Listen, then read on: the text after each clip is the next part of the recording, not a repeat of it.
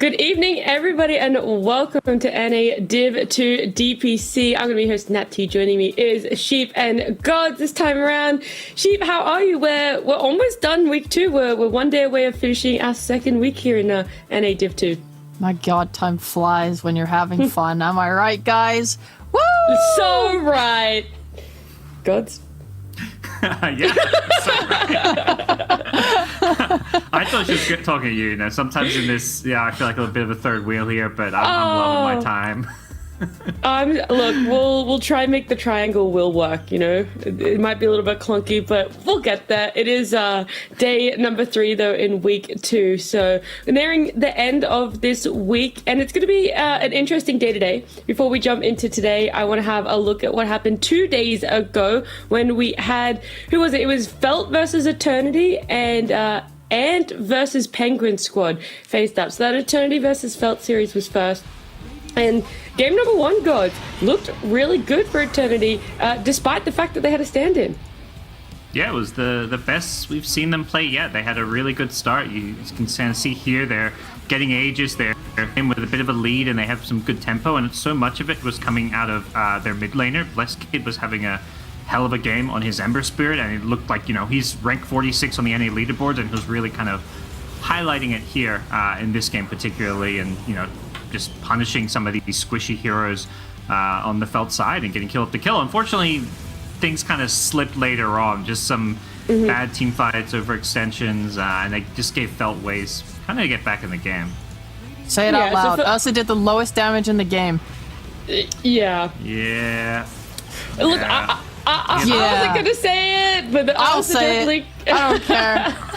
Definitely struggled. That was game 1. And this series did go 2-0 in favor of Felt. And game number 2 just was nowhere near as promising for Eternity. Sheep. No. I mean, this was just rougher, I think. Blesskid carried so much of that last game, but you saw so many problems, like both in how they were not able to enable a fast pace to give us a proper game, and in how their offlaner was not able to take any space on the map.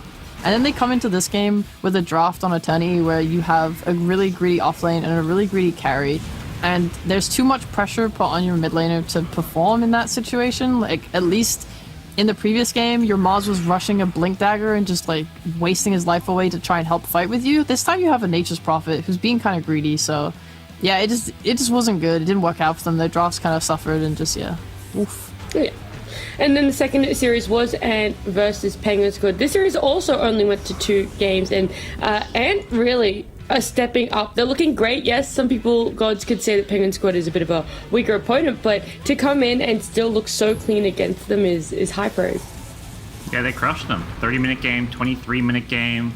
Penguin Squad even got some of their, comfort picks game 1 with the TA that they've looked good on in the past, but it just seems like Ant, like most of the other NA teams, have figured out how to play against Penguin Squad and shut down this kind of carry mid style of theirs, and then Penguin Squad decided to try and, go away from it, do a playmaking Ember with a TB carry. They had a stand-in as well. It seems like Penguin Squad is in a bit of just disarray. These teams bringing in stand-ins like mid-season for whatever reason, it's never a good sign. Yeah, it's not easy. And game 1 was the longer of the 2, 30 minutes you already highlighted, but game 2, only 23 minutes, so it was even rougher for Penguin Squad. Sheep. Yep. I think they just played really well, and I mean, they're just kind of a step above. Penguin Squad probably looking to be maybe bottom 2-3 at best, and I really like how Ush is doing as an offlaner. He's just playing team fighters. He's playing heroes that can go with his team, and just he can make those calls as the captain, and clearly it's working out. They're seeming to be pretty organized, and when it comes across in a stomp like this, it's got to be feeling really good. Yeah, that's the thing. You say, like, Ush is doing well off lane. Like, it's really refreshing in interviews to hear his point of view, because he's both the off laner and the captain, just how much is coming together for them and what's been working. And because of that, when we look at the leaderboard, we will see Ant on the left-hand side now. It's going to be Dog Champ, The Cut, Felt, and Ant. all there, looking nice, looking to be in contention for Division 1. And then you have C-Dub, Fart Studios, a Penguin Squad, and Eternity. Big question marks, big worries around Eternity and Penguin Squad, but you could almost kind of even drag Fart Studios into that sort of worry zone, because today's series, if we have a look at our schedule, it is Eternity up against Fart Studios as the first series, and then the Cut versus Felt as the second. So the fact that Eternity is sitting on the bottom and Fart Studios still only have one win out of the 3 series played, gods, it's a big one if you really want to be avoiding relegation for either team, right? This is that potential momentum builder back into staying at least in Division 2. Yeah, if you're Eternity, you're thinking this is the team we have to beat if we want to avoid relegation. I think for Fart Studios, 1 and 2, they're kind of down there in the bottom 3, but they have potential to change that very quickly. Like today they play Eternity, tomorrow they play Penguin Squad, so we could very quickly see Fart more in the middle of the pack and safe from relegation, but they have to get these wins. Like, yeah, these teams like Penguin Squad and Eternity haven't looked good, but they're not free wins by any means, especially for Fart Studios, who haven't looked that solid or impressive so far. Yeah, they've been pushing, a lot of 2 of their series to 3 games and then still losing out. The second series was the Cut and Felt and Fish and Sheep. For these 2 teams, like, this is pretty important if you want to be, I want to say, the second team going up to Division 1, because a lot of people have Dog Champ as favorite. So we sometimes look at it as there's only really 1 slot left available, and the Cut and Felt are 2 teams that are vying for that spot. They are, yeah. I'm honestly not sure who's going to come out on top. Because like you said, Dog Champ is just like looking to be the best, and everyone else is just fair game. I feel like they're all kind of similarly skilled. Yep. So yeah, I'm genuinely, I'm not sure, but I guess the Cut haven't lost games yet. Everyone else has lost at least a game. Yeah, the Cut have played the least amount of series at the moment. They've only played 2, so there is still a lot of room for ups and downs within that team, and today is going to be the proving grounds for them. But we can have a look at Eternity and Fart Studios. This is our first series for today. We've already talked about how important it is for both of these teams to try and start getting the momentum, the ball rolling to avoid relegation. And Sheep, Eternity, they aren't playing with a stand-in today. Skyward is back for them. He's back, baby, for his final ride before he disappears into the night. Oh, no. Yeah, I don't know if this will be a good thing or a bad thing for them. There is the last series they played without him honestly looked like their best. But I don't think that's because of Scott. I will say that. That does come across flamey, but I think in general, like especially in that game 1, they had a very specific idea of the style they wanted to play, and they nearly pulled it off. On top of that, I think Blessed Kid just simply played well. Yeah. And that's not something an offlaner or anyone can really influence, right? If he pops off in this series, playing the way he did in that first game of last series, then yeah, maybe this team actually stands a chance here. Yeah, that's true. Eternity very much had this idea of how they wanted to execute the drafts in the series we saw 2 days ago, and that was one of the biggest improvements for them. Hopefully Blessed Kid can show up today. I do know that we have a graphic comparing the 2 mid laners of the team, so hopefully we can have a look at that one, because Blessed Kid, you said it, he really showed up in the previous series, but I know I Annihilate Gods has impressed you quite a lot in the series that we've seen Fart Studios play. Yeah, I think he's one of these players people don't hype up that much when it comes to Fart Studios, because they have those big personalities, the BSJ, the Jenkins, these streamers, talent, so people know them. But I Annihilate is actually the player in all of NA Div 2 who's had the most successful professional Dota career. He's had the highest prize earning. He's been around a long time. He's a veteran of the NA scene. He's been a staple on so many of these tier 1.5 on the cusp of making it out kind of teams. He played on Wildcard for a bit. He's got that experience, and I think hero pool wise, he's just really versatile. He plays a lot of these kind of active playmakers, the Pucks, the Storms, the Embers. He's played the Quops, but he also we've seen him play OD, so he's got kind of those greedier mids in his pool as well. So I think when I look at these mids, I just think incredible experience and flexibility with I Annihilate, and with Blessed Kid, we've seen him pop off here and there, but he's a lot more inconsistent. Bruh, that is so funny though, because when I said that I Annihilate was good, I got flamed by Fear instantly. He said, no, actually, he hasn't looked very good at all. He was like, you're so stupid, Sheep. I was like, wow, Fear, how could you say that to me live on the broadcast? Well, yeah, that definitely sounds like a fair thing. Now you can be like, well, God's and I think, and, just be fair on his own little island again. To comparison, though, the stats we have: experience per minute, gold per minute, hero damage. When we look at these stats, Gods, how would you compare the two teams? What story does it tell you? Numbers big on the left, numbers small on the right. God, that is a story and a half. Farts played a lot more games, I think, because they've had 3 games. Well, not a lot. They played 2 more games. Even though they played the same number of series, Farts had long 3 games. So, they're going to rack up some of that hero damage. But that's kind of, I guess, what I take away from those numbers. Okay, that's totally fair. I do know that we do have a draft as well that will be popping up very soon. Game number 1 between Eternity. I always call them Entity then. Eternity and Fart Studios will be popping up. Any highly contested heroes outside of the meta in your eyes, Sheep? Actually, I'm not sure what Eternity are going to favor here, because when they played last series, they favored this Mars really hard, which I don't think Fart Studios will care about that much. But now that Skyward's back, I don't think they're going to do that. So yeah, I'm genuinely unsure. The DP, I guess that makes sense. I think it's been banned against them a few times. I'm not sure about the overlap on the teams. All right, that's all good. We could just see this draft play out. It's a Tree Blood Seeker opening from Fart Studios, Gods. Yeah, I knew right away they wanted the Bloodseeker pick. I think they just want to have a kind of... it is interesting they picked their carry in the first phase. Usually we've seen BSG wait till later on in the draft, so I can't really speak to why they're doing this. I don't think Bloodseekers are counted a Death Prophet by any means. It likely just seems to be something that Fart Studios really wanted in their draft. Mm-hmm. Yeah, whereas on the other side sheet there's the Snap Death Prophet. Which opening do you think is a little bit stronger though, especially revealing your carry so early on? I do really like Bloodseeker, but isn't the point of picking a carry here that you assume that this is going to be the off lane? And whilst it can be, Death Prophet is flexible. You can put it to mid. Yeah, it's not locked in. And I think that's a little weird. The Snapfire is something Moonlight seems to be very comfortable on. He loves it every game. So I'm imagining that'll go to him. Yep.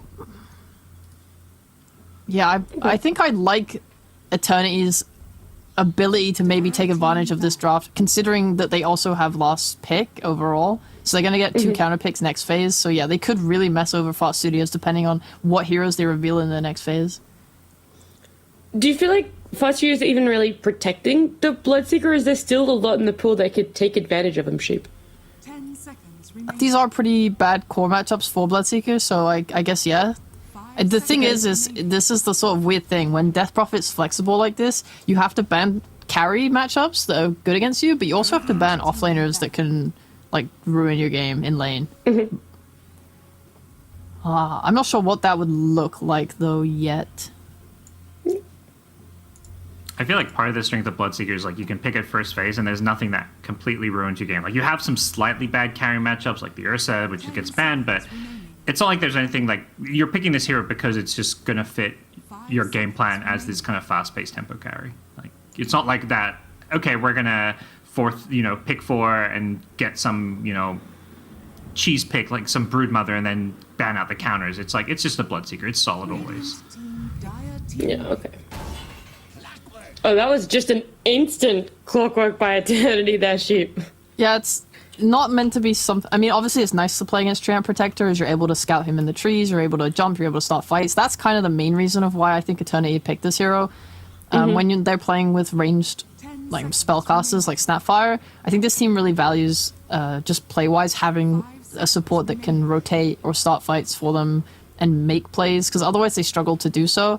I think just what I'm looking for from them this game is actually taking advantage of that. I think we can see sometimes them running in circles and not using their spells off cooldown. Like, if Eternity is able to run a pace here where they have Hookshot, they have Death Prophet ult, and they're just running at towers and running at heroes, then this draft does start to look solid.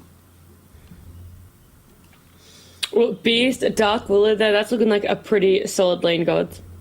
Yeah, the Willow's a kind of new pick when it comes to the 4s. Like, as far as, like, the rankings of 4s, it feels like, Rubik's been up the top, but then heroes like Hoodwink and Skywrath Mage have been the priority. So seeing Dark Willow come out, and it's not a game where, like, the Brambles is, like, the root is really destroying any hero. Maybe they're expecting Blessed Kid to go on some kind of, Ember Spirit type mobile mid laner, so they want to get some preemptive value out of the Bramble from Dark Willow. But I'd say it's also just probably a bit of comfort, something that Nusham just wants to play and feels like he can pair well with on the Beastmaster. Dude, I will be so upset if Eternity don't pick Naga here.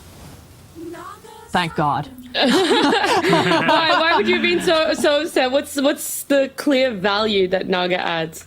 Everything. It's a very good laner against Beastmaster. Yeah, she's extremely high armor. She like the way her skills work, just being able to deal damage with the illusions on the boards, like it makes it hard for boards to exist in lane. This beast might have to be forced into the Axis build, but then he loses the utility of the boards, right? But you're just able to use both your illusions and Manta to dispel like all of Dark Willow's spells. You're able to use Song to stall out the Bloodseeker Rupture. Like if he ruptures your teammate, you can just sing, and it just makes so much time for your team to kind of get themselves to safety and reset the fights properly. Same applies to Treant. Like you're able to, they just don't have proper lockdown and damage for the Naga Siren in this late game, in my opinion. Well, you've sold me on the Naga. Yeah, it's like just, I don't know, it just seems like 4 really good hero matchups for her. And it still leaves the Death Prophet open as well, right? Like picking that carry here, and a carry that's as impactful as you're saying, Sheep, while still having this flexibility in DP. Like Eternity's drafting is really shaping up in my eyes, gods. No, it's looking really solid. And even this Naga pick coming out, they've already banned out some of the heroes that maybe Fartzius would want to go against Naga, like the Zeus, the Bat Rider. These heroes are banned preemptively, so they almost like were ready for this Beastmaster to come out and get this Naga counter. So it does feel like, their drafting has never really been where I think we've been let down when it comes to Eternity, and they're showing it again here. So we'll see where they end up saying the Death Prophet. I think the extra value is also they have final pick of the draft, so they get to know what the lanes are going to be before they, commit Death Prophet to either mid or off lane. This is a fantastic draft so far. True. Yeah, I actually think Skyward played against Kawawa, their carry, in a pub like 2 days ago or something, and he played Naga Siren and beat Skyward with it. So this is, another big +1. Oh, okay. So they do. Yeah, they have the confidence. Because that was going to be my next question. Is like, even though Naga on paper matches up, like you still have to become comfortable and confident in playing it. But that's a nice little tidbit, nice little information to know that. Yeah. Also, I have a quote from Skyward. Oh yeah. He said they're gonna. This is his words, not mine. He says they're gonna try and turtle and drag the game out for as long as possible in order to give BSJ as many opportunities to throw as possible. Oh my god. Damn. Flip it and ship it. Yeah, that's a quote and a half from Skyward. My man. I think Jenkins is more likely to throw than BSJ. I'm just going to throw that out. All right. Well, that's a lot of throwing. That's two potential throws.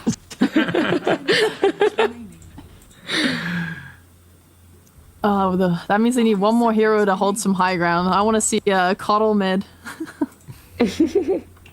Because they started the draft. It was all a bait, really. They opened the draft with a Death Prophet to make you think they're going to be pushing and being aggressive, and then they just spiral turn it into a Naga Coddle, like Naga Tinker or something.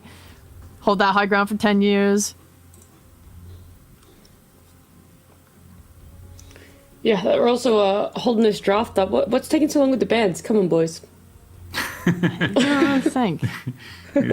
Look, they earned this extra reserve time. They picked fast early, and now they're going to use every second of it. And they were so quick, like instant clockwork. And then you see the Beast Dark Will and the Naga just like, okay, not as instantaneous, but pretty quick as well. Yeah, so they're thinking of what are the AoE heroes that maybe going against Naga here, and they've banned out so many. They're just like, what's even left at this point? It's like a maybe, Conker. Yeah. Maybe.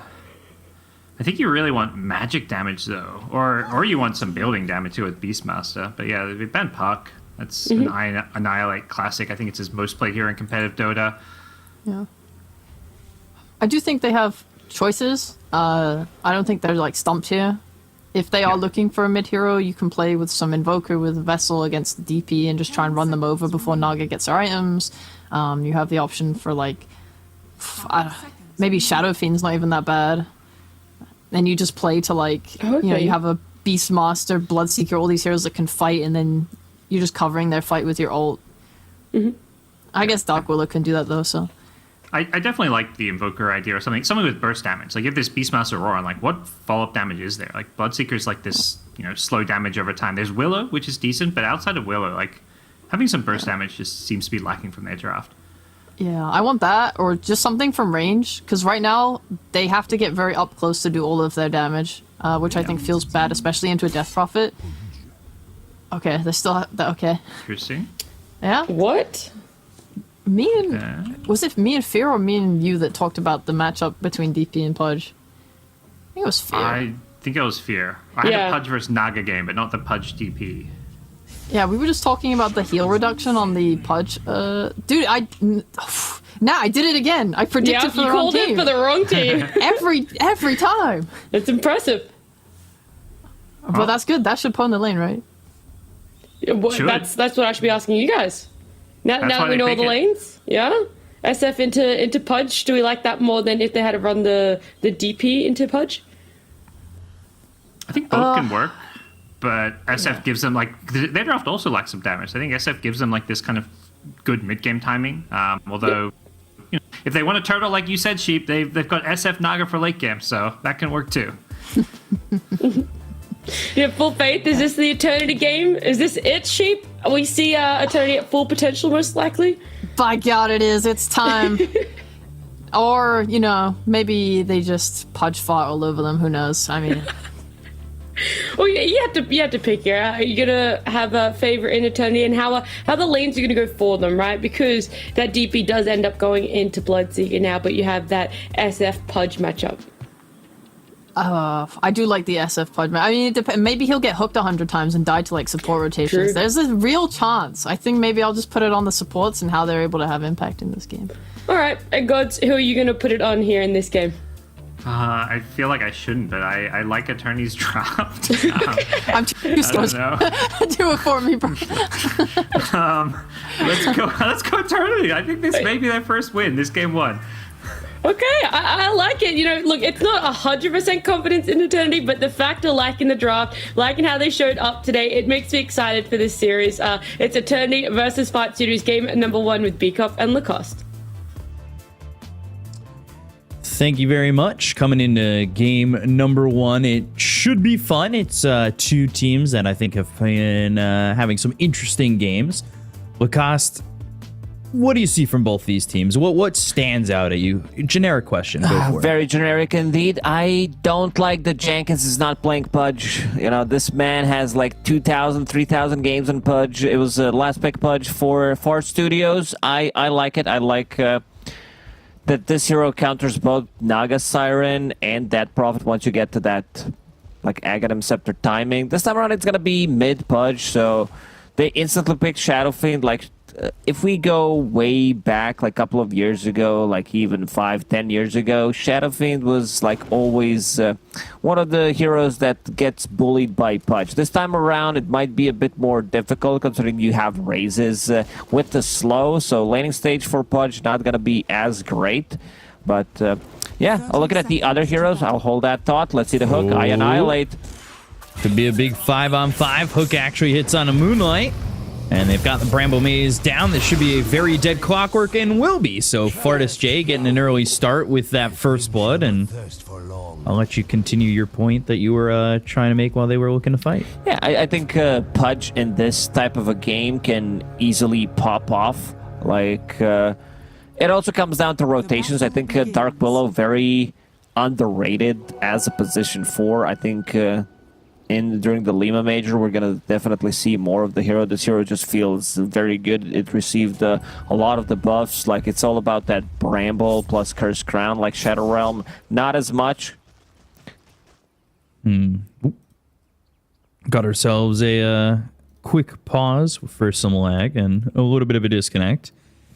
I'm interested to see what Fart Studios has and Eternity. Both these teams, I think, are not playing up to what I believe is their best potential, but especially Fart Studios, it feels like they've really left a lot to be desired from this team. Yeah, but because we do have a pause, Skyward had a couple of words to say about the game, so let's hear that one out. I'd say a lot of our energy is pretty high when it comes to this DPC. I think Most of our scrims have gone pretty well, and even though we formed just before the roster lock, we've found a lot of good synergy. And barring all the barriers of communication, I think we're still pretty confident that with our work ethic and the amount of preparation we're willing to put in, we're ready and pretty confident for this DPC season. All right, so energy of the game, Lacoste. How's your energy in the game? Right now, energy pretty high considering it's only midnight, but once we go to the sixth game of the day, energy might be low. I'm usually also a low energy guy. I'm just being sarcastic and deadpan all the time, so it drains a lot of energy, which I don't have as much. But yeah, looking at the radio, the Eternities draft, I think before Pudge pick, they really didn't have much against Naga Siren because you don't care about Beastmaster, Treant Protector, Dark Lord. This type of damage is very limited. Same goes for Bloodseeker. If she stands her ground, uses the song, then there's no real follow up. There is no burst damage. And once Naga gets to her second, third item timing, if it was any other hero other than Pudge, they needed something explosive, something that can control the illusions. They did ban out Lesh. That was a good ban for sure. I think they would ran into huge damage issues to deal with Nagasara, and also the matchup against the Bloodseeker feels very bad for Bloodseeker because there's going to be illusions all around, Manta-style illusions as well, and then you can't really rupture the enemy carry. Even if you rupture someone else, they could reset with the song pre-BKB. Yeah, and I do see your point where it's worrying that you're not going to get anything out of your Bloodseeker, and maybe the game's going to be heavily reliant on Annihilate to make things happen early. But Bloodseeker's job in this game is to use Rupture on Dead Prophet or Shadowfin, pretty much. It's mostly going to be used on Dead Prophet so that she can't, any kind of ability that stops Dead Prophet from moving in a team fight and using that exorcism to follow people around, it's going to be huge value. All right, so we'll see if it goes that way. Is there anything that they need outside of that Rupture? Is their lineup reliant on a very good early game?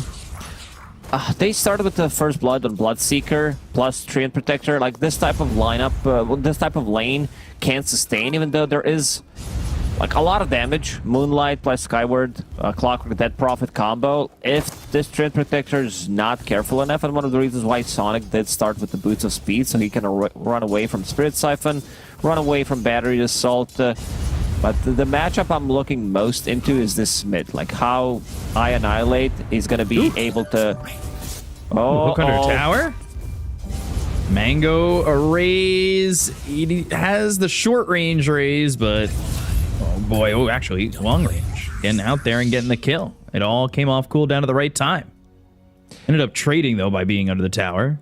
And this is huge. Shadowfiend is gonna hit level 3 while Pudge is still gonna be level 2 and doesn't have a bottle. Shadowfiend has enough money to buy bottle in 25 gold, so that will sync up with his respawn timer. Runes are going to be spawning, so good start for Shadowfiend. This is what you expect in this type of matchup, for Shadowfiend to play extremely aggressive early on, but I also want to see some kind of a help for this Pudge, because he might struggle. If you're not off to a good start, then it also relies on your skill. If you miss a hook, kind of in a difficult spot.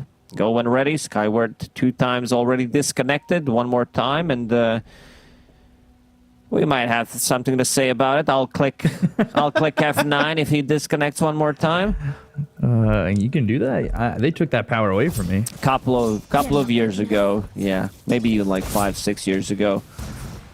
That's why when I cast, I use a 60% keyboard, so I don't even have a F9 button. But you guys have keyboards?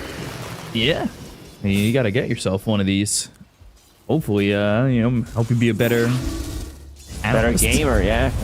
Gamer. He TPs back to mid lane, gets raised 2 times, already doesn't feel too comfortable getting close to Shadowfiend, and once he hits that level 3, this is where the problem for I Annihilate is going to start. It seems like a really tough lane, and he's using that hook generally to just get some of these last hits here. His bottom lane Snapfire almost falling, and that's the second time that's happened where the damage has just been put onto the Snapfire to make Well, Arates very nervous in this lane, but Karwa, he's fine right now. 8-1, sitting just about top of the CS chart for the first 2 minutes of the game.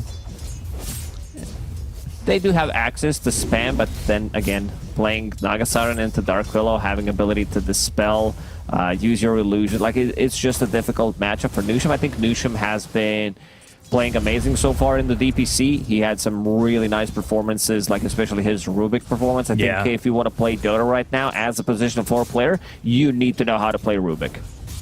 Yeah, because that hero is just getting picked up all the time, and it feels like the heroes that it's up against just offer so much for you to steal. And when you're able to play it the way that he did in that last game, where he was throwing back Requiems and everything like of the sort, it just felt like he was more of a core support, if that made sense. Yeah, definitely made sense to me. Thank you. Which doesn't make sense to most of the people, but it is what it is. Shadowfiend, 11 and 10, Pudge sitting at 7-1. He needs some kind of a help. He needs some living armor thrown at him, because right now he's really struggling. Once he starts putting points in the Flesh Heap, things are going to get easier, but you also, like, against Shadowfiend, you still want to have 1-3-1 build. Ooh, that raise doesn't hit. It feels like Buskid kind of just has this lane to do whatever he wants. He's already level 4. Obviously, there's a creep wave coming onto the tower for Annihilate, but it just is always his hooks that are being used here to get this CS, and that's really what he's been just relying on. And I think this is going to be a problem if you don't get a rotation, like he said. They just feel so important for him. He's playing defensively. He understands that he can't really go for the kill on Shadowfiend, especially if he gets raised one time. Cookie in. Bramble Maze and Shadow Realm should throw it back at Arates and have a kill there for either of them, and it will go the way of Nusham. I thought maybe Jenkins would get it, or backing away a little bit as Nusham and Jenkins set up for one. Way too aggressive. Aggressive Cookie never feels Through too the amazing. brambles. Yeah, this is a... I think Dark Willow, like good Dark Willow players, understand where the power of the hero comes from. This is not like I'm gonna max Shadow Realm anymore. It's more about putting more points in the Bramble, maxing out the Curse Crown, lowering the cooldown and the stun duration. But this constant spam on the bottom lane, Jenkins having Ring of Bassi, spamming the axes, they TP back, Bramble Maze if you're in a bad spot, and you can see now the power of these axes. And Nagasiren very low, which does allow Bloodseeker to play very aggressive on the top lane. BSJ. Yeah, and they're gonna go right after Skyward. One Under more the hit. tower. Hey, does he get Moonlight too? Under the tower, he probably doesn't want to play that aggressive, but I thought maybe with Sonic taking tower aggro, he could have gone for it, but also going right back to the creep wave to farm up some CS. Bloodseeker's off to a good start for SJ. 2.8k net worth. The second one is the Shadowfiend, who's also having a free farm on the mid lane. So this Bloodseeker could pop off. Like, he got the first blood, and you can see I Annihilate. Yeah, short This is a range big issue, raise. but all raises have been used. He needs a brand. Oh, I think if it was a different way of DP order, It might still work might out. get him. Yeah, Blessed Kid's gonna fall. The Bramble Maze ended up being right on the money. Like you said, you got to know how to place him, and Nusham puts it right on him. I would have loved if this, like, the order of TP rotations should be Dark Willow, because she provides way more with the Bramble, blocking people off, getting the Cursed Crown. Sonic can help out with this global presence, just like 1 point in living armor. Sometimes it's gonna be enough. And yeah, on bottom, Jenkins died. We did not want to see that. It always kind of feels awkward casting your friends. Like, you want to flame them more than you can flame the professional players, right? I think Jenkins would understand. Oh, I thought you were gonna say Jenkins is a professional player. Oh, no, I would never. No, I'm just kidding. All right, once He is- he's you're an done. e-gamer. You're actually done. Jenkins, I'm gonna message Jenkins. Clip this video. 6:20 into the game. He knows I don't mean it. Please. Nusham. Oh, Cookie into the Shadow Realm and gonna try and run away from Karwa. This is looking like a kill, though, without any lockdown available for the side of the Dire. Cursed Crown is gonna go off in time, and eventually Nusham will be run down by this Naga, who now has 2 kills back to back. Yeah, range Nagasiren. Like, sometimes these melee attacks do feel like they're actually ranged. This one, Monkey not as King is much, because prime I've example of seen bigger ranges where you're like, oh, this is Monkey King with broom handle, pretty much. Yeah, it's the Monkey King one still gets me to this day. I watch it, I'm just like, that is not Radiant's middle tower is under attack. melee range. It really is ridiculous. Hook missed there by Annihilate. He was searching for something. I was gonna say this bottom lane, if Jenkins played well enough and pushed the tower down, where would the Naga go to feel comfortable, and like, would the Jungle be enough? But with Naga getting 2 kills in a row, I don't even think that that's a question at the moment. Beastmaster sitting at like Dark Willow has more farm. We've seen that happen. We talked about Nushim kind of like taking over, being another core, while Jenkins does sacrifice himself. The game when he played Magnus, he was off to a really good start, and then he had to follow Phantom Assassin because she didn't go for Battle Fury. He went for these like weird items, and he needed to speed things up, so he sacrificed his own farm. Ooh, trying to go on Dark Willow one more time. I don't think Curse they're getting Crown the and kill the here. Brambles, but Curse Crown not going to go off, and they are not going to be able to get the kill onto the Naga Siren. Another pause this time. Carla, SC. What could it mean? Sec. Wow. He probably forgot the E. Yeah. What did you think it is? SC? I couldn't think of it. Maybe like Sound WC and he change? misclicked? Wow, water closet.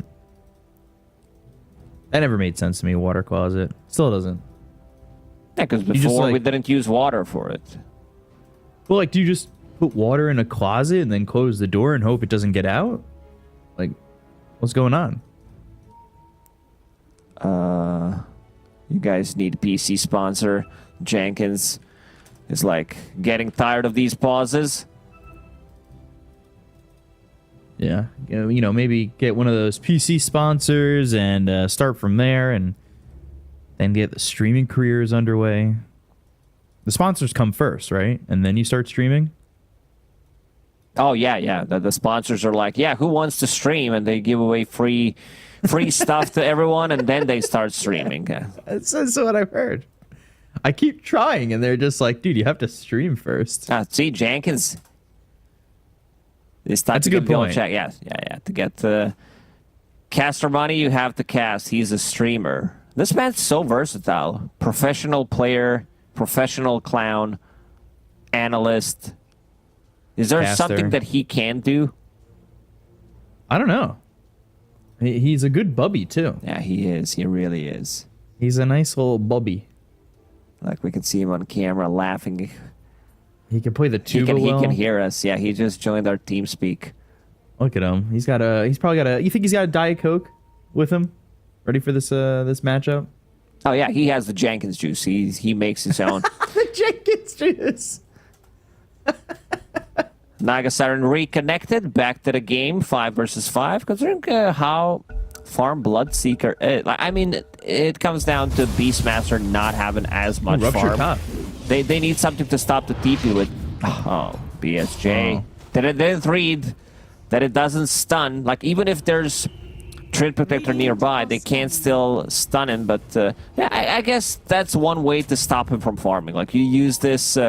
you trade 100 mana for 100 gold, he TPs back, and he loses XP and gold from not farming. First big rotation from Annihilate, bottom. gets the kill.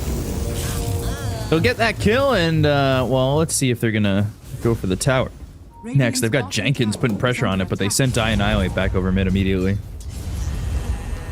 And Annihilate's 2 levels behind Blessed Kid. I don't know if that's going to matter, especially with the Bloodseeker coming over. With no Rupture. All right, steals the kill. This is just the dead Shadowfiend. I really thought FSJ was going to just snipe the kill on that one, but Annihilate did it all himself, really. Well, let's see if he got... yeah, he got some XP from that one. Got some extra gold. Fardas J also looking at his item build. 3 points in Thirst, 2 points in Blood Rage, and a Falcon Blade. Like, usually we don't see Falcon Blade. So? Rupture. No Rupture, TP Blood this time Ray, around. Has and 2 now Spirit Siphon charges. Fighting into the Exo. Not something you really want to do, but the Spirit Siphon, if the charges get used, which is exactly what he's trying to do. He's getting the Spirit Siphons out and then coming back into the fight. So now Skyward, he's got an Exorcism, but he doesn't have Spirit Siphon. They've got Nutrium over to the side. They have Annihilate going down to Blessed Kid, who's made the rotation over. Sonic's going to take a lot of damage here. Might even just get run down one more right click. And that'll come from the Battery Assault. And they're not able to get the kill into Skyward. So for the most part, this Exorcism is going to work to get them 2 kills and push him out of lane to maybe get the tower afterwards. But it didn't do really any building damage. Cursed Crown, Cookie, a little bit short. And now they've got the Bramble Maze set up on top of Blessed Kid. And we see the lacking of damage on Fart Studios. Pudge is their damage. Ooh, Hook misses. Oh dear.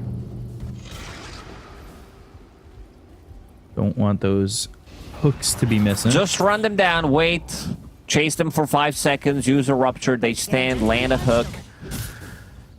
That's really the combo you can use. They want to stand still. You just throw a hook. While this was happening, Jenkins did manage to kill the tower bottom, which does open up the map. First Exo usage. Got a kill, got some tower shot. damage. I hear a hook shot. Kisses and a kill. SJ.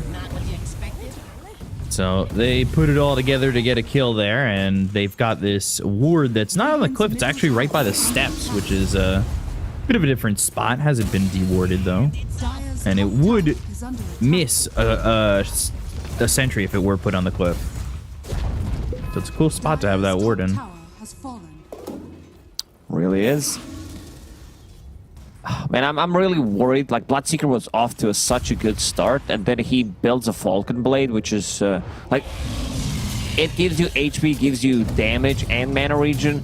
Bloodseeker doesn't need that mana regen. It's kind of a wasted item, I would say. Like, you want to rush that Maelstrom as soon as possible, hit the BKB timing, because you're not afraid of any of the spells throughout the BKB other than the Dead Prophet's Exo, and you have a huge amount of armor. Moonlight looks pretty dead here. No one's gonna steal it this time around from Fartis J.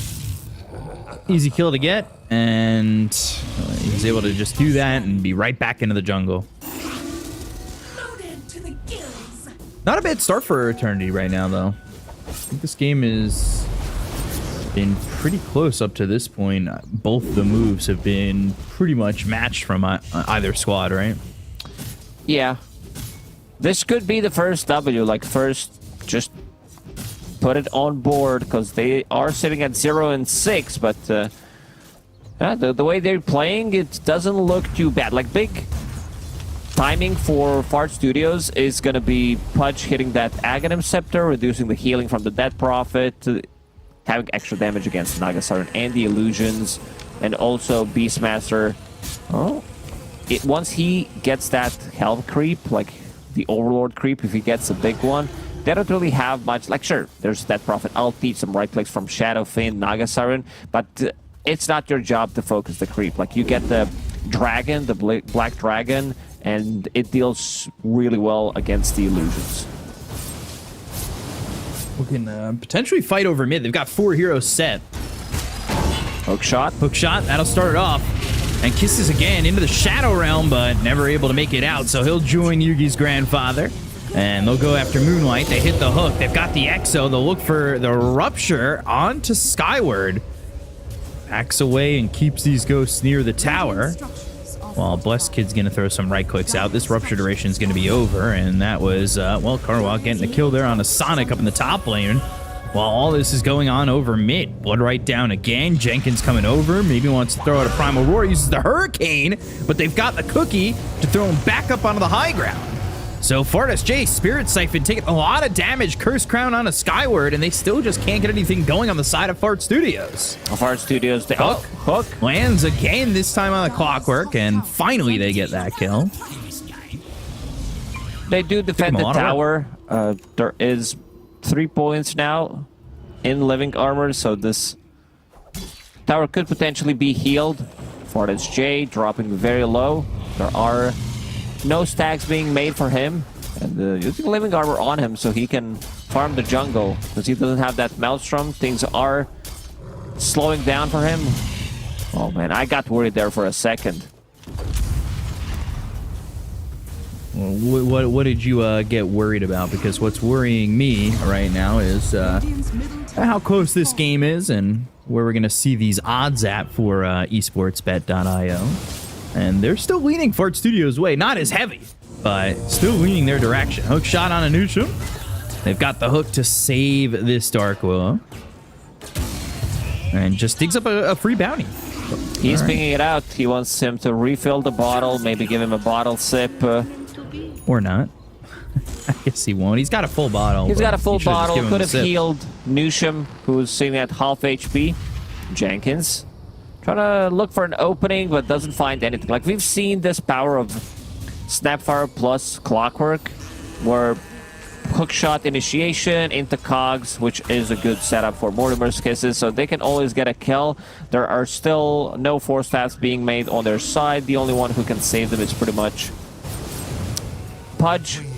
And looking at the item build from Nagasar, and he wants to get Heart as a second item, wants to be able to tank up. Yeah, they don't even need to use anything other than the Primal Roar. That's gonna be a kill. I'm in the Overlord in 300 gold. Can they kill Skyward? They're just going to start the Rupture again. Hook shot from the other side, though. Hurricane moving this Death Prophet. But I Annihilate is going to die again. That goes the opposite of what Fart Studios had in mind. Dire's top tower is under attack. They did get buyback from Aretis, but other than that... ooh, DD still on Shadowfin. Does have a BKB. Needs to use the Courier. Double damage just ran out. Nusham trying to defend, but this tower is going to drop. It'll finally fall, but they'll start to wrap from the other side. They don't have Rupture for 35 seconds, so going after this feels a little bit ambitious, and they're not going to fight at the end of the day. They lose that tier 1 over mid. Naga going Heart next, by the way. Has that Manta finished. So I wouldn't mind, like, I can understand why Heart you want to tank up as much as possible, but ooh, shot bottom. Bobby, Kisses he's again. in trouble. Oh, Jenkins trying to run out of it, but not having a chance to do so. Is anybody... they've got a Force Staff on Sonic. And... that's it. Dark Willow not building a Force Staff. They're gonna need ways to get out of these cogs. It's not the greatest item on Dark Willow. You can't use Force Staff during the Shadow Realm. Not sure why that is. Like, it's kind of crippling you. I understand that you're like, yeah, you're in the realm, you're nowhere, so you can't like use it. But I feel like you should still be able to use it. He did pick up the Shard upgrade, putting more points in the Curse Crown. Like, this is the skill build on the Dark Willow these days that I really like. It's not about dealing the damage. You also want to pick up that shard, which is really good. Undispellable Roar. And this is on the Clockwork, but look at the lack of damage. They have Death Prophet coming over, and a lot more for Eternity. He got it down to half HP. Nicely done, Jenkins. That's a kill. Whereas the rest of the team, they needed some backup, but now Eternity hitting a big timing. Shadowfiend holding on to that BKB. Death Prophet with the Guardian Greaves. Clockwork, like, we've seen these position 5 Clockworks being very tanky in terms of like magic one, just like a fluffy hat, and you're super ready to fight. Terrorize lands, and they've got the Brambles on the 2 heroes. There is the cookie to try and get this Shadow Fiend out. Looks for the Requiem, lands on a 3. They've got the raises to blow up Annihilate. BKB for Bless Kid. How long is that going to last? Because they're coming the other way around. They get the kill to Jenkins. They'll lose Bless Kid. Skyward, Curse Crown. That'll throw some Brambles around him with the upgrade thanks to the Shard. Exorcism still going to the TP out, but gonna die. And now, well, this is a Snapfire left by himself. That's gonna be a triple kill for FSJ. This is a fight with no Naga Siren. I mean, she could have potentially TP'd to the outpost, so this whole duration, 4 versus 5, Bloodseeker going ham. In terms of the damage, I like that Dark Willow lands a good Terrorize, and also Sonic, like, he kind of backstabs them with the Overgrowth. The Pudge still dies, like, Pudge is not tanky enough, and you can see, like, gets in, gets a 3-man Overgrowth with that Force Staff, hook shot.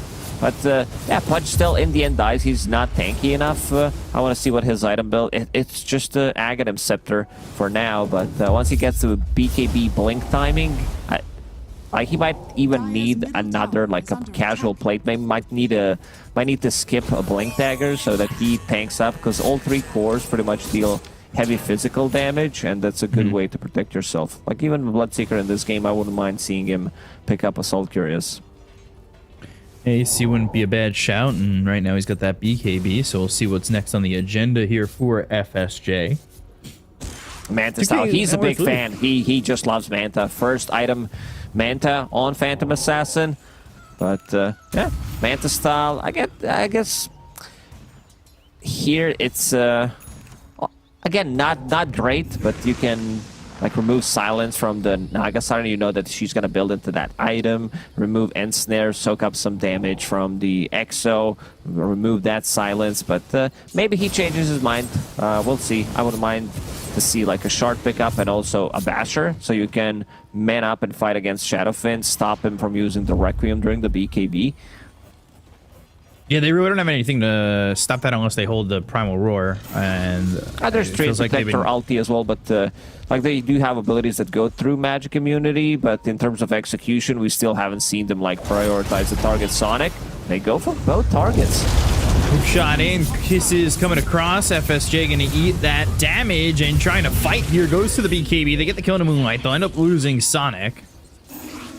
Used Overgrowth in that fight, so that might have been what kept FSJ alive, so the team could just jump back to the Bloodseeker on Fart Studios. But off that, they're going into Roche. And they're even gonna pop the Exo. They're not messing around. I like that. They are being scouted. They know that they are doing Roche right now, and also trying to take Roche from like Naga Siren lineup sometimes can be difficult. Blessed Kid will pick it up, so he's very farmed. Like both cores are like I don't know if Bloodseeker can solo carry this game. Primal Roar. Bottom lane. Rupture, Bloodright, Exo still going. Spirit Siphon, gotta kill him before the ghosts come back, and that's exactly what they'll do. They get a kill on a Skyward, they take out the Death Prophet, and that'll get some gold there for FSJ. Back and forth, very close game. 22 minutes into the game, only 1k gold lead for Eternity. And also, Moonlight manages to find the farm. Gets a full Spirit Vessel, so reducing the healing from Bloodseeker if he gets the kill. Good against these tanky cores like Pudge, reducing healing from Living Armor. We've seen not too many times this item being picked up. Like, it's very situational. It got nerfed way too many times, but always happy to see the item. Like, the item might get some loving from the Ice Frog in the next patch, hopefully. My favorite item in the game, by the way. Is it? Yeah, really? Yeah. Of all items. Shadow Amulet, Comeback Midas, Recovery Midas, and Spirit Vessel. Urn more than the Spirit Vessel. Just an early urn always felt good to have. Is Midas only your favorite when it's a recovery Midas? Yeah, I don't build Midas when I'm ahead. All right, that's fair enough.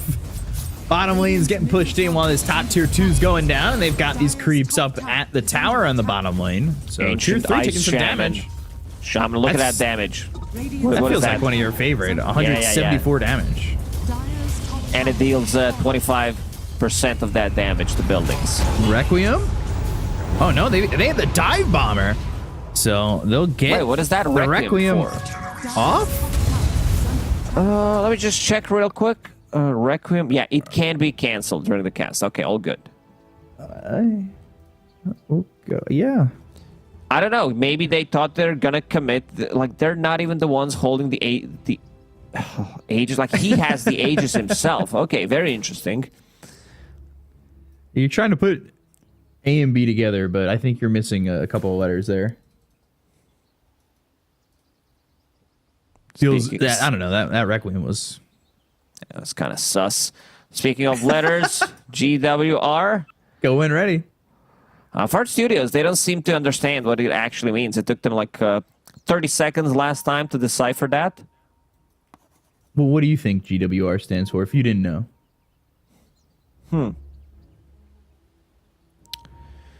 Yeah, I don't know. I can't think of anything funny. So they're just going to hit them with the go. Let's see. Yeah, I try to lay it up for you. I know it's early in the morning. Says, go when ready. Oh, whoa, what's going on here? They already said that. Usually go when ready if one team, for people who don't know. Oh, Hook, I'll wait. Curse Crown, and that'll lay down Brambles eventually when it pops, but they've got Kisses. I Annihilate. He's going to pop that BKB and run away. Get a kill in a Moonlight. And this game net worth now sitting about even. Just close enough. So what were you saying with the one team go when ready? Yeah, if one team says go when ready, you don't have to type anything, you just go. If the rest of the team is ready, you don't have to type go when ready again. I'm no expert. I'm not an expert by any means on the pauses. Hype it up. Oh, looking for the Terrorize, but doesn't get it off. The Silence hit on the through those heroes. They'll go to the Rupture. They'll miss the hook. Iritest is going to fall first. Blaska with the shots on the FSJ aren't going to be enough to save that Death Prophet. They get the kill on the Skyward. They'll look over now at Bleskid. Bedouin him right on top of him. Hook shot. Down goes Karwa. There's 5 heroes here right on top of the Naga Siren. Blood right down. That's going to be a 4th dead with Moonlight falling, and Bleskid somehow, with not a lot of health, runs out of the fight, but here comes FSJ. He wants him. He wants him badly. Let's go dive. Oh, he gets away. Close. Let's see again. Some big numbers coming out from FartSJ. 8,000 damage dealt. They have good ways of like locking onto this Rupture target with Terrorize, Force Movement, Hook potentially, and now Pudge does have that BKB. I'm really glad that he swapped the item build around. If you're playing from ahead, Blink Dagger feels really good to have, but he needed to protect himself. I don't think we've seen a single song coming out from Naga. Like, she hasn't been in that fight that she needed to be, and we'll see that again. And great Terrorize, and FartSJ with the good backstab. Like, the Curse Crown with that shard pickup kind of isolates the supports, and the Terrorize hits on pretty much everyone. I did talk about the targeting before the game started, like what Bloodseeker's job is. Rupture Death Prophet, so she can't move, so they lay a Terrorize on top of that, deal some extra damage. Primal Roar, Dive Bomber, and that's a dead Moonlight. They've now taken a 4K net worth lead. Yeah. What's is they kind of beat timing, right? Like, I feel like there was a certain timing that they didn't want to get to, but I feel like they're still kind of pushing it a little bit. Yeah, and I'm kind of sad that he did rename himself from BSJ to FartSJ, because in this game, like, he's been cleaning up pretty much after the team goes in. And I think BSJ would stand for Bloodseeker Janitor, because he gets in, he gets all the kills, but yeah, he decided to get a new name for himself. First song, here we go. Finally sing No More Stage Fright, but Terrorize, that's not good. That means you're not going to be able to TP out. There is a hook shot. It's on the FSJ, but they've got the Bedouin, the Curse Crown. It's right on top of the Naga Siren, who's going to be in a lot of trouble, and fall to Nusham. They find the Dismember on the Moonlight. They get themselves a second kill, and this Naga Siren just cannot do anything despite the open game. Yeah, she doesn't have damage. I think Naga Siren's damage done post laning stage is almost non-existent. Also, it comes down to itemization. Like, she did tank up. You have this Heart Mage Slayer reducing the damage from Pudge, but it's not enough. Like, you need that Orchid, you need to have a Silence to be able to just lock onto one hero and instantly kill him. But he doesn't feel too comfortable playing into this Pudge matchup, which is getting more and more ridiculous. Pudge level 17, going at the Shiva's Guard next, gonna reduce that healing even more from that Prophet. It's just, I've seen this matchup so many times. I think like one of the better teams that does use it is like Watson from Entity. They do like to pick Pudge into Naga Sirens. They also, I feel like another team that does pick Pudge a lot is Gaming Gladiators. Gaming Gladiators, yeah, Duraccio. Duraccio. And off to the high ground. Dive Bomb on to that Death Prophet, keeping Skyward away. That That dive bomb hawk is so annoying to deal with. It was OP before, now it's a root mechanic, but man, the stun brings back the memories. You want it to be back to being a stun? It's OP. It's just way too good for 1400 gold, so this way it's balanced. Also, we did mention the Black Dragon damage coming out from him on the ground against Nagasar and Illusions. Combine that with Rot. These illusions, they just disappear. I'm wondering if we could see the damage done. I feel like Nagasaren's damage is going to be very low. She's been hitting the creeps a lot, but in terms of joining the fights and getting the actual damage done as your carry is it just feels very low. I'm gonna say under 4,000. Okay, I think you gotta be like more realistic, like 7 to 8k, I would say. I'm just giving it a shot. We'll see if I end up being under by too much. Courier. I think they're figuring out how to kill it. I don't know. They let it live, so it doesn't just fly away. It was right under their ward. That was interesting. Took the top tier 3. They're gonna go for the racks. Hook missing from I Annihilate. Mjolnir finished off, and well, get the blink out, avoid the cookie, and back away. Ooh, Moonlight.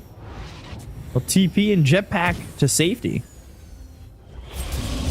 2 minutes 12 seconds for the next Roche, so a lot of time for Art Studios to kind of like slow siege this and back off towards yeah, they don't Aegis. need to have it commit by any means. There's going to be like brambles to stop them from getting in. Right now focusing on the range barracks, unhealable damage, try to land a hook, maybe that's going to be an opener, and then they will use Radiant structures their glyph, so that's the last glyph. loaded to the gills. Radiant's top barracks are under attack. Throwing these hawks out there.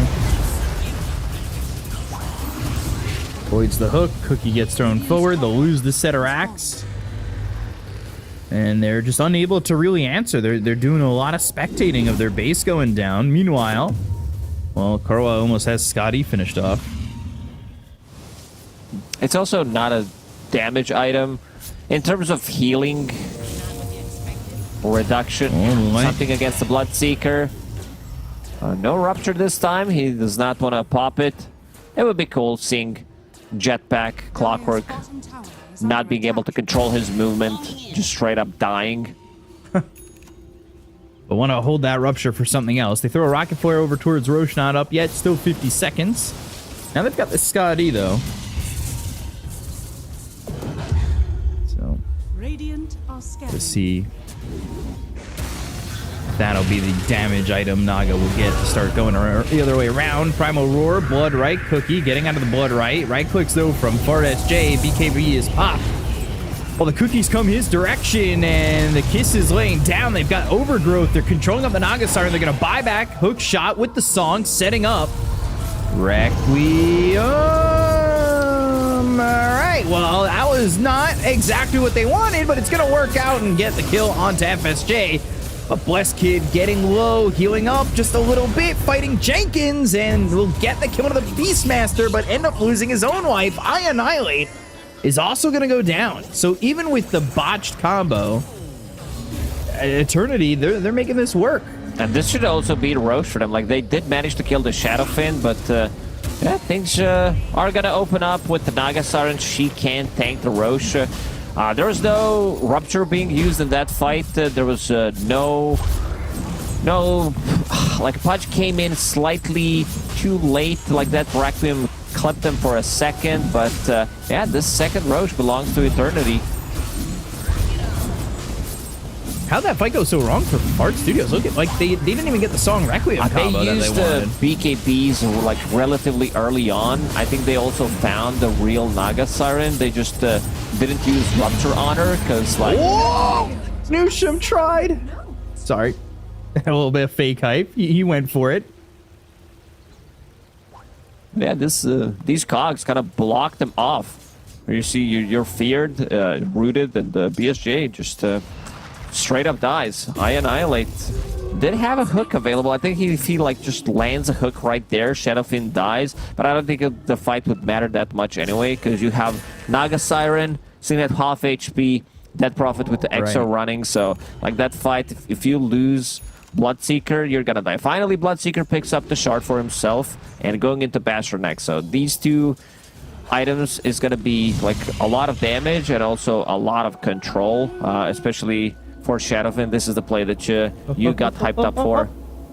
It was close. It was close. I thought maybe, just maybe, he was gonna get that swipe. But they said swipe or no swiping. 4K lead though still for Fart Studios, despite the fact that that shard and the Aegis went the way of Eternity. They were in the lead. They just kind of throwing, you know, we do expect these, like you did say it multiple times, for NA Div 2, these are just like numbers, net worth advantage, really doesn't matter. Hook shot. Hook shot coming He's through. alone for now. Moonlight, can they save him? No. They've also got Carlo over to the side. They will use that Rupture on the Naga Siren. Song and Exo kind of used at the same time. They don't need to take this fight. Like, they should wait. No Song, no They Exo, are staying, though. Lucian, he's blinking in aggressively. Yeah, Blink, Curse Crown, put the Brambles over, force that back onto the high ground. That means the hook can land. They've got themselves the Primal Roar. It's going to be on the Shadow Fiend. Overgrowth coming in from Sonic. These heroes are in trouble on the side of Eternity. They are going to lose that Aegis. They are looking like they are going to lose this Shadow Fiend too. Skyward trying to stand his ground. The Blood Right is on the ground, and so is his lifeless body. They get the kill there. They'll look for the cookie. It lands on FSJ. The damage isn't going to be enough to get the kill here onto the Bloodseeker. No, Here it comes. he takes out Aratest, will kill off Karwa, and it's a full team wipe in the favor of Fart Studios. I'm a little surprised that Shadowfiend is not getting the Requiems off. Like, they are laying the spells nicely. We see, like, Bloodseeker going ham. I want to see the damage done by him. And 15,000 damage. Like, this shard pickup really did change things a lot. That's more than, like, that's 1.5 times the damage that Eternity did in that fight. So, second set of barracks. 40 seconds with no Naga. She does have buyback. Shadowfiend doesn't. He's trying to get the farm. Like, how much does he need? He needs 85 gold for buyback. So this is going to be mega creeps. Yeah, Let's looking like see. it. Artist J, they need some extra. Like, there's no Beastmaster, so not that much attack speed. Shadowfiend, 15 seconds. They could be able to defend the mega creeps. Defend the last set of barracks. Bloodseeker, he does have that attack speed. Where's the rest of the team? Hook shot in. Yeah, hook shot and Cookie stunning out the Dark Will, but they go to the Rupture. Nothing doing at the moment. As FSJ standing his ground now, BKB needs to run. He's actually no, the hook hits the Naga. That's bad. That's not good. Ensnare, kisses, and down goes FSJ. He sacrificed himself for a greater good. They need to fall back right now. Primal Roar and the Ice Shaman. Does it have the damage? No, they're going to Song for this. They want Jenkins. Knowing there's no Roar, but there is an Overgrowth over to the side. BKB from Jenkins. They'll get the kill in a Moonlight. Carla trying to fight this. They'll go to the Exorcism. They'll take out Jenkins. Terrorize. That'll hit onto the Naga Siren as well as this Death Prophet. They go to the Dismember. They've got the damage onto the Death Prophet during the Exo to get the kill on the Skyward. The hook. Hook misses, and they've got the root. They have the Bramble Maze. Bedlam on top of the Naga Siren. They'll get the kill, take him out for 80 seconds. Meanwhile, Sonic, look at where he's playing. He's forward looking for potentially the Snapfire. Eternity, like, does feel very disconnected in the team fight. I mean, they also felt disconnected multiple times in this game, especially at the start with Naga disconnected like 4 times in a row. But yeah, it just feels like the spell usage on their side is really not there. Like, we haven't seen the full combo. We see like these long duration songs that like you're kind of losing the damage from the Exo. I Annihilate needs to be more careful. Right place from Shadowfiend. They do definitely hurt. Yeah, and missed. Spirit Vessel on him, but Dismember surviving, eventually falling to Blesky to pop the Satanic and get back to full, but they get the kill on Arates. They trade a little bit. FSJ gonna pick up a double damage all the way on his walk. It's to the time to base. close it out. Let's see, DD. You're playing against Mega Creeps. This is the build on Dark Will. Like, once you get to this point, it's just like, yeah, I don't think you can ask for anything better. Level 20, Bramble Maze cooldown. You have full Octarine core, so Bramble Maze's 13-second cooldown ability, holding onto Ceremonial Robe. Like, you can also add some CDR on top of that, level 3, Quickening Charm level 4 as well. And then things do get pretty ridiculous. Like, you know that there's gonna be, here we come, Spell Prism, but for the wrong team. So, hook shot not hitting, by the way, from Moonlight. Spell Prism. Who's it going to be helped by? Is it just Death Prophet? Yeah, okay. Makes sense. Definitely makes sense. Do they wait for next Roche for Fart Studios, you think, or are they just going to go? I think they're gonna go. They're a meme team. Let's see, Fardas J feels very unkillable, gets feared away. Rupture? Let's go. It's go time. It's a zoning. Go It's the Fart zoning Studios. one. He's level 23, still not level 25, so only one charge on that Rupture. They might want to wait. They're kind of pushing in all, not all the lanes. Top's not pushed in all yet, but bottom's coming in. They've got mid being pushed with Annihilate sitting here. They're making it a little bit difficult for Eternity.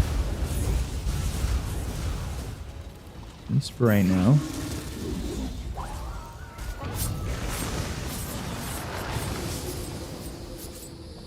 Just kind of searching for something to open up, and this is a spot we've seen Eternity be in a couple times this DPC already, where they're just kind of spectating from the high ground of their own base, right? Yeah, the worst place to be.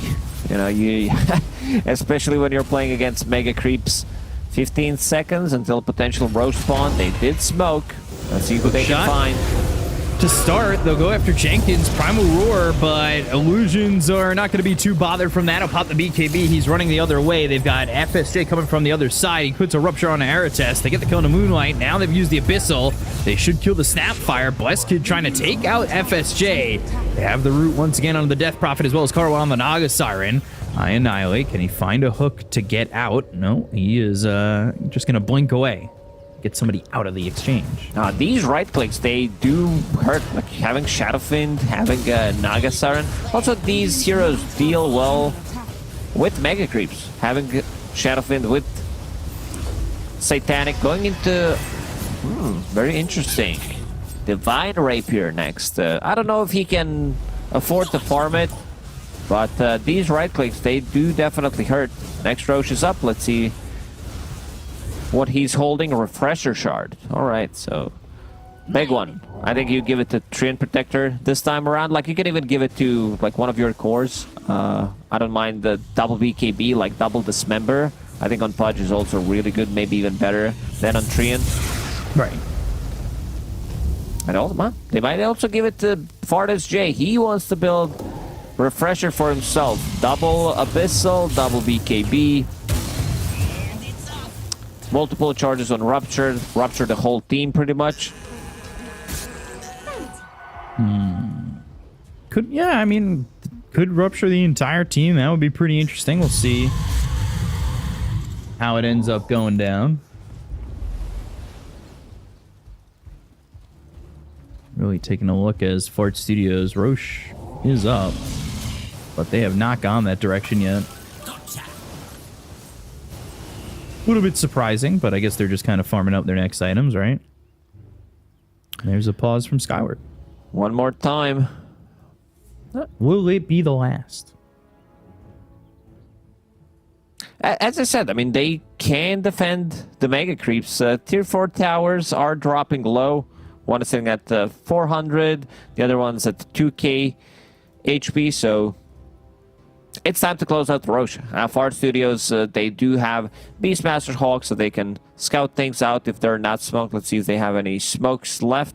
There is, but we can see the damage, hero damage, 12,000 damage done by Naga Siren. Fartas J, 46,000 on his he did more Bloodseeker. fight.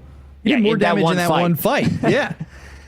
Wow. I mean, that is, yeah, definitely feeling the differences between these carries. That's for sure.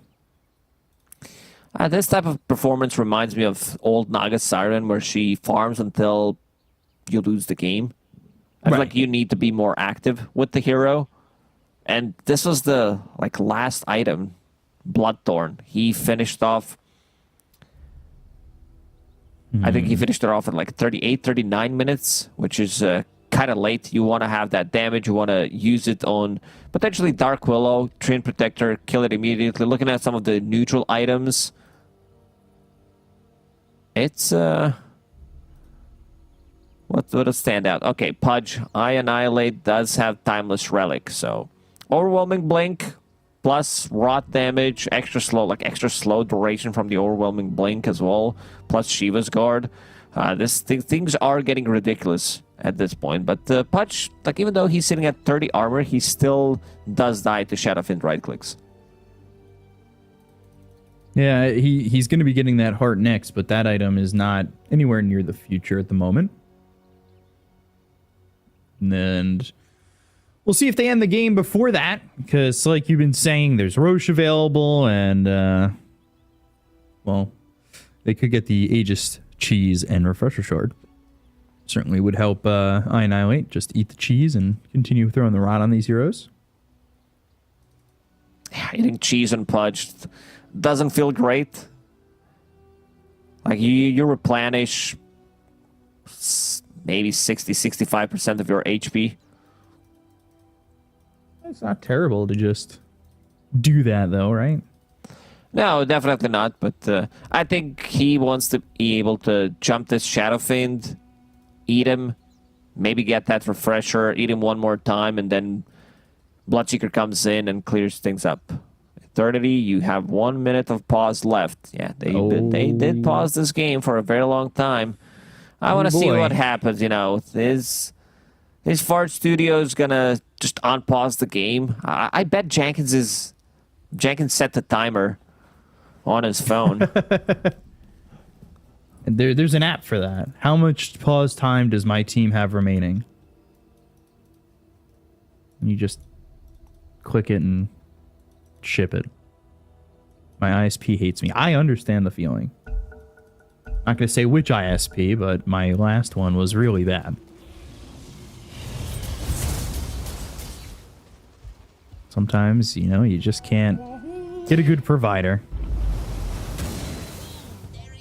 I know. FSJ. I'm feeling the pain. Of his ISP? No, of my own. All right, I was going to say. Fartas J. Oh, look at that. Attack speed, Blood Rage, Beastmaster Aura, AC Aura.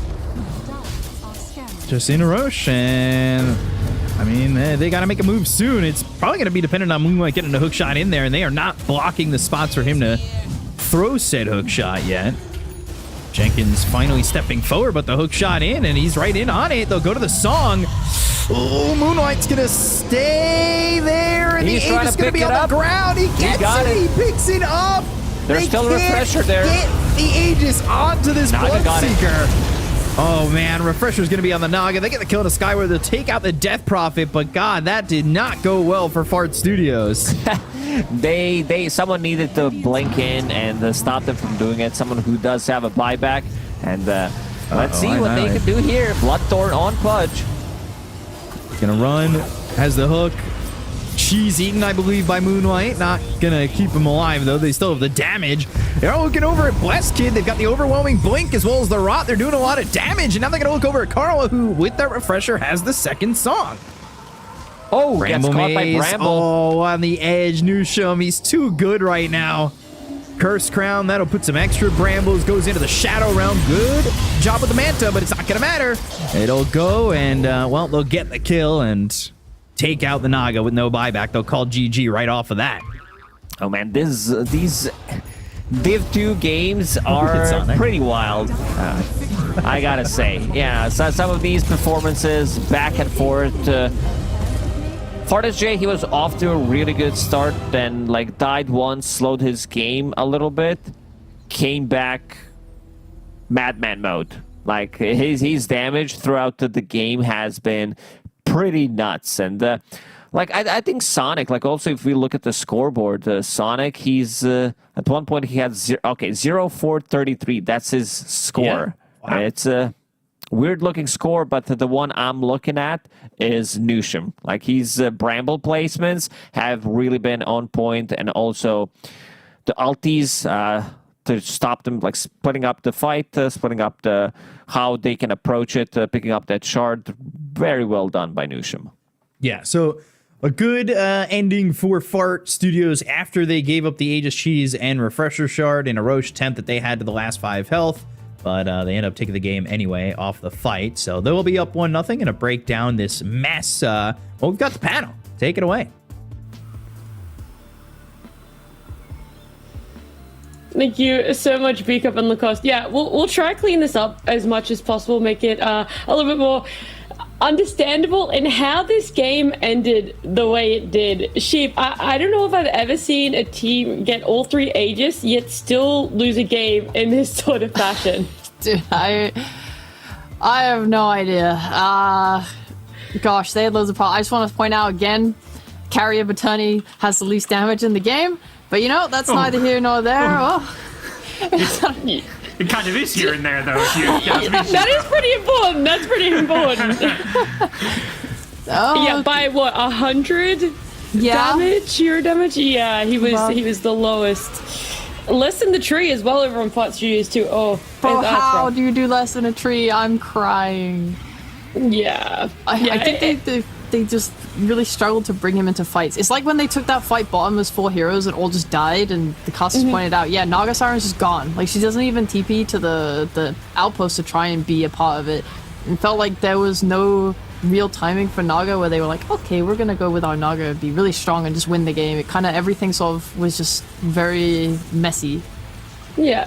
Goats, do you feel that Eternity maybe hung around a little bit longer than they should have in some fights, or were they hanging around in the right moments and taking fights that they should have? It's just that they were sort of out-executed by Fart Studios in those fights?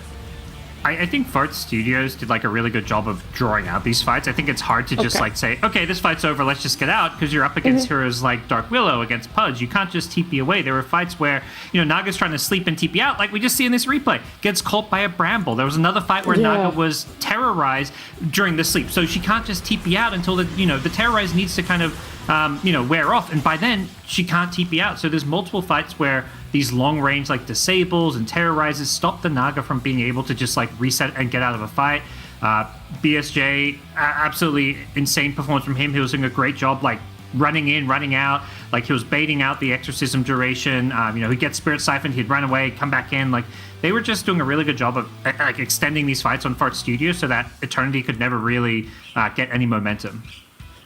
Yeah, Fart Studios, they did an amazing job, although there were still some moments that had a lot left to be desired, Sheep, in how Fart Studios were just kind of, I don't want to say initiating, it wasn't really that, but just, I don't know, there were just some areas of misplays that it felt it shouldn't have been this way, considering how easily they were taking fights or how far ahead they were against Eternity. Yeah, I think the worst fights that they took on Fart were when, if ever Fart SJ got caught first and died, he was stealing so much damage, otherwise it felt like they could win any fight. Yeah, I actually am surprised. It's like, when I think back, I think more of the fights that Eternity lost than what Fart lost, even though the game was like relatively close. But I guess it was more like early game, I Annihilate struggled to kind of get in there. I just want to give a massive props to like Blesskid, by the way. I watched his laning.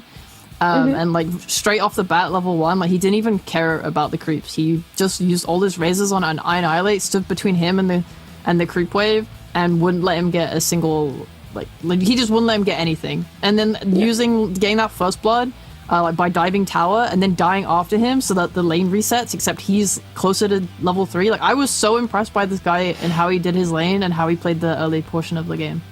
Yeah, Naga and Shadowfiend were up there in net worth for the first little bit of this game, and I thought it might have been going in Eternity's favor when we got there, but unfortunately it didn't. It did go for Fart Studios, and a key contributor to that is Nusham. He gets our MVP here. The Dark Willow, because we talked about the POS 4s that are in are very popular right now. We mentioned the Rubik, we mentioned the Hoodwink, then we saw the Dark Willow come out, and she has showed up at times, but not to this extent. Like, Nusham just played her phenomenally.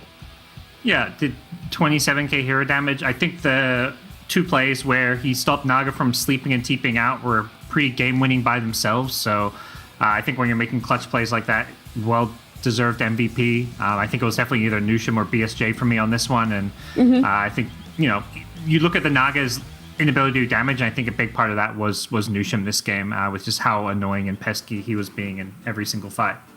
Yeah, I think just being able to disconnect a lot of the fights as well, Sheep. Like, Nusham would be able to stun one of the players, and then all of a sudden, if someone's dead or you're already down a player, it just always put it in favor for Fart Studios. Like, I think Nusham had fantastic positioning. He was insane. The fact he died 3 times is just like a testament to what you just said. I was super impressed by his fears all game. I think they just covered the fight so well. Like, there was this nice one mid. They just made like nice plays in general where Fart SJ would like cut the bot lane, the wave, and like have that pushing into the enemy base, and then like him and Nusham just smoke to mid and get a really nice fight there. And you're playing against Naga, who, she can purge all of these things from Dark Willow, and I do think that is a plus. She can't purge off the ult, and she doesn't really want to buy BKB, and DP also didn't buy a BKB, so his ability to just control 2 cores in one with 1 ult it was just game winning, just fight winning every time. A lot of value on that Dark Willow pick, but also just going in the hands of Nusham. It's only game number 1, though. Game number 2, hopefully Eternity have something. Hopefully they can bring it back, but that will be happening after this break.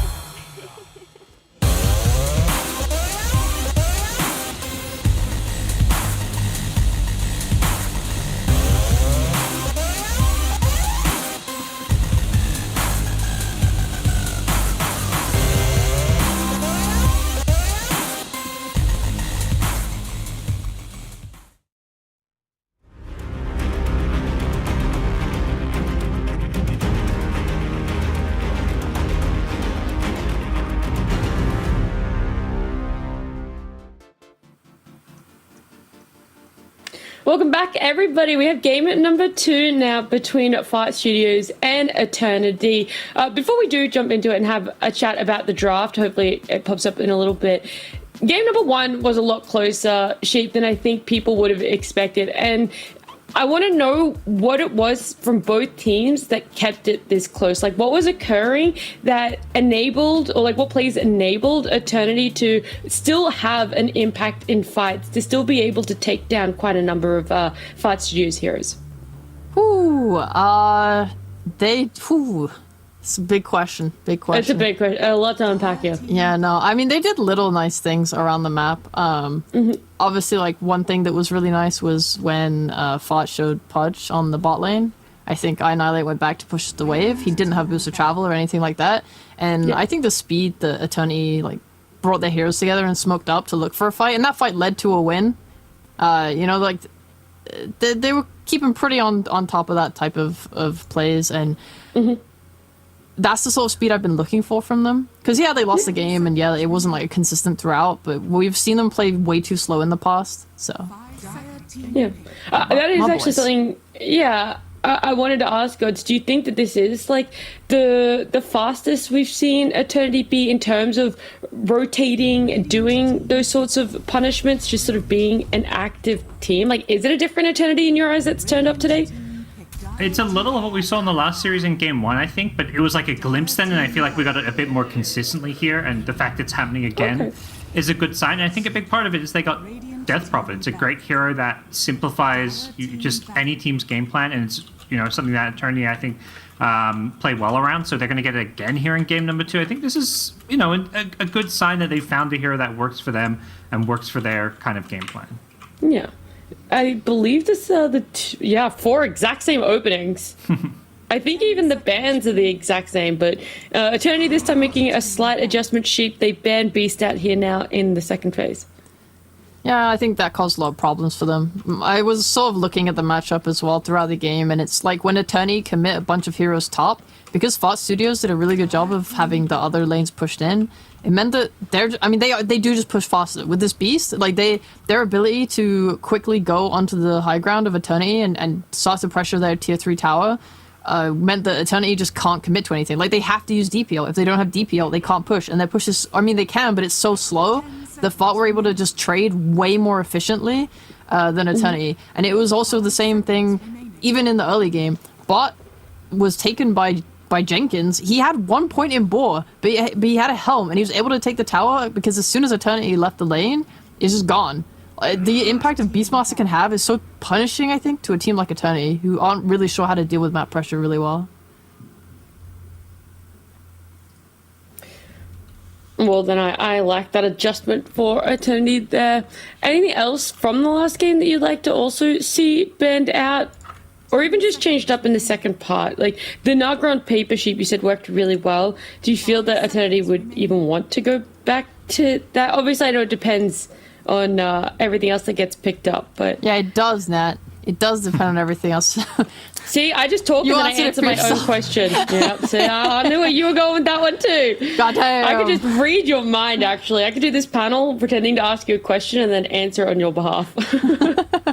Thank you. Yeah, no, that's it. Case closed. I mean, the biggest Case question closed. is Next Eternity going to question. pick Clock? Oh, they were so speedy with that one last time. Yeah. Oh, Skyward, what a cute hat. You are someone's reason to smile.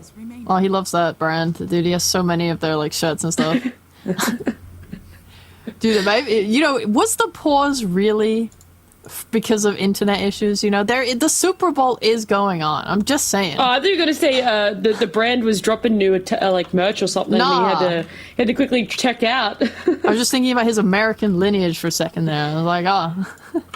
He was doing it for everyone. Yeah, I gotta go check out some play that just happened. Like, please, why is my DPC match scheduled during the Super Bowl?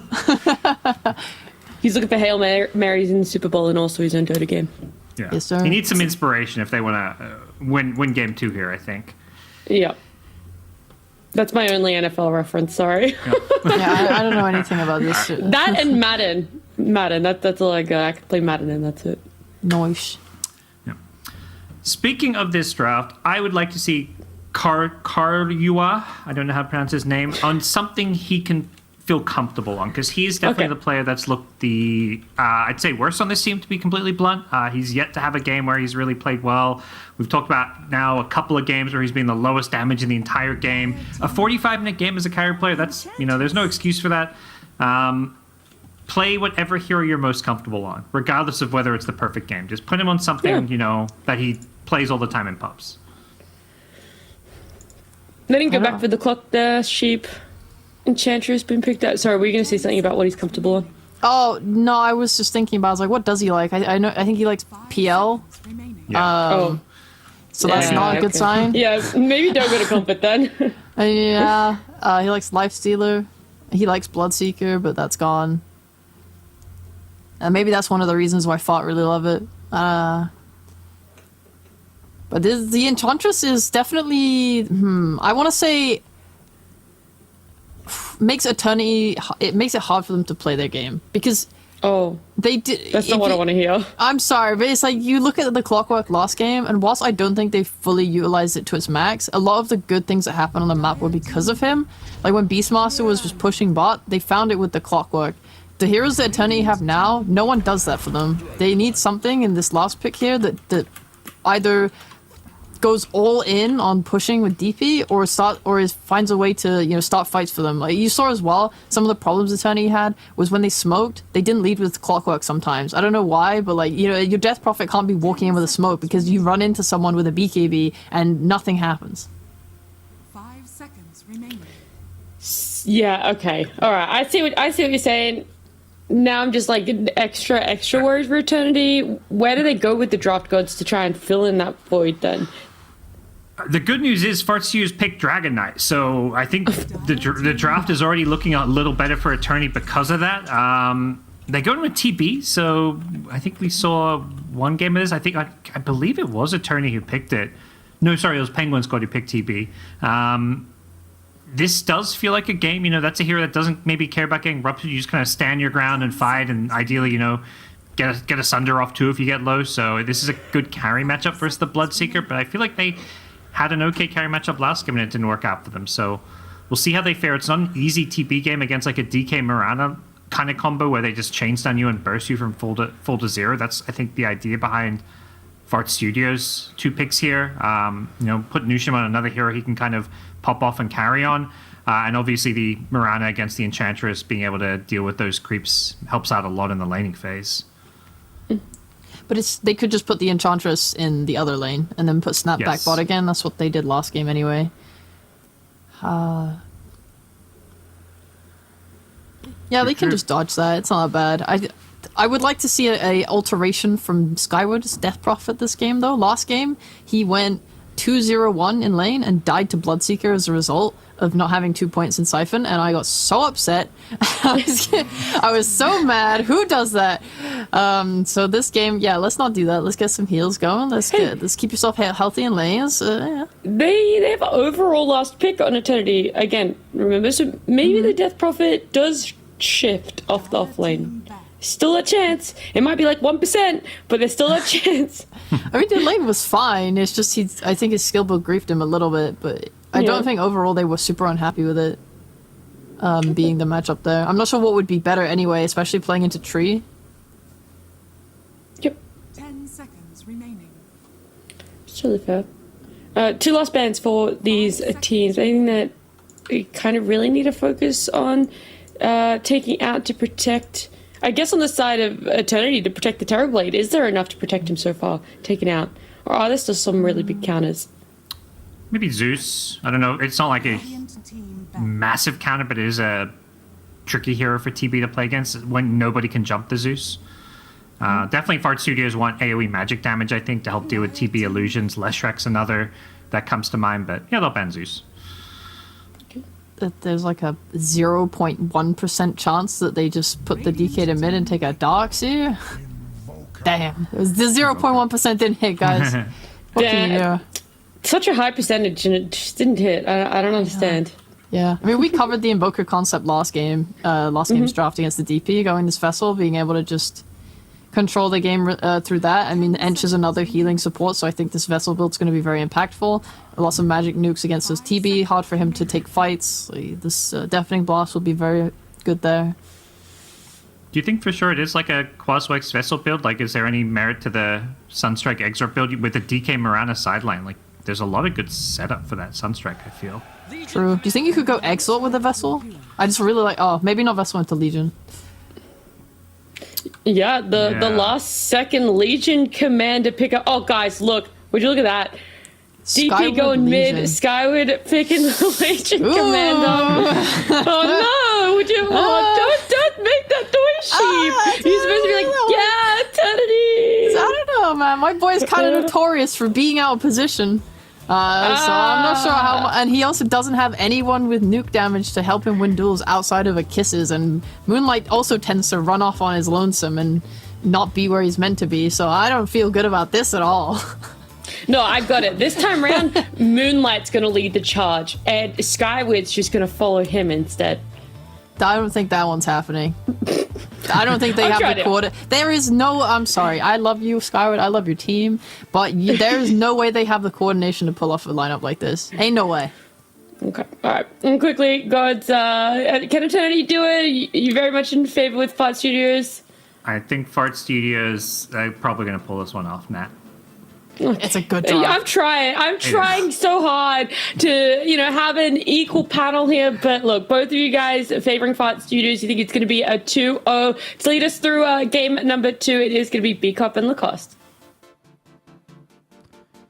Thank you very much. Coming into game number 2, we'll see who could pull it off. It seems like the panel have favorings of Fart Studios. Looks like it might get gassy in here, but Lacoste, do you think there will be flatulence all around, or do you think the side of Eternity is going to win this game? I mean, we did have Rot in the previous game. They did go with the memes with the name Fart Studios. Right. But this one, I do like what they got. I love their lineup. Looking at the mid lane, he's still not showing what he's going to go for, but I believe that's an Exort build. You are playing into Death Prophet. You want to have some kind of a damage, because if you go Quaswex, like having Dragonite Mirana, like the Train Protector, these heroes don't deal any kind of damage, so you might struggle. And yeah, he's gonna get the Sunstrike. It's also a good setup, something that Gods mentioned on the panel. The side lanes having this just one stun, like land arrow, DK stun into arrow into Sunstrike. Very potent combo where you can easily get the kills, especially on a low HP hero like Terrorblade. He's sitting at 560, his strength gain not the greatest. Like same goes for Enchantress. Like these are two very low HP heroes. Let's see if they're gonna reveal the ward that they have. They will, and will deny it in the end. Yeah, gonna just Sorry. are they? What? Or maybe they're just gonna keep it up until they pick up this bounty rune and then run away from it. But for right now, it looks like they're actually just going to keep it there and see what happens. Bounty runes end up being 2 apiece, or should be 2 apiece once Nushim picks this up. We saw him on this Mirana. He played relatively well, and he's had some really good games in the 4 position. Yeah, I mean, Nushim is the best player in Fart Studios. He's just feels to know what's up, kind of carries the game from position 4. The good old times, position 4, make it great again. It just feels like a lot of the times, you're just very limited to what you can do. Interesting build. And the Sunstrike, your favorite. This time around, it's not going to miss. I Annihilate. That's Gets the kill and statistically very rare. Yeah, 100%. But looking at the item build, Fart SJ, 3 branches, 3 slippers, playing with the Treant Protector. They play the same lane in the previous game, so a lot of healing. I like it, but there's gonna be some spam. He will need to be fed some tangos. Sonic right now, sitting Moonlight. yeah, he's away from the lane, getting some solo XP to Fart SJ. I was wondering if he would just run down Moonlight. That Scatterblast was still on cooldown for a long time. You hit at 91 per clap of a tree, and maybe you get a little bit uncomfortable standing your ground against Treant Protector, especially if he gets Leech Seed back up and just chases you. And with boots, that's something that is certainly feasible. Blood right down. And bottom lane. Taking a look as these creeps under the tower. Jenkins kind of low here. And so is Newton. Yeah, doing a very good job zoning that out with Impetus. Not the best value from Enchantress. You are playing into Mirana, who does have Arrow available, so you're not going to be able to get the creeps. They will be one shot, and now you need to start being more careful. Jenkins put the point in Dragon's Blood, which means that he's going to be A-OK against the Terrorblade. There's one thing that Jenkins always says, and this is Terrorblade ruins Dragonite. This time around it was TB into Dragonite. There's also a couple of things. Oh, Courier. A couple of things that he says, you know, you're getting slowed by Reflection, getting slowed by this Dragon. It's just like if you're in Dragon form, then you're like slowed by yourself. The more powerful you are, the more you slow yourself. And has a really bad win rate, this matchup. But we'll see how it goes. See what Jenkins could do as he gets levels. Like you said, you were talking about the combination with the Sunstrike eventually, with the Arrow and the Dragon Tail. Moonlight low, but under the tower, so he'll run away from these heroes, and Sonic just continuing to be a nuisance to the Snapfire. CS-wise, FSJ having a solid game. Jenkins can't seem to really reliably get some CS just yet. Been a bit of a problem for him. He'll recover as a dragon, like especially now that he hits level 3. 2 points in Dragon Blood should be okay for the sustain. Yeah, you're gonna get harassed, and I want to see a bit more aggression from this bottom lane, especially on Enchantress. Like if they get a Dragon Tail stun into Arrow, they're gonna stun Hellbear Creep for now on bottom, but that's about it. Yeah, using the Arrow too, so you know, you're not getting any of that combo just yet, and Jenkins still just 8 CS. He had 7 about a minute ago, so I thought you were going to say like he had a 6 minute to go. Now he has 4. He sold some of his CS to get the... Imagine if you could like... it's a pretty stupid idea. Never mind. I'm gonna say. No, I want to hear it. No, I'm not gonna say it. This is like what I live for. Nah, you should say it. What were you gonna say? If you could sell your CS and like buy some items early, because you know I've said that before, and I remember hearing that is the stupidest idea, B-Cop, I've ever heard in my life. And don't say anything. And I say that every single time, like every idea that you brought up was more dumber than the previous one, which is kind of impressive, I gotta say.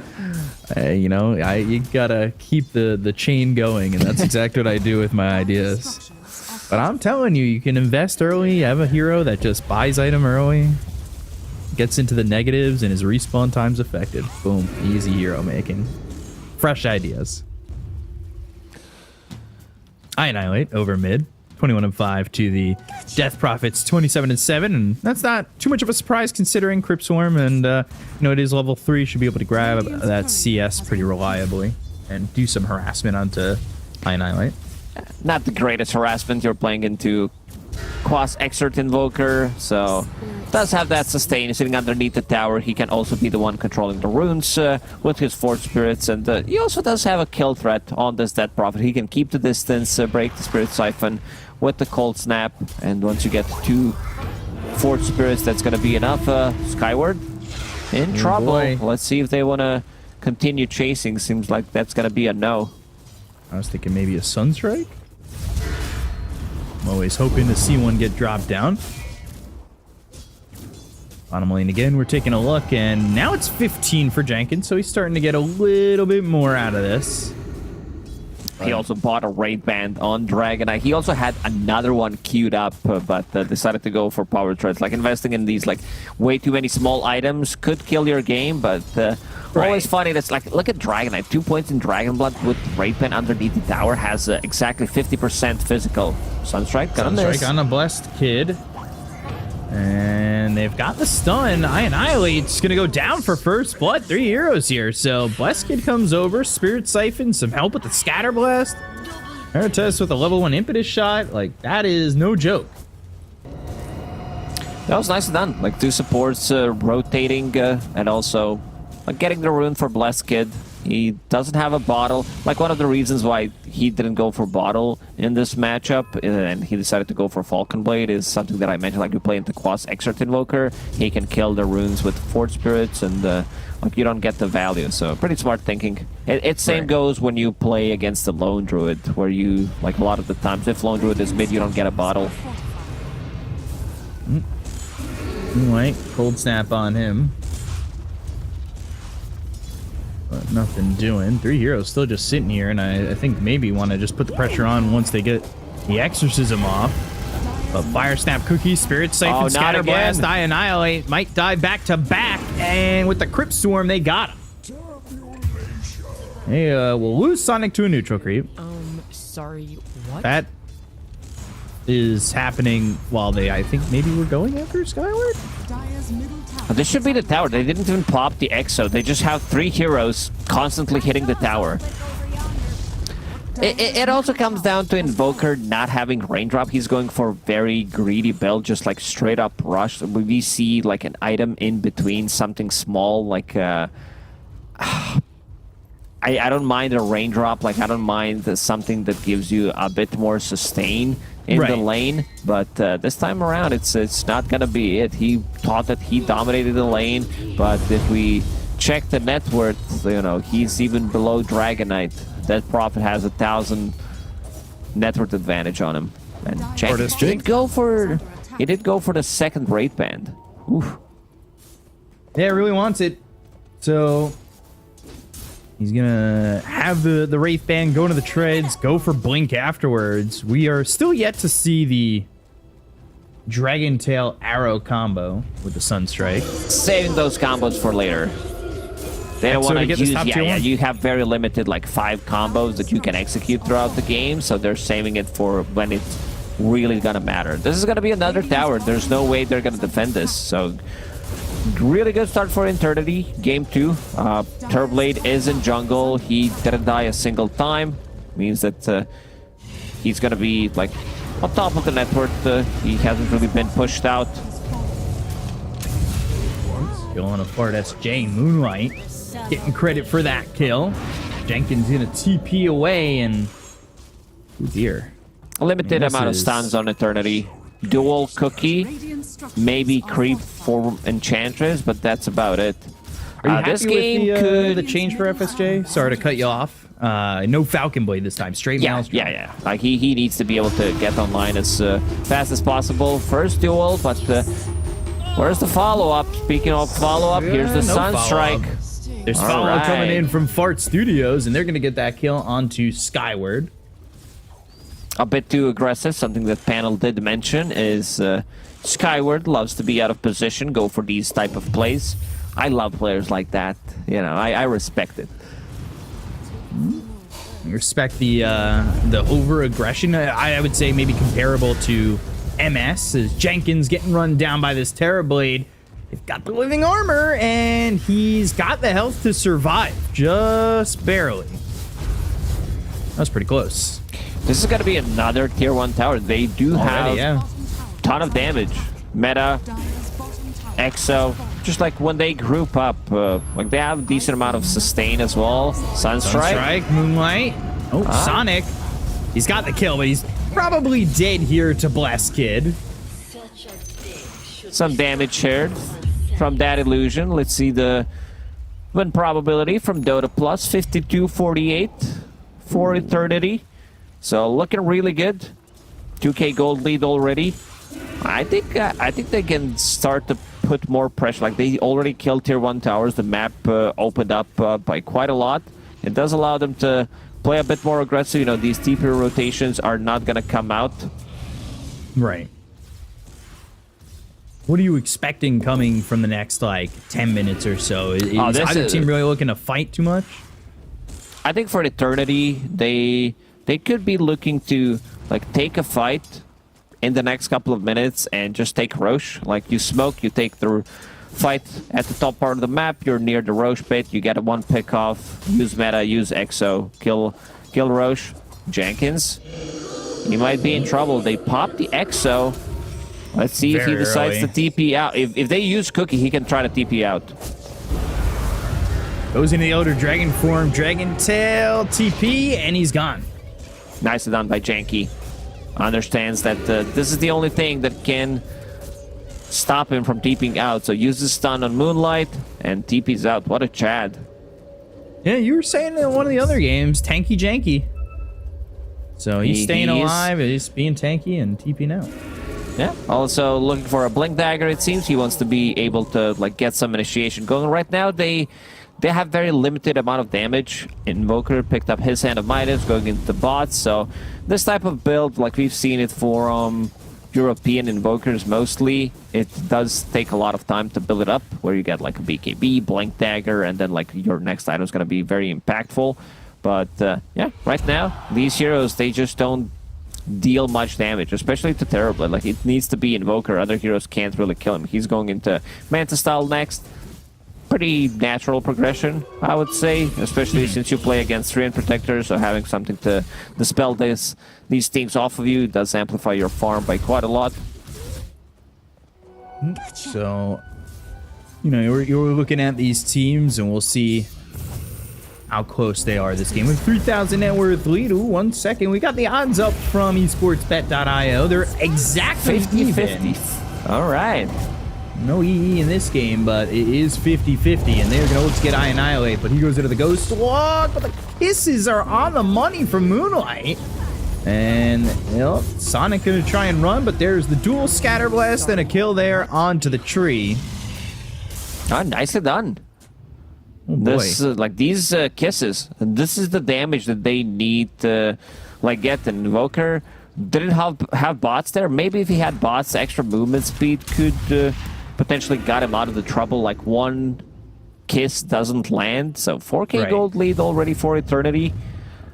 They will need to play this for like super late game, I think. But then again, you're playing into super late game Terrorblade, which is gonna be difficult. Scary Exo back up proposition. in 5 seconds. Meta not available, but yeah, I feel like they do have enough damage. And also, looking at the item build, TB going for Scotty straight up after finishing off Manta style. This Scotty gonna ruin Dragonite, like Invoker. It's great against everything. Right. So we'll see when he gets that Scotty and his farming progression. Speaking of farming progression, now you've got the Maelstrom on FSJ. Going into the BKB next. Problem is, he can't really rupture Terrorblade. He can't really stand close to Terrorblade during meta. So he needs to go for different targets. Again, it needs to be Death Prophet, but Death Prophet, this is a bit more tanky Death Prophet compared to the previous one. It's Power Treads, Falcon Blade, Sange. So 2,000 plus HP with Power Treads on strength. Very difficult hero to kill, especially if she manages to get the Spirit Siphon or two in a fight. Right. Radiant's Yeah, courier Spirit has Siphons been can be killed. very nasty to deal with. Jenkins coming around and finds the Enchantress. They've got the arrow, but they immediately are going to leave. Seeing the TP coming in.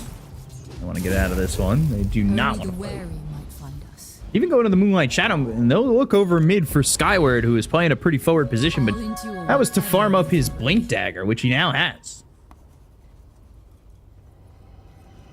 So, Blink Dagger secured. They should be looking out the smoke and take a fight. Like, ideally, you would want to have level 2 Exo for the next fight, because the damage output is just double. Let's see. Skyward. He is smoked. Looking for something. They want to kill this Treant Protector. He is being very annoying in the Radiant's trees. middle tower is under attack. Indeed. Annoying in the trees. I feel like we've heard that before. Dire's Here's the Exo. is under attack. Dire's structures are fortified. See if they can get this damage out on the tier 2 tower Radiant's top. structures are fortified. The sprites are with us. Sunstrike to the Siege Creep. Take that out. Try to delay as much as possible. Yeah, at least trying to, but this 2-2 is going to be gone pretty quickly. They're looking to push bottom themselves, but they don't nearly have this kind of damage to pressure in like that. DK with the catapult, like it's gonna be decent amount of damage. Let's see if they can find someone else. Bloodseeker does have Arcane Rune. He would gladly use Rupture, but they just don't feel comfortable taking the fight. There is Dragon Tail.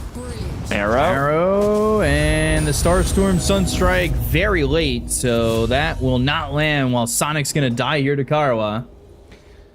Ooh, dying to solo Terrorblade, not what you would expect from Train Protector. But yeah, that Sunstrike, like these are the type of kills that Fart Studios that they need to get, where you're playing the side lanes, Dragonite, Mirana, like maybe even Invoker, TPs, lands a spell. Right. 6k gold lead. They're right underneath the tower, Skyward, and Moonlight. But this game is very difficult to throw. I know that every game's comebackable, especially in Div 2, but I'm not sure if they can make a lot of these mistakes. We'll see they can't kill. It goes on, right? There was a 16k lead for Fort Studios in the last game, and yet getting Roche in the third one, they weren't able to secure the Aegis Cheese or Refresher Shard on that, and it should have been easy. Things kind of end up going by the wayside sometimes in these games.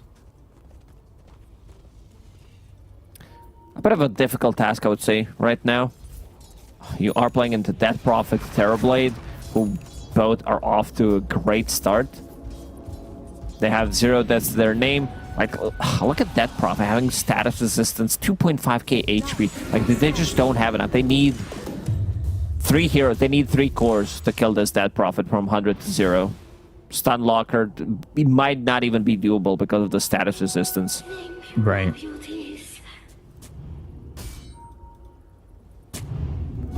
Game did slow down. I did mention Roshan a couple of minutes ago.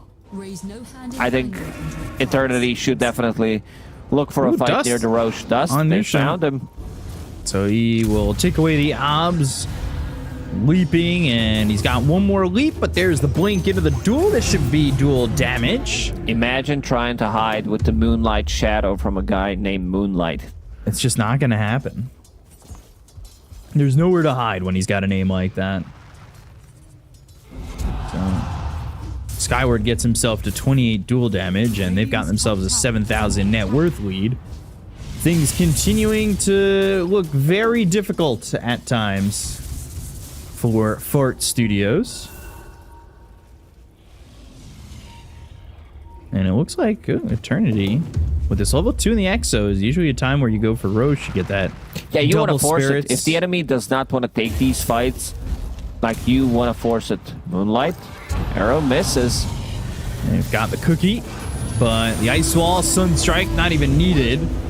They even walk forward on this. Jenkins has Blink as well as Dragon Tail ready, and he'll throw it onto the Enchantress, healing up with the Nature's Attendants, and gonna heal enough to walk away. That's 4 points in Nature's Attendants. Florida's J, he was thinking about using the Rupture, but also wants to save it. Like, if he sees that Prophet using the Exo, you want to waste some of that time with the Rupture. But this time around, they don't have any forced movements. They can't really reposition them because they don't have anything that they had in the previous game. So a bit more difficult. Florida's J about to finish off his BKB. They do still have abilities that go through Magic Immunity, like there's Scotty done on Terrorblade, the Duel, and also Exo. Right. So what's the game plan if your Fort Studios down by 7,000 net worth? They can't take a full 5-on-5 engagement. They need to play the side lanes, split push as much as possible. Sonic does have a Blink Dagger. Nature's Grasp needs to be maxed out. Try to get the most, die once or twice. Rest of the team should play bottom with the Invoker and try to go for kills. And this is exactly what they're doing. We have these Dragonite and Mirana. This is the anime combo. Right.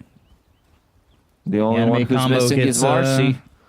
Gets plot armor, so we'll see if the plot armor is thick enough to make sure these heroes win with the anime styles. Are you surprised that Eternity's taking the game a little bit slower these days? They need to kill this Roche. They should have killed this Roche 5 minutes ago. Yeah. It felt like the second you were level 12 on Blessed Kid, you just go, right? Right now, they're near the Roche pit. Thinking about it, Blessed Kid. There we There go. it is. Finally in onto Roche. Radiant structures are fortified. Fart Studios, they're nowhere nearby, so this should theoretically be theirs. The timing doesn't look like it's going to work out for Fart Studios. They might be able to catch them coming out, Yeah, though. yeah. They might take a fight when there's no Exo, because that's a big amount of damage. They found themselves Moonlight, Moonlight. Sunstrike off the mark, but Moonlight's still going to die. They'll go to the duel. It's going to be on Anushim. Have Exo running for a little bit longer. It will be winner, chicken dinner, and some dual damage there for Skyward. As Blessed Kid gets credit for the kill on Anushim. Oh, man, Moonlight's crazy. He blinked in like 2 times so aggressively with the cookie. There's a rupture. Rupture. Blood right. Overgrowth on a 3. Sunstrike and a follow it up onto the Enchantress. They've got themselves 2. They're going to go for more with the BKBB pop by Fartus J. Going after Blessed Kid. Needs Gets to the run, heal. though. Oh, boy. Triple kill for FSJ. And they've got the stun. It's onto the Terrorblade, who does have a Sunder. So Jenkins kind of wants to walk away from Sunder range. Yeah, I like that they decided to take a fight with no Exo. They understood that it's a huge amount of damage that has been taken out, so... And also BSJ, like, this is usually not an item that I like to see, but on a hero like Bloodseeker, Dagger of Bristol, with all the attack speed that you got, gives you a lot of right-clicks, and, yeah, again, checking the recap, SJ did 5.2k damage as Bloodseeker, more than the whole enemy team. On a Jenkins, and they will get a kill and another victory here for Skyward.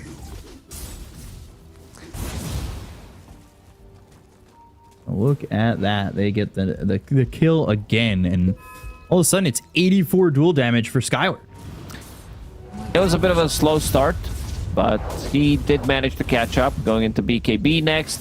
So once you get to that 100+ damage, you can't go for solo pickups, especially with the Blade Mail. Like Invoker, like even this Invoker just straight up dies to like one Blade Mail press the attack combo.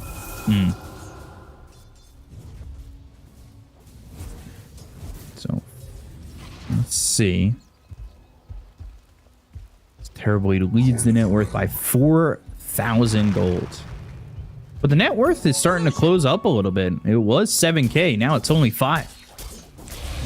Far Studios doing a good job splitting up the map, taking the fights. Like the big fight that they had was really good. 2.5 minutes left on that Aegis with next Exo. They should push for objectives.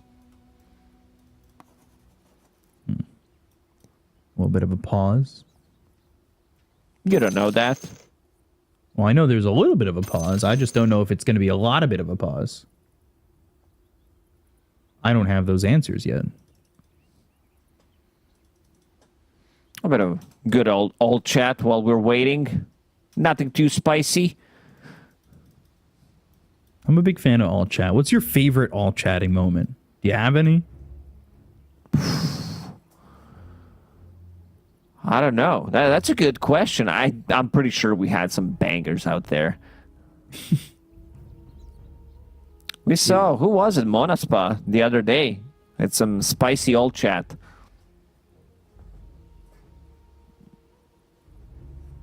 So, while we have this pause, we have another video with Skyward about what his favorite hero is or to play with. So let's take a listen in. The hero I love to play with most, I would say it's Tusk. I think that hero is super flexible. We're able to play it in almost any role. And just the ability to sort of have save, have pick off, have decent, jump into fights. Tusk is just all around, in my opinion, one of my favorite heroes to play with, lane with, anything across the board. Okay, so what's your favorite hero to play with, Lacoste? I think I gotta agree with that one. For me, it's like Bango Pudge, but Tusk probably out there as top 3 as the last one, because the hero has everything. It's just so fun to play. Has good Axe upgrade, one of the best ones in the game, where like it's hard to farm it, but also like I don't think the hero has any like. The only downside of the hero is he does consume a lot of mana, especially if he's played from position 4, similar to Tiny, but you have everything, as Skyward mentioned. Just BKB piercing ability, Roche take like damage, save, block. It's a very skilled hero. Right. I know you have your combo of Pudge with when you play with Fogged, right? Yeah, that's our combo. Marana, Just Pudge. Marana, This is our lane. Miss Hook, Miss Miss Arrow. Yeah. Lose the lane, lose the game. This is how we roll. I've seen you guys have some good games. I kind of give a look in and a live look in stat thing that I have, or the Dota Plus thing that we've got, and I take a look. I take a glance, a gander. Yeah, you gotta talk shit about yourself. You know, you can't say you're playing well. Well, I could say you play well, because you- then you it's can, me saying yeah. it for you. Yeah. Gotcha. All right, so the game, 5k gold lead for Eternity. These pauses kind of killing the momentum. I know a lot of players do have a problem with that when the pause kicks in and you like lose track of time, lose track of the timings as well. Like you killed Roshan, like your inner timing is like, oh, we should lose Aegis by now, but it's still up and running for 2 minutes. So Sonic trying to cut the creep wave. We'll try to TP out Cookie. Oh, it doesn't connect. Whoa. Not what I expected. Yeah, gotta truthfully. get closer. It's shorter than you think. Huh. I was a little surprised there. Thought he's gonna use it on a creep. Alright, a bit of a mistake. And I Annihilate right now, sitting inside the trees, does have a BKB. He was thinking about getting the Hex, but something that I mentioned that he just dies to Blade Mail Duel. So not gonna... He's gonna opt for a more defense-oriented build, going for the Lincolns. Same goes for the Farthest J. He does have his Lincolns complete. Needs to use the Courier to bring it down.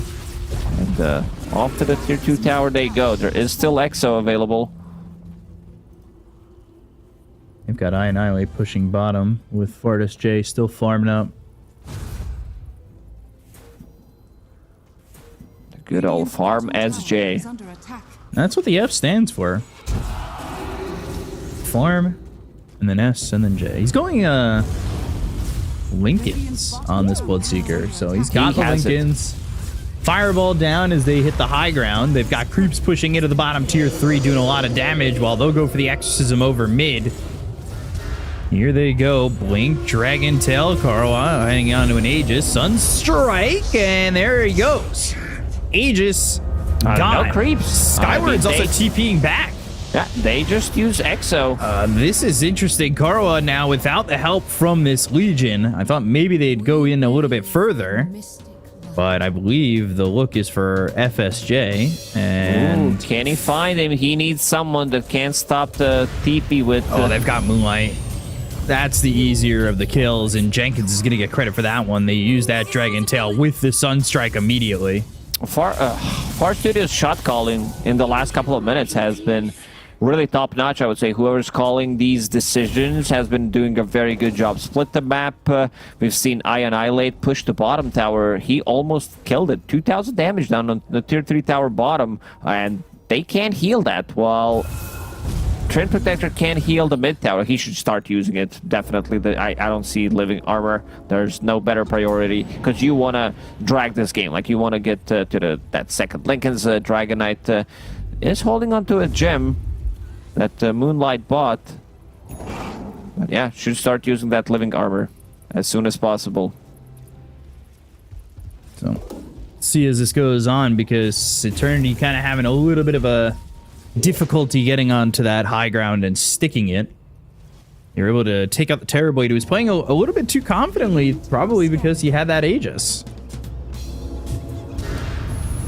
Not exactly the best spot, but now Arrow Sunstrike get a kill on Aratus. So FSJ mega kill. Yeah, just food for Bloodseeker. He's been doing a very good job. And this time around, we'll swap the itemization. No Mantis style, no shenanigans, no Falcon Blade that he did go for in the first game. Lincoln's, this time Basher, probably going to be Shard next, and forcing out a Glyph. So far, so good. They've been keeping this network pretty steady. From 7 to 6k lead, Blessed Kid. Using 2 Spirit Siphon charges. Does have Arcane Rune. That's the team. Seems like they want to fall back a bit. Blink Dragon Tail arrow onto this Death Prophet. And they are starting to chase. They want to get a duel here. Jenkins in trouble. And there's the duel. There's the victory once again. So 112 damage. Fort Studios, they are going to end up getting that tier 1 tower. And you can see I Annihilate, well, he's doing what we see like Stormstormer do, and that's sit bottom and try to push that area to the map. They get the tier 3 now, though, with the Exo, and they're going to go for the set of racks over mid. Yeah, you got to lose the barracks. There is no Treant Protector. You might kill a tier 3 tower, but that's about it. I don't think you can get anything else done. So you're losing these trades, and also they do have creeps top, so if they want to get something else done, they still have like another 30 seconds left on meta, but gonna play it safe. Playing it safe, and we'll see if playing it safe, though, is something that might end up hurting them as time goes on. Might give an opportunity to Fort Studios to maybe even get this fight now that they've played it safe, get the next Roche, and then all of a sudden they feel like they're in the controlling spot of this game. And, oh boy, Blink, Dragon Tail, the control, Koroa, Sunstrike, and press the attack, so he's able to back up a little bit. Doesn't quite no arrow. go down. We didn't talk about press the attack, but against Dragonite, Treant Protector, that's just a great overall dispel. And then you have like the spell from Terrorblade with Manta Style, with Satanic on the Overgrowth, so multiple layers of that. They want to have a bit, like they want to catch a big one. Ooh, they're gonna get the silence on him. They'll look for the arrow up in the air. The tornado, BKB. Oh, Koroa's gonna try and fight this Overgrowth, and he'll die. The Lincoln's block. So they'll look over at Moonlight. They'll get themselves a second double kill for FSJ. Going after Blessed Kid, Sunstrike once again. Press the attack, BKB. But the right clicks with that Basher, making it very difficult for this hero to run away. Fireball down, and BKB runs out. They've got the Dragon Tail. It's on to this Enchantress. EMP, the chase is on. The Ice Wall is on the ground, and they will get a kill on Arates, and they won't lose anything on the side of Fart Studios. Oh, Terrorblade using that Sunder on Bloodseeker, so these Lincoln Spheres that they're building are actually paying off. And Skyward, he stopped his TP, so now inside the Roche pit they go. This is gonna be Aegis and Shard. Bloodseeker did not buy Shard for himself, so he should pick it up. He gets one for free. Should get both of those, actually. This is big. This is huge. Yeah. Like, Terrorblade was not able to deal damage in that fight because he got ruptured, and Bloodseeker hits level 20. Rupture cast range, not like the best talent in the game. Like, the other one is also kind of a meh. But when you get to that level 25, the rupture charges, this is going to be huge. So another Lincoln's picked up by Invoker. That means they don't even have abilities to proc the Lincoln's with. They have like Enchant, Force Staff, but Spirit Siphon, right? But you want to have like Terrorblade doesn't have anything. Legion Commander does not have. Okay, that's why Legion, like, you look at his item build. Skyward building into Force Staff. Like, he wants to be able to have something for himself. Like, if you want to build a item to proc the Lincoln's with, I think Heaven's Halberd is a great choice. And that's what I was thinking. I was thinking, why not get that? This is the cheaper option. Yeah, he might still change his mind. Janky. He's running, but Janky, Tanky, is he gonna stay alive? Oh boy, Moonlight Shadow! No victory, but still a kill. Even the kiss is coming out. Skyward caught him mid Ogre Seal Totem, second jump.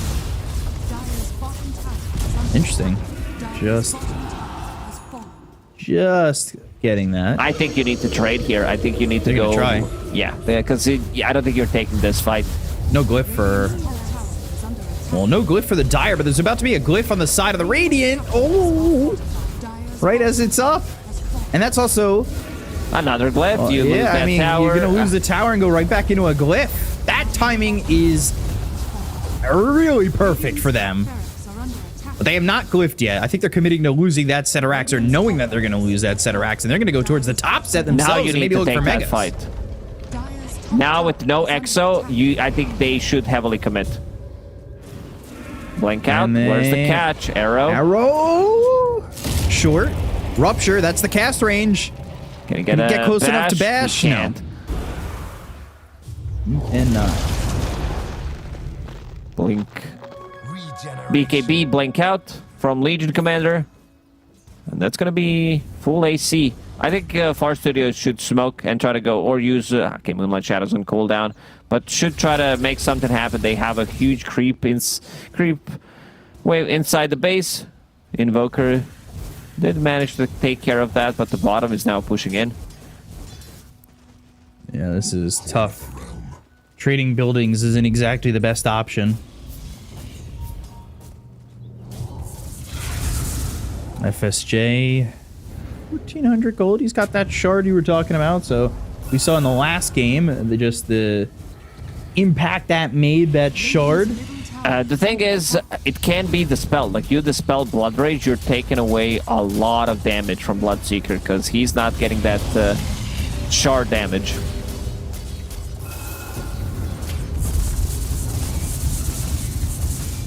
Tier 2 mid. Let's see. Eternity. Moonlight again, outside of the base. Yeah, he's a bit far. Sunstrike. No. Rupture used. They do take the tier 2 tower. Still holding the Aegis for another minute. Now Terrorblade. He's the one going into Lincoln's. He does not want to get ruptured. He does not want to get potentially hexed from the Invoker. At least that's the item that I Annihilate is going for. Another sec. Quick pause. Okay. So Yep. paused here, and all of a sudden it's a 3K net worth lead, but it does feel like Eternity win one more fight and this game's over if they don't have buyback ready to go. And the only one who has it, well, it's Annihilate and Jenkins and Nusham. So 3 heroes, but not BSJ. He's just short. It would be an issue if they end up trying to take a fight here and they lose FSJ. If they take a fight inside their base and they lose with no buybacks, that's mega creeps. That's just straight up game. But losing a fight here, maybe not. On the other side of the base. They can still run it down. They have enough time. Like, tower has 700 HP. They can kill the barracks, so they need to have buybacks available. Let's see. Seems like they're gonna siege. Still a minute left of that Aegis. BKB Lincoln's available. They can also stack the Lincolns if High Annihilate wants to keep the distance. Use the first Lincolns.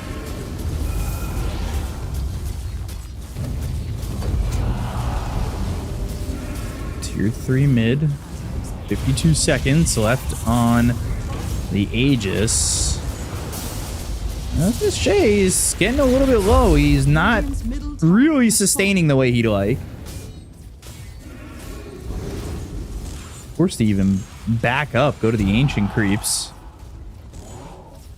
Try and heal up that way, and that's exactly what he does. Doesn't get full heal, but gets a good amount of it anyway. Gotta strike fast. So they can't commit to more than just the tier 3 mid with this Aegis, and I feel like things are going to slow down again for Fart Studios, or at least want to potentially go for the next Roche. They're still in this game. I just saw Fartis J picking up a Blink Dagger.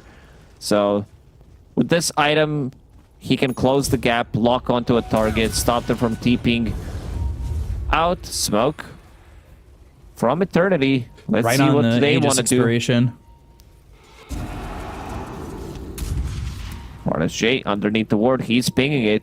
He wants to be able to see them. Let's see where Sonic is going to be. He wants to be able to break the smoke, potentially get some farm as well.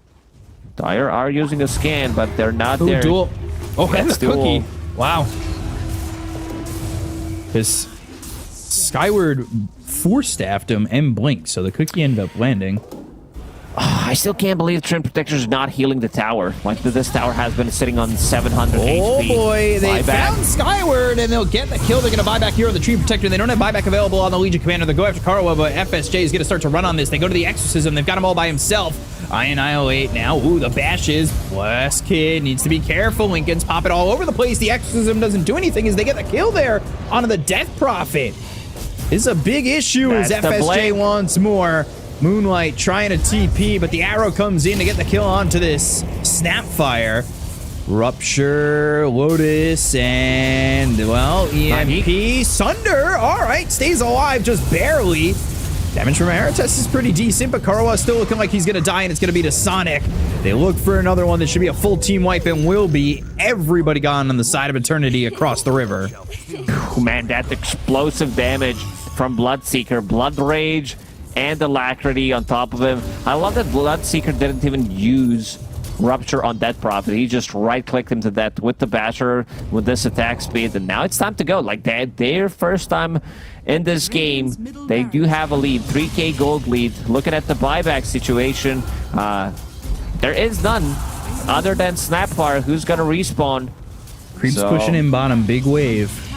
Yeah, I also see I Annihilate sending out Fort Spirit to the top lane, so this could be the Mega Creeps for Fart Studios. They should be able to get it first. 30 seconds with no TB, 60 seconds no meta. Ooh, they've got duel. They'll break the Lincolns. They've got it, and FSJ, finally dies to Moonlight. Dust coming out, 4 staffs away.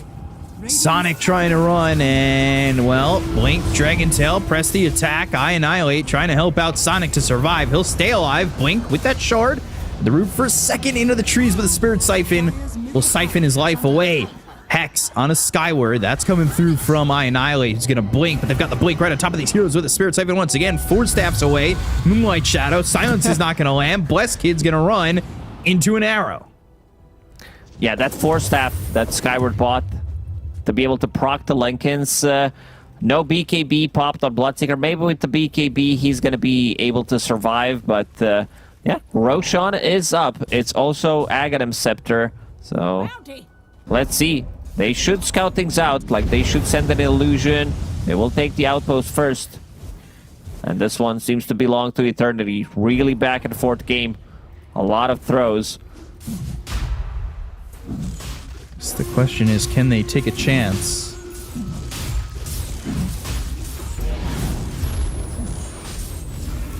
Sunstrike sees this going on.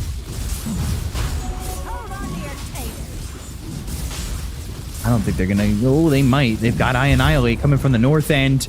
Bloodseeker's out, but no outpost. The timing, the tornado, the combo, the meteors, the arrows, Skyward, Jenkins. Oh, he just got the cheese. Oh, the cheese picked up by Jenkins. Did he get the Axe Blessing too, or was that? No, that was going to be picked up by the Terrorblade, who's going to have himself the Terror Wave. If he's able to activate the Ags and throw it out, that'll be the extra Metamorphosis timing. They've got themselves the duel. It's going to be through onto FSJ. The damage being done by Ionio. It's going to be right here. They get the kill on the Skyward. Nushim ends up falling. The BKB popped here by Blessed Kid. They've got the Terror Wave, but they're holding on to it with the BKB going from FSJ. Blessed Kid chasing after the Bloodseeker. They've got Jenkins coming in. There's the Dragon Tail. They've got the Stormcrafter up into the air for just a moment. Cookie away on a Blessed Kid. Exorcism going. Lincoln's popped on Karawa. They've got the Breathe Fire and the Fireball down, but they still don't have the damage. Blink Overgrowth. Sonic, that's on a 3, but there's the Terror Wave, there's the Fear, but it's not going to be enough to keep him alive. Oh, no BKB. Now, nothing no meta. Satanic available. Arrow gonna hit. And they will try to get this kill. They've got the Sunstrike, they have the Kisses, but it's just not doing enough to these heroes. Sunder. The run, silence, the right clicks, the bashes, and the kill onto the Terrorblade. He's going to be dead for 75 seconds. They'll follow that up with the Dragon Tail coming out from Jenkins onto the Death Prophet. The arrow is there. They finish off Blessed Kid. There's the Tornado. It lands onto the Enchantress. They'll kill off Eritas. Triple kill for FSJ. Oh, DB does not have buyback. There's only Snapfire with the buyback available, and that should be the game. Skyward collecting the tips. And the sad smiley face. Oh man, what a cutback from Fart Studios. Well, they make the comeback happen, and GG will be called, so it will be Fart Studios who get the 2-0. All right. I mean, we said it. Every game is throwable if you try hard enough, and this is exactly what happened. I think they needed to potentially lock it down and go for more objectives, right? We're unable to do so, and eventually it just ended up being a bit of an issue there for Side of Eternity. I think that is 2-0 from Fort Studios. We're going to throw it over to the panel. Take it away.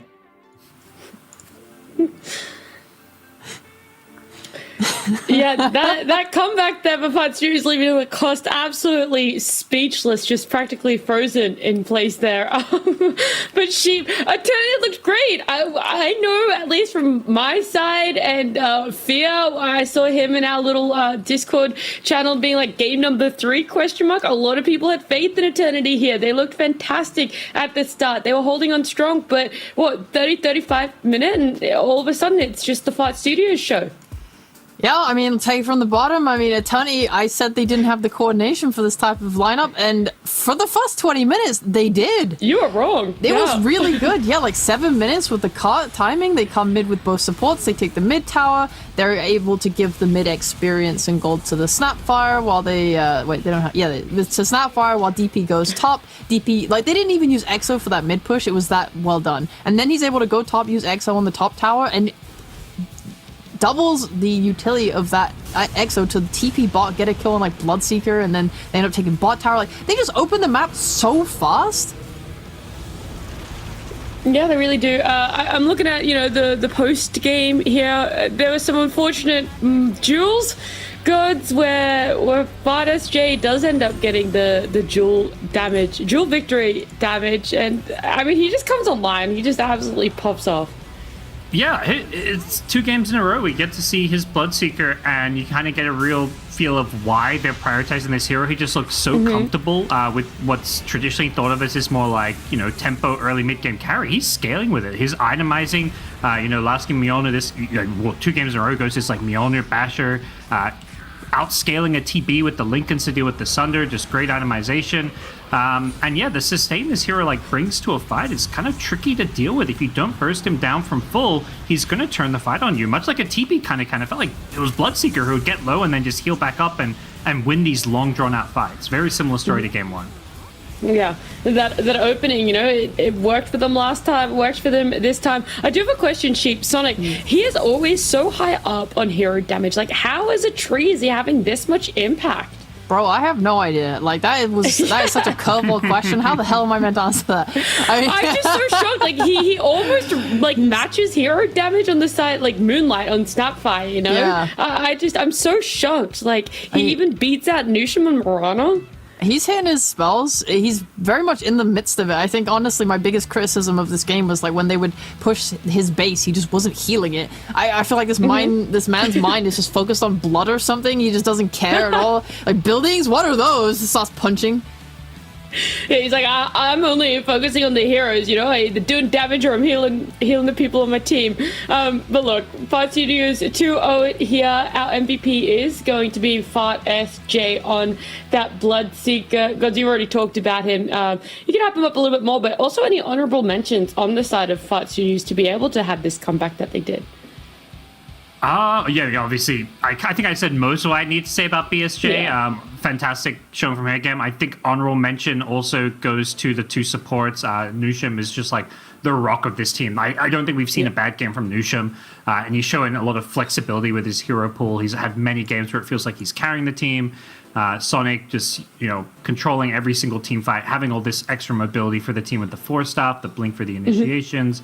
It felt like those 2 were really the ones setting up these perfect team fights for Fart Studios and enabling BSJ to pop off. But yeah, definitely deserved MVP here.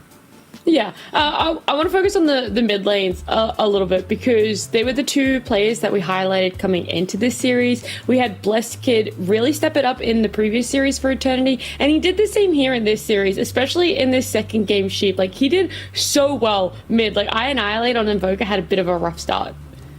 Yeah, they had to just play a farming game on Fart Studios. Like, I already kind of covered. It was just a lot of movement from Blessed Kid. I do think that when the tier 1 towers went down, they got a little bit lost on what they wanted to do. They did like a smoke with Blessed Kid and the supports and ran bot for Dragon Knight when they'd already taken the tower around there. There was like no objective to take. I think Lacoste pointed it out in the cast that what they should have used that ult for was to try and look for an earlier Roshan, or at least, you know, try and take that area of the map so you can do Roshan with your next EXO. Yeah, that was probably about it. Otherwise, yeah, they then decided to use their bodies to just run in, take space, make Fart Studios sweat. But I think they handled it perfectly. I mean, we talked about it. Like, Bloodseeker's just split pushing. They're playing for side lane pickoffs with this Moonlight Shadow. It's just, I don't know. They just played really, really well to, like, hit their timings. Well, our interview is ready. We do have Fart Slammer Jammer, the full proper name, joining us for an interview here. I can't even say it with a straight face, but BSJ, you're going to go for a full rebrand? Is everything, including the socials, going to be rebranded to FartSJ now? We haven't fully embraced it that much yet, but, you know, you never know in the future. Yeah, of course. I look forward to it maybe happening everywhere. But I want to ask, your previous series, it obviously didn't go the way you guys wanted. It did go all 3 games, though. And from your point of view, I want to know what went wrong, but also what was the chat within the team after losing to both Felt and Ant? I'd say that we honestly never really discussed the meta in a clear way. I think we all had our individual ideas, and after these games, we were like, I feel like 3 different pages from 3 different lanes, and nobody's particularly wrong or anything. It was just our vision of the game was not at all the same, and so I decided I was also doing a bunch of different things with the draft. So I wanted to talk to the team about like what heroes they wanted to play. And then I said, but after I find out what heroes you guys want to play, like, let's just have the draft revolve around one central idea and go from there. So I think we just kind of organized and collected all the random stuff on the crowd, basically. Yeah, and would you say, like, you're pretty happy then with how you guys improved from those series to this one, that this series, in your eyes, felt a little bit more collected than just everything? Yeah, I think we had easier drafts. Like, I wouldn't even say they're, like, better in the sense that they counter the opponent, but I think our draft plan was, like, much more straightforward. And, like, if things get hard and you have a plan in the draft, you kind of have, like, a fallback, and, like, you know what you want to do with it, so that's what I liked today. Okay. All right. Gods, if you have any questions. Yeah, you touched a bit upon the draft there, BSJ. I'm curious about this first phase Bloodseeker we're seeing from your team today. Do you have any more insight on why this hero was particularly valuable for you guys in this series? So I mean, I know this is like pretty common knowledge amongst teams, so I'm not too worried. The pick on first pick, the 8th pick, is like the most important pick, I think, in the draft for first pick, because it's the only pick you can really count, or the only pick you can really protect. If you look at the second round of the draft, you get 2 picks in a row and they counter it. The last round of the draft, you pick and then they counter it. So I want to be able to pick a hero there that I think will have a strong lane, and if protected, is much easier to play. And so Bloodseeker, he's just really good against Death Prophet. It kind of owns her. She can't run around in the fights, and it's one of the few carries that can actually lane it. So they actually swapped it to the mid lane in the last game, which made it a bit difficult for us compared to the first game, because it just free farms against Death Prophet. So it like allows us to have one lane that we know we're going to win. We protect the pick so that it can scale into the late game, and then yeah, it's just an enableable hero. I think it's really just counters Death Prophet, so that's why I picked it pretty much. No, that's great. It's kind of good to hear that extra insight. Last question I have is a bit of a fun one. A lot of nicknames coming your way out of Twitch chat. Do you have a favorite that you get called for the BSJ?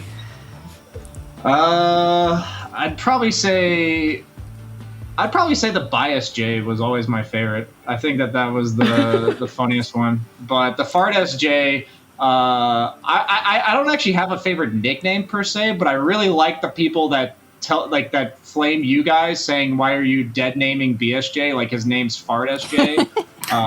Like stop calling him that and stuff like that. It's like the people that are like defending my identity shift or whatever. I think that's really funny. Yeah, I had to flame Fear on that one. He kept calling you BSJ. It was messed up. Yeah, it's like why do I bother changing my name? So Exactly. All right. Congrats on the win. How you doing, bro? Just in general in life. Yeah, life's good. Life's good. I've been in New York now for a few months. I'm going back to Europe in a bit after DPC, so it's kind of like worked out really nice because this was about the time I was going to get to return. So being on the same time zone as the team and for the season, having it be 3 weeks is really nice. I actually feel the whole like we get to buckle down and grind this time around this year, and I really like that a lot. So enjoying life, enjoying Dota. So things are good. Thanks for asking. I hope you guys are doing well. Of course. Happy you're seeing your face. Are you gonna come to any lands this year? We gonna see you in person again? Kind of missing you. What's the European major again? It's in Berlin, I think. Or yes, yeah, I'll be at that Berlin. one. That I can't really pass Let's that up. go. There's too many people to not be able to see in so long. So I miss you guys too. Okay. Thank you. I can't wait to see you. That's gonna be hype. In terms of how is balance? I did think you were gonna ask a Dota question for a second there. I thought you were just gonna leave it at that. No, I got more. How's the balance in your life? Because you do streaming, you do coaching, you're playing all that stuff. Like how do you balance doing everything? That's a good question. I'd say that's like a constant struggle as a streamer. Like you can theoretically work 24 hours a day, and it's on your own time to like call yourself off. So I would just say that I kind of had like a crisis about that like a year ago where I was like, okay, I'm definitely like way too involved and just immersed in the Dota world and not actually the real world. So I would just say the balance comes from just like working on awareness of like how much can I work, and being honest with myself about my limits. Like, okay, I've definitely worked way too much this week. Maybe I shouldn't do the extra YouTube video or the extra coaching sessions or something like that. Just kind of knowing, or at least trying to know where the line is how I try to do it. But it's definitely always a struggle. All right, and also, what is your what is your tier list of your enjoyment of all the things you've done in Dota? Like between, playing, like being talent, being coaching, being streaming, content creator, like what's your favorite to least favorite type thing that you do in Dota? I mean, I'd say my favorite individual experiences were like TI8 and TI9. I thought those were like the two coolest tournaments I've ever been a part of. Like, I just think that type of memory is like so individually, like those are the type of memories that I remember. That's why I put in all the work that I did. But I would say nowadays, I think the content creation is definitely my highest. Like just coming up with new ideas about videos and talking to other people in the industry. And really the coolest part about getting to move to Europe with Liquid has been talking to other games, other players like that come by the headquarters and getting like a bigger picture of all of that. So I would say it's like, back before COVID, casting was my favorite because it was about the social aspect. Like when we went to events, we would do the long 10 to 12 hour days, but then we would get to like go outside and hang out as a group and all the friendships along the way that I got to meet. So I guess my tier list would be whatever is at the top is what gets me to also be social and make friends and meaningful connections. And so originally it was casting. And then now I'd say it's like the content creation with Liquid, and then coaching has been really enjoyable. And honestly, I'd say like streaming's kind of last on the thing. I feel like that's kind of like what ties it all together. Like if I don't stream, I'll probably just fade into irrelevance. So I kind of got to do that to make sure I get to do the other things. And it's totally worth it. It's not like streaming's like I loathe it or anything like that. I don't know if I'm like too serious on these questions. Cool. I feel like I'm giving you're good, really bro. serious answers. I mean, it's kind of nice. I mean, we can line it up, bro. You got any flames for Arkosh for dropping your team? Disgusting. I think it's more about the flames towards Quakeful, just coming into our region thinking, like, just because, he used to be, on Team Liquid, and he's a hotshot, big shot streamer from EU, that my flame is that, he's a mid lane player. Like, I know my limits, like, I know that I'm not going to be able to make it as a mid laner.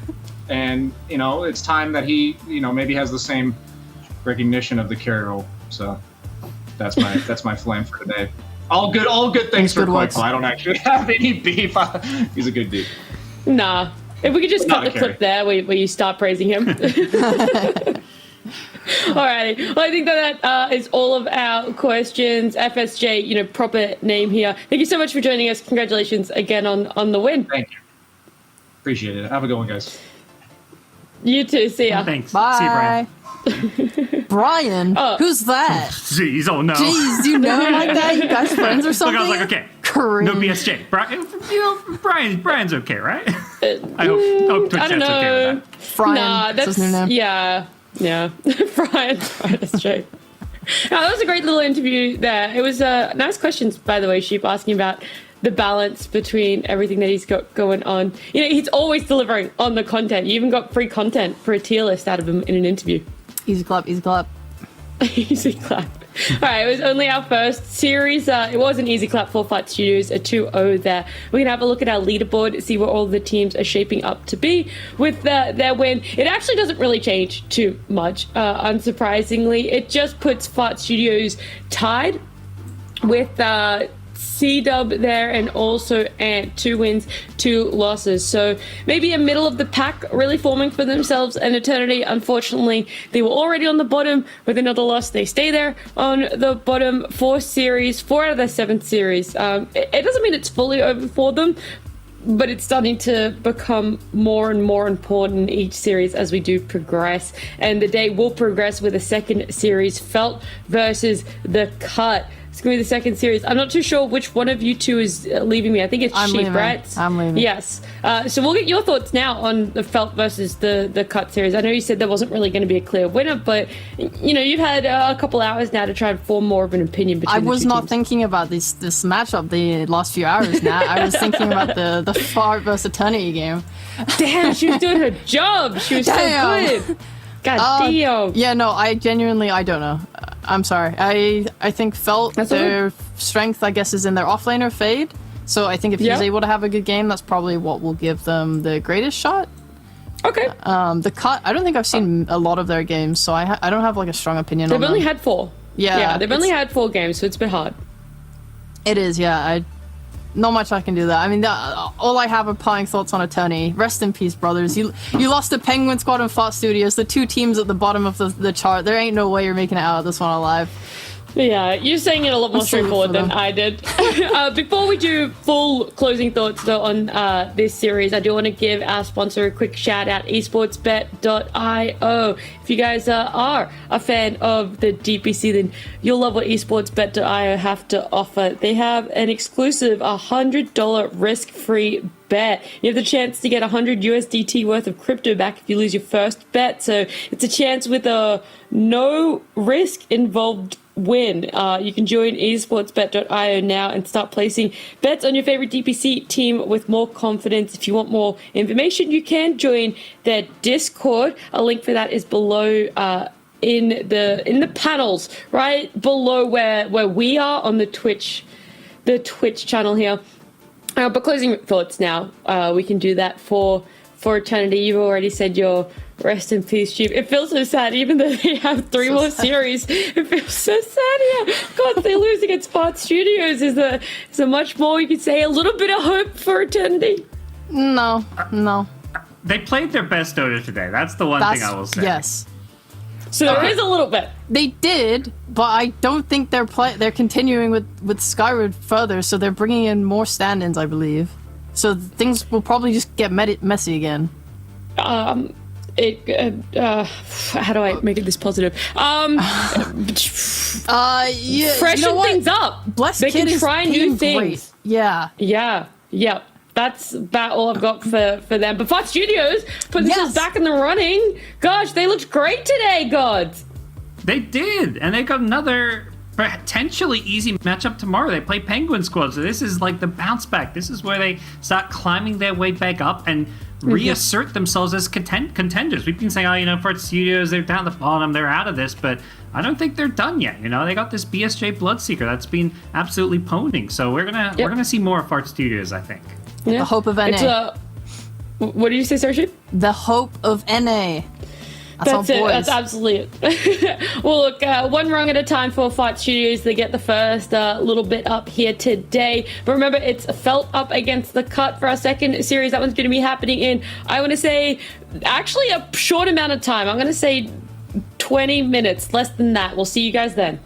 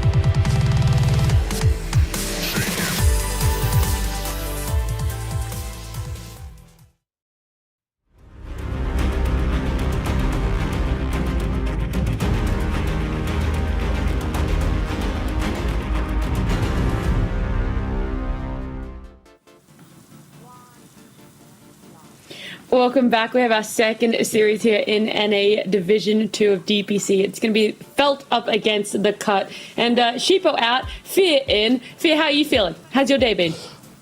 Great, wonderful, and fantastic. Thank you for asking. You are absolutely welcome.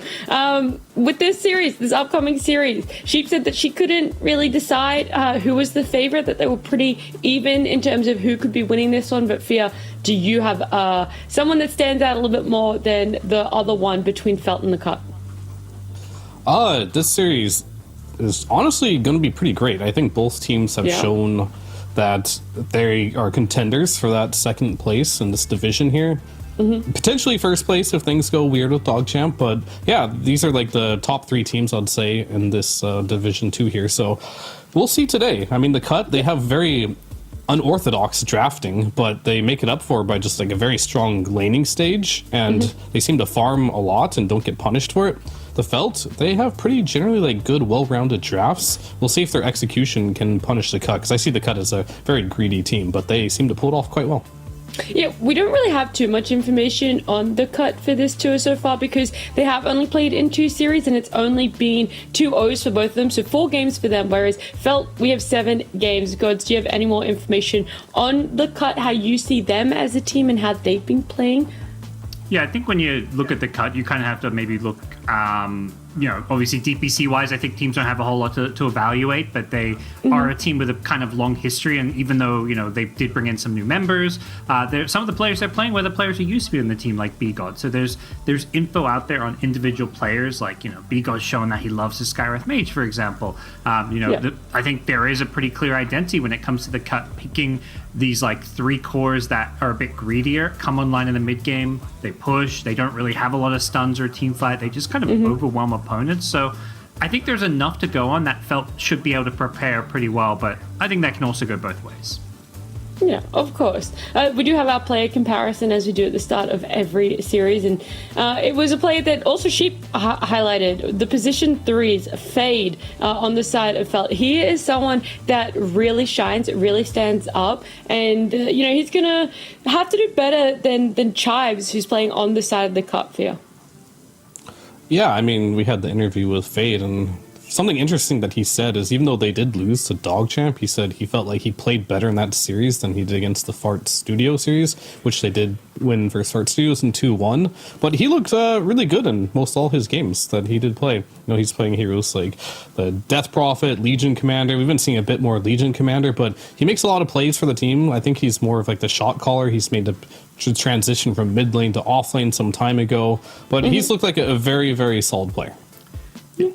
He's also played 7 heroes in 7 games, so ton of versatility from him. He's playing some kind of old school stuff like Legion Commander, Axe coming out, so definitely a player that gives them a lot of flexibility when it comes to the draft itself.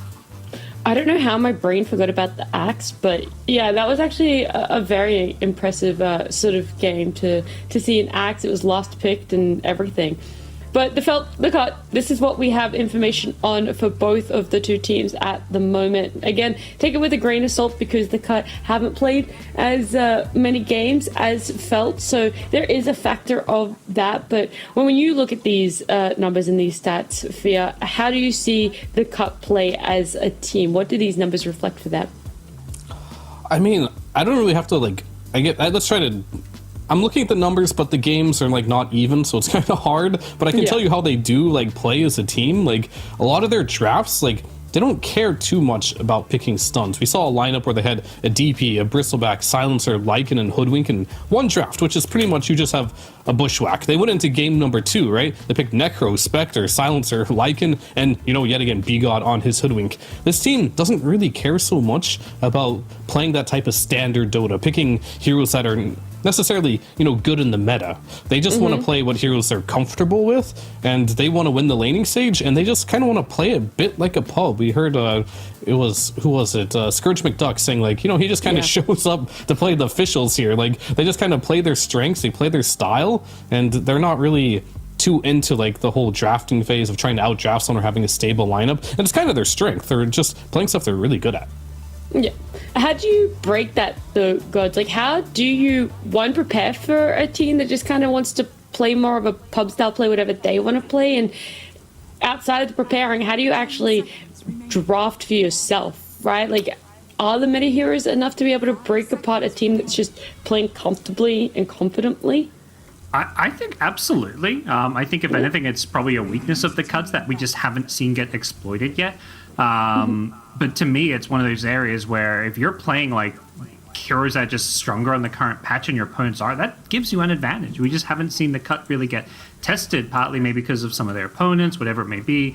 But if anything, I think Felt's, flexibility and ability to play like, more standard gives him a better shot against the cut. Because I'd say in the past, like I would favor the cut in this matchup, but the weird playstyle of the cut makes me kind of have some questions about whether or not that's actually going to be the case here against Felt. Well, the draft for game number 1 here is on our screens. Nothing really too surprising with these bans here, and then just a normal stock standard tree pickup gods. Yep.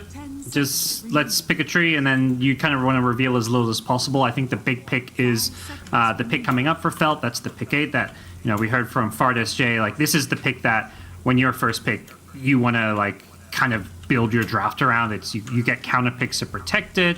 You get to see 2 enemy heroes. It's like the perfect kind of. It's like the pick of the draft. As for the cut, they're going to stick to their guns. Lycan, they played that, I think, both games. We highlighted Chives, and he's just sticking to what works. A Lycan hood, yeah. This feels like the stock standard feel. Yeah, I mean, there was a Brood in the pool, and I think most teams value Brood over Lycan. So yet again, I kind of talked about like they pick their comfort, right? He played Lycan in both of his matches last time he played, which was a few days ago, right? But ignoring Brood entirely, but B-God, he is getting his Hoodwink. This is something they have ran before. Pretty good versus the Treant too, because you just throw the Bushwhack inside the trees and kind of like find the Treant, as well as the Scurry allows you to get into the trees if you do want to start breaking these tier 1s. And obviously B-God, he was a beast on this hero last time he played it, just getting solo kills across the map. It looks like that's kind of their identity as a team here. Just give B-God his type of hero, try to win the laning stage, and like God's talking about, like, how do you challenge the cut? I think the best way to like make the cut fall apart right now is they draft to like win lanes. Like, they don't mind picking a Necro last pick, right, when they already have 0 stuns, just to win their lanes. So I think if the cut do find themselves in a situation where the game might be hard for them, it is if they have a rough laning stage, they don't have good ways to get out of the lane, and then making some movements on the map, right, because you don't have that type of initiator from your mid lane in a lot of these games. And then B-God, he won't have items to make these solo kill plays on the map. So waiting to see a game where the cut just really has a bad early game and see if they can pull it back together. Well, then this Ember Spirit last pick, that's where Felt want to put the importance gods.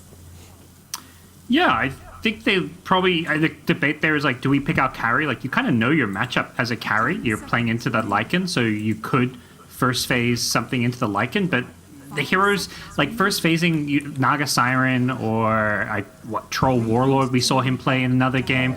Like, these kind of picks just don't feel good to pick in the first phase. So I think getting your mid laner here and protecting it with these bans makes a lot of sense. They know they're going to want playmaking out of their mid lane. Solji, to me, his best hero, at least on this current patch, has been the Ember Spirit. And given that the cut hate picking stuns, their only stun this game may be this Hoodwink, Ember could be a great pick. If he gets out of the laning stage, right? And like, yeah. Shaggy is a player that is not afraid to just cheese up the mid lane. And sure, you ban the Necro, which I think is a great ban. I don't think Leshrac is that threatening for an Ember Spirit, but Batrider, same thing. Like, I mean, it can go bad, and it's Division 2 here.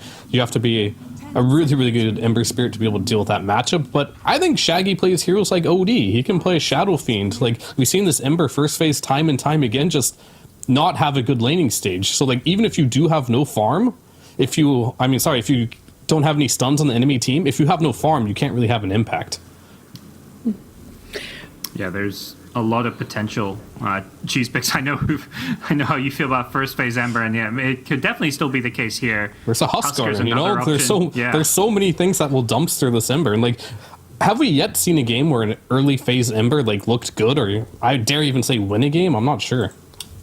Yeah, I don't think so. I can have a little bit of a look for you, but also I don't think B-God is playing for the cut today. I think He was just on the camera, but was he? that not him? I mean, didn't- unless he's a his different name name was in there? lobby. Okay, I mean, I don't know. We'll have to figure that out. I just saw. I don't know what he looks like in real life, but I saw Neither. B-God in his picture, so maybe there's just something else there. Yep. But either way, Silencer. What was we looking at? Oh yeah, Ember. That's right. Yep. You guys can talk about Silencer. I'll look at the first phase Ember stats for you. Oh, cool. Excellent. I mean, Silencer. Yeah, he makes everyone not be able to cast spells in team fights, which is really annoying. It stops you from picking heroes potentially like a Snapfire, which they could really use on the Felt, right? So that pick, generally a comfort again, right? I feel like we've seen the Silencer a lot come out of the cut, right? He wants to play it. It's a strong laning stage. They don't use it in an aggressive manner like a lot of teams will, right? Where you have this global to just like be active on the map. I feel like they just want to farm, and then when someone gets caught, prep shapeshift, press global, reset, farm it up, and then they'll hit their timings. So it works out for them, and I think them picking Silencer is just continuing that trend of they just want to play heroes that they've been winning with. All right. Sorry to quickly go ahead, Nat. interrupt. The win rate, this is for all of NA, right? So like Div 1 and Div 2. It's been first phased 8 times. It has a 25% win rate. Oh, so it's won. Interesting. It has won. All right. I think that There's was, hope. There, yeah. So there's a little bit of hope. Not a lot. I think it was one of the games down here in Div 2. It did win in its first phase. Oh, I think I remember that one. That's where they first faced Ember, then they like last picked a Tiny, and you got owned really hard. Yeah, that was a good one. Yes. I was like, Yeah, okay. I'm gonna void that game. Oh, okay. All right, fair Take enough. that away from the stats. For the sake of this point, it needs to be voided. Yeah. But now you know. A little bit wiser in the knowledge. Oh, and Ursa. Yep. And they kind of mentioned earlier, they know their carry matchup. You see the two supports, so the only thing you don't really know as Ursa is what your carry versus carry matchup is going to be, but you know your lane, and I think, like Fear said, you want to pick strong lanes, and Ursa plus Disruptor seems very solid here. Felt have really liked this Disruptor. They were picking it in other games over, supports that seem to make more sense for the given game, so they just love the playing around the glimpse and the catch that Disruptor provides. Okay, a Doom. Fear, you're really going to have to sell me on the Doom for the cut. All right, so there's a couple things you can do with this, right? Like, Yep. Number one, you can put it versus the Ember, and this is like not punishing the Ember in the traditional sense, as where like you just own him in the laning stage and make his life miserable. But you do, however, not get punished by him at the same time by putting a Doom mid, and you just get way more net worth. And it puts Ember on kind of like a bit of a clock to make rotations on the map because they both stay static. Then this Doom will get really, really large, and then he'll obviously use Doom on the Ember and kill him later on in the game. However, they have a flex. This hero can be used as a carry in many situations, and so they're just going to pick this here. They have the last pick of the game, and I think they can decide whether or not this Doom will be their carry or their mid. And I think either way, it's a pretty decent choice, because if you do put this as a carry, sure, he is a bit greedy, he does build the Midas, but he can get active pretty early because his net worth comes online quickly, which gives you a little bit more space to pick something even greedier for the mid lane if they do want to go for that Huskar, for example, or that OD to really punish the Ember. 5 seconds remaining. Okay, all right. So the Doom pick definitely having a lot of potential, really feeding into the fact that the cut do have that last pick. But Felt's last pick here, Gods. What does it need to have? What are you really looking for the Felt to come out on top? I think building damage for me. Like, I look at Ursa Ember and like nobody takes objectives. Roshan, towers, high ground. Like Ursa can eventually with like a lot of items, but it's just you can take that back. You can Roshan, of course you got Ursa, but I think the ability to turn an advantage into map control. They go Magnus, so it's not really building damage, it's more team fight. But I think one of the concerns is, even if Felt have a good start, they're not going to be able to really put pressure on the map because their heroes don't easily take objectives other than Roshan. 10 seconds. Yeah, I mean, this Magnus has gotten a huge surge in popularity, and I just go to Dota2ProTracker.com. And this hero has a 50.7% win rate in pubs, which is pretty high. I mean, it's definitely below DP and Brood, which are in the pool, but this hero is popping off in pubs, and I think that's why we're seeing it more and more in professional matches. I mean, I'm not a huge fan of the hero just because I think a lot of teams, especially that have been showing it here in Division 2 North America, have not been impressing me with it. But I think there is something there with this hero. But I do believe it is not in the form of sit behind your carry and empower him and hope he carries you, right? I don't think that playstyle is dated anymore. I think if you do want to make this mag work, it is a good mech patch, right? Mag, when he is most successful, normally buys a mech. So you need to be active with this hero. I think you max your shockwave. You delay as much as you can until you go for that empower AFK behind your carry type of style. Then it can work. And then they round it out with a TA, which is going to be their safe lane, a hero that is quite good for most strength melees because you can spam that meld against him in the laning stage and bully him out of lane overall. Okay. And now we see the lanes. We know where everything's going. And it is going to be save on it, not be God on the hood there. So, Gods, where are you sitting with this one? Are you liking how this mid matchup could potentially be going? I think they didn't draft necessarily to stop mid lane, but what they did draft is just like a lineup that's going to come online really early. Fear mentioned how the Doom, he gets his net worth, like he's greedy, but his net worth comes online fast. And I think with a TA and Lycan, they're going to hit this like mid game, maybe like 20-ish minute timing where they can just run over towers. Like I have some questions about Felt's ability to defend their objectives. Like, they've got Mag Shockwave, they've got Ember Slide, but they don't have the best wave clear. So I see the cut maybe running away with this game in the mid game unless their lanes kind of struggle. Yeah. How do you see Fear in your eyes potentially the Felt holding on? Is it possible? Yeah, of course. I mean, it's yet again the cut only has one stun in Bushwhack here, which is good news, I suppose, if you want to play the map here. But these mag strats, I still need to see them come online a little bit sooner. I want to see this mag uses mech, uses RP a bit early on, and also just be active on this Ursa, because there's a lot to punish here on the cut if you do play fast. Okay, I'm looking forward to it. It is game number 1 between these two teams, and our casters for it are going to be B-Cup and Lacoste.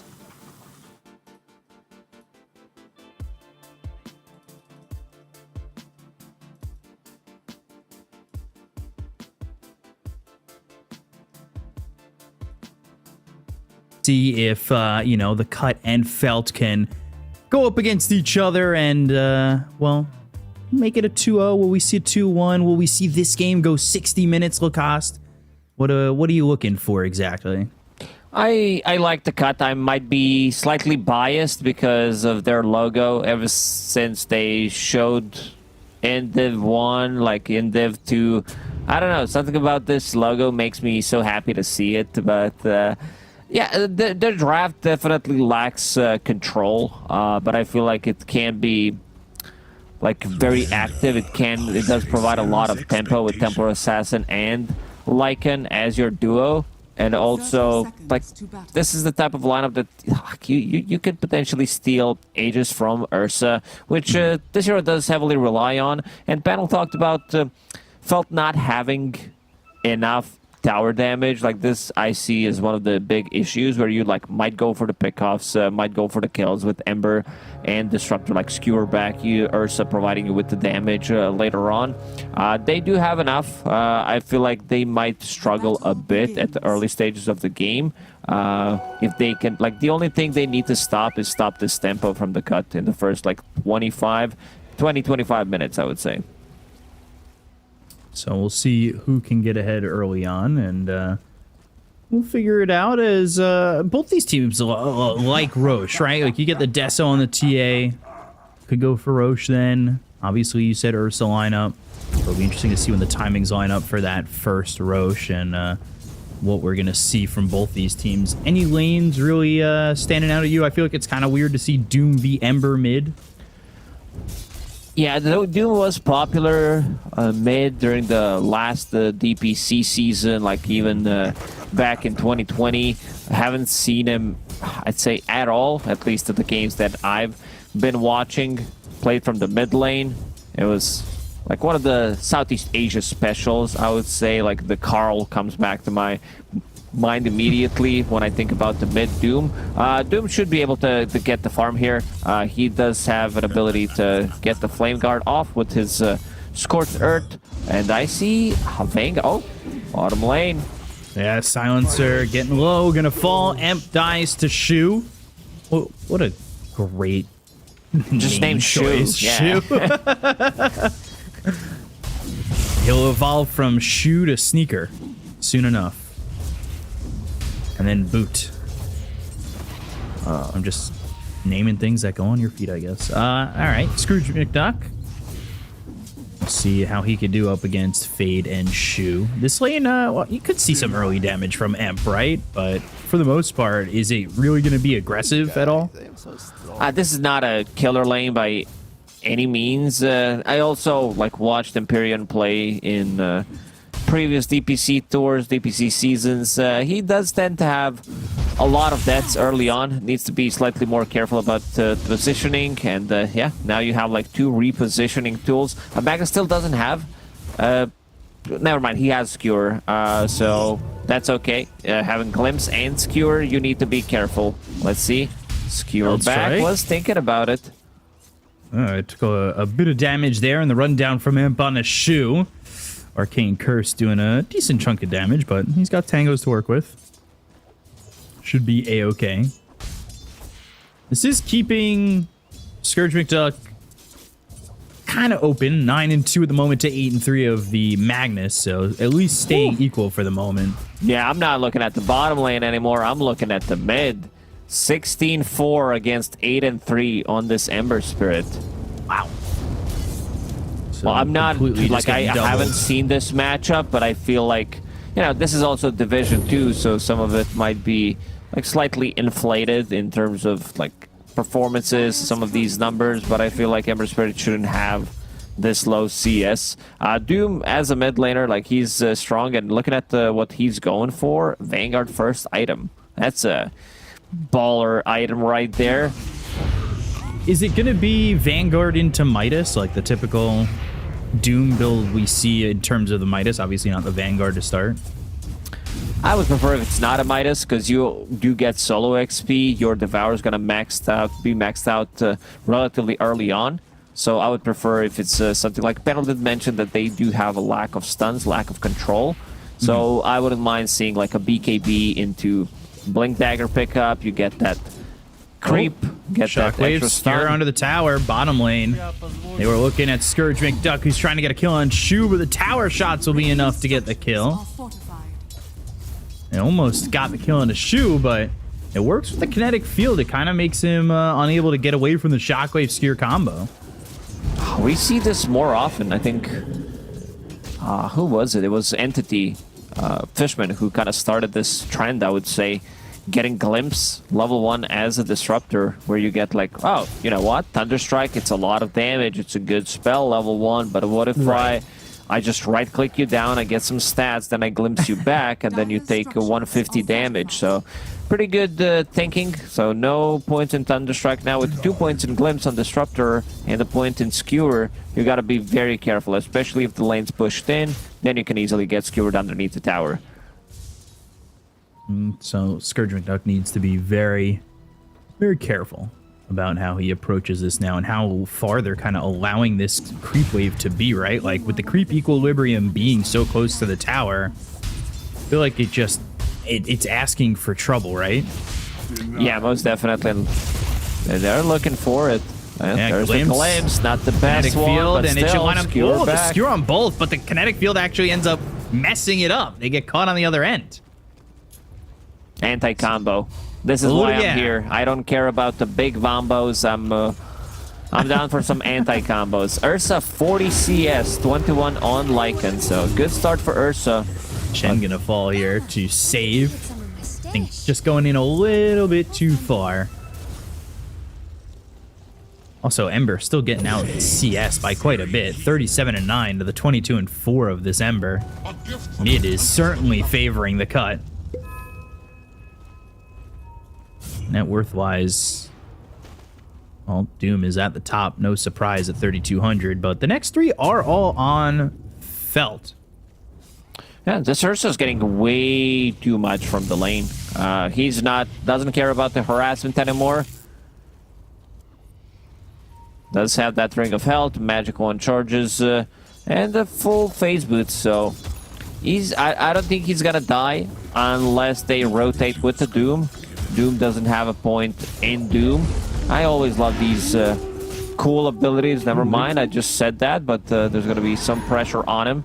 Needs to have Treant Protector with him. 2 points in Leech Seed, has some extra tangos, so gotta take care of the business with that. Trying to help out. Ooh, Lycan now the one getting dove on, and they'll get the kill there on the Chives. They'll cut him down, and well, not what you want from your Lycan. And Ursa, even with Doom having 3 levels in the Devour already, and having that mid lane to himself, well, Ursa is top of the net worth on Felt. This is a game lane going really well. Yeah, this time around, he's gonna go for Battle Fury, most likely on Ursa anyway. Like, you're playing with the mag. We've seen in a series where Fart Studios played, it was PA plus Magnus combo, and it didn't look good, because Magnus kind of killed his game by just following Phantom Assassin and being the Empower bot. I don't think you can allow to do that anymore, especially as like a core mag. Maybe as a 4-5 it is possible, but the hero just doesn't feel great to play as other roles, I would say. Ooh, Imp. Didn't run down. Thunderstrike on him. Skewer actually missing. So he's able to survive. Last word, but the Embers here. Sleight of Fist, Searing Chains. It's onto the Templar Assassin of Scourge McDuck. Save comes over. Maybe could land a Bushwhack, especially with Shu turning around and throw the Thunderstrike on. That means Meld Strike, but Shockwave, Kinetic Field doesn't have the range. Searing Chains, Refraction, keeping Scourge McDuck from taking much damage. Arcane Curse, it's on to 1. And that's pretty much it in this engagement. They did get the rotation. Meanwhile, top the go for the Lycan. Chives shape-shifting and not really able to do much with the shapeshift. Yeah, as soon as he starts getting hit by Ursa, he's gonna run away. And this is not the easiest kill to get. He's still gonna go for it. The shapeshift running out. Ooh, again, the Skewer just there. Trying to skewer back further than I think they know they can, by the way. In tier 1 on the Dire, getting pushed by Save as well as the Doom. He's got the gold for the Midas in just a second, which he has queued up. Bottom lane, though, Templar Assassin got on again. They'll get the kill on a Scourge McDuck. They'll take out Emp. Double kill here for the Ember that struggled mid, but that's going to help him rise to the occasion. And at least bring Felt up 5-1, so recovering his lane a little bit. That's a good way to, you know, get a recovery done. Let's see if they can take down this Treant Protector. 4 points in Scorched Earth. And really something about these Treants, they're so freaking tanky. Slight. Arcane Curse, Searing Chains, Glimpse back, and they're trying to get this Disruptor on the side. They do it the last word. Doom getting run down. 3 heroes here. They've got the Slight, the Remnant forward, and finally the damage killing spree. Now Emp. He's under the tower, but no help for him, and it won't matter. The 3 heroes on the side of Felt will back up. I want to see what Burnout's going to buy on Ember Spirit. He has 2.2k gold saved up. He does have Empower to play with. It's 2 points at Empower. Ursa is going for his Battle Fury. Let's see. Chen deeping top. Does have Leech Seed available. And it's going to be just a casual Maelstrom. I thought that, you know, considering how things are going, he's not buying anything. He might consider getting bots. I've seen it happen so many times where you're like, oh, you know what? I'm having too good of a game. First Doom usage, Bushwhack connects. Yeah, this looks like it's probably going to be a dead Ember, but with the Glimpse, that gives them a chance of survival.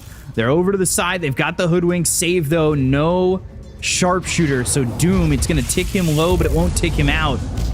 They just can't finish off this Ember Spirit, and it's the Glimpse again that comes in handy from the Disruptor. Unfortunately, support's kind of under-leveled. Empyrean level 5, about to crack level 6. Save did buy the book for himself, still level 5. Would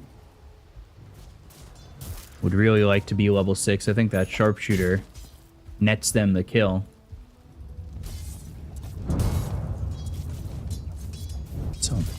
Game kind of slowing down, game sitting about even, which has been the case in a lot of these games, I think. The early parts of the games have stayed close.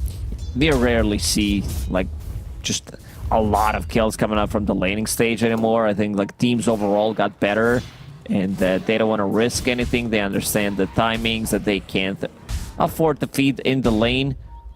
Right. This is going to be some really good timing on the battlefield from Ursa. Level 9. Dire's structures are And that's fortified. compared to only He's the same just level as 8 Doom. for Scourge. Doom is holding on to Perch, so he can Dire's top tower remove Top that lane flame overgrowth. guard. Shen using it and save. Ooh, he's going to try and run back, but the Static Storm now with the glimpse. It's on the Lycan too. So they are going to run Chives down, but he's got the shapeshift and the speed. So he's going the distance and he's going to get away. They use the RP over mid. Global Silence comes in from Emp. But is it going to be too little too late? Because they were able to get on top of him for the moment with the RP. Shockwave pulls back the Doom. Emp is now in the claws of this Ursa. They finally get the glimpse back, and the Doom right there again to fall to the Ursa. Acorn they shot, got the bushwhack trade. on the 2, and now still trying to turn this around. They've got the Shockwave, the Skewer once more onto this Silencer. Arcane Curse, and a right click to get the kill on Emp. Arcane Curse, ticking, ticking, ticking, and getting the kill on the Fade. They tried. He tried to use the Leech Seed to just keep him alive there. Living Armor was on cooldown for a moment. But yeah, Ursa, he just finished off the Battle Fury. And as the name says, he wants to battle. Joins that fight on the mid lane. And now sitting on 1,000 gold. So this Ursa is going to be farming with Empower and also with the Battle Fury. So a lot of cleave. Certainly a lot of cleave here. And a lot of farm going the way of this Ursa. So I think right now with the game sitting even, we've got some odds to look at for esportsbet.io, and it's all felt. I mean, the game is even, but I can certainly see it. They're going to go for Ampere over in the river. They've got the glimpse, but it's just sending back a dead body. Doesn't even matter. Definitely didn't expect the game to go like this way. It's in terms of gold, it's pretty even, but a lot of that gold is coming out from this inflated Doom, who does have Hand of Midas and Devour. So if you take him out of the equation, another Static good Storm Static again. Storm. He looks pretty dead. Ursa's just gonna eat him alive. And that's pre-shapeshift. So that time they were able to control him after the Static Storm. Mid lane Doom used again on the Ember, but the TPs, they're stopping him from committing. So they'll go for the Doom. Shu, oh, he's got the kinetic field up. That'll mean the Ursa gets in here. Shockwave, Sleight of Fist, Searing Chains, and there's the kill. Felt have just been on a rampage overall. They needed to have a good laning stage, but man, Shu. Cool nickname and even cooler gameplay coming out from him. So many good glimpses. It's been maxed out for quite some time now, but even if when it wasn't, he is still getting a lot. Global Silence. That's on Hasted Ember Spirit, so not too much of a value. They've got the root, they've got the overgrowth. Now they'll look for the RP to follow it up. It's on a Scourge McDuck, and they got the Aegis into the hands of the Ursa. Sleight of Fist again, they're just chasing. They want to get this kill, and can they run down the Templar Assassin? They'll get at least M. Stun onto the Ursa, but it's not going to matter. Scourge McDuck ends up falling. Now they'll chase on the save. They've got the glimpse. Ursa just needs to get a couple of right clicks in, and that's exactly what he'll do to get This this kill. game's looking very rough. Like, they use the Global Silence, get nothing out of it, and then, like, you're fighting into this overwhelming team fight from Magnets with the RP. Static Storm wasn't even used. It's going to be available to get another kill. And also, both cores are melee, so they do benefit from Empower. Radiant's middle tower is under attack. Yeah, this is setting up really well, and we talked about it in the beginning of the game where you want that early Aegis and for the Ursa, and that's exactly what he's got so far. Mid lane, Static Storm used onto the Doom. Not going to need the Ursa at the moment if they're able to get the control, but Radiant's top tower is under they don't quite have the damage. But the Glimpse keeping him in place. Oh, here comes Ursa from the side. Emp just dies. They've held this fight long enough to get the kill there, and now look for the Doom again. He stayed too close, and this time they do have the damage because Ursa is here, but you're going to make it more difficult if you're going to scare him away from the bear. Doesn't matter. At the end of the day, he is dead. Yeah, you'll also, like, a big difference is coming up from the offlaners as well, like what they bring to the table. Lycan kind of, plays for himself. He does have this aura, but he's a greedy offlaner, I would say. And then you have Magnus, who's gonna have full Guardian Greaves. He has mech already, and then can dispel the Global Silence, Arcane Curse, keep people alive. Combine the Guardian Greaves with Living Armor. The value from Doom is just gonna keep dropping, and the limited amount of stuns, like they don't have any. Like you need to land the Bushwhack, but considering how good of an Ember game it is, he looks pretty bad. Oh no! He used the shapeshift and he didn't even get to turn into a wolf before he died. Doom onto the Ursa. But he's got an Aegis. Even if he dies here, it's not worth it, but they glimpsed back the Doom. It's the Rage Doom. Shu has been on point. He's all over the place. They snipe him. All right. I was hoping they would deny, even though he's got the Aegis. He uses the voice line. Not sure whose voice that is, but he's like, yeah, wow, this guy's really good after he made his own play. The rest of the team did not want to acknowledge it, so he had to do it himself. Middle tower is under I attack. understand that. That happens in my pubs a lot, where nobody wants to acknowledge a good play, and you just gotta be like, yeah, I did that. Doesn't happen often, doesn't it? No, it's only when I hit like an Ice Blast on like 5 from across the map. Once. Every year, yeah. Radiant structures are fortified. So, bottom tier 2, it is being sieged slowly. You're now needing some creeps to come in. Dire's top tower is under attack. The rune of invisibility.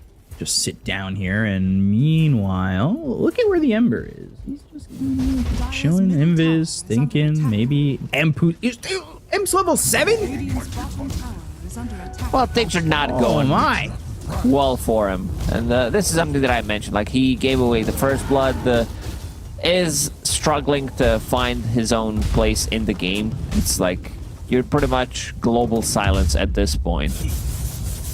Radiant's bottom tower is under attack. Radiant's Bottom tier 2, that goes down, and you know what that means, right?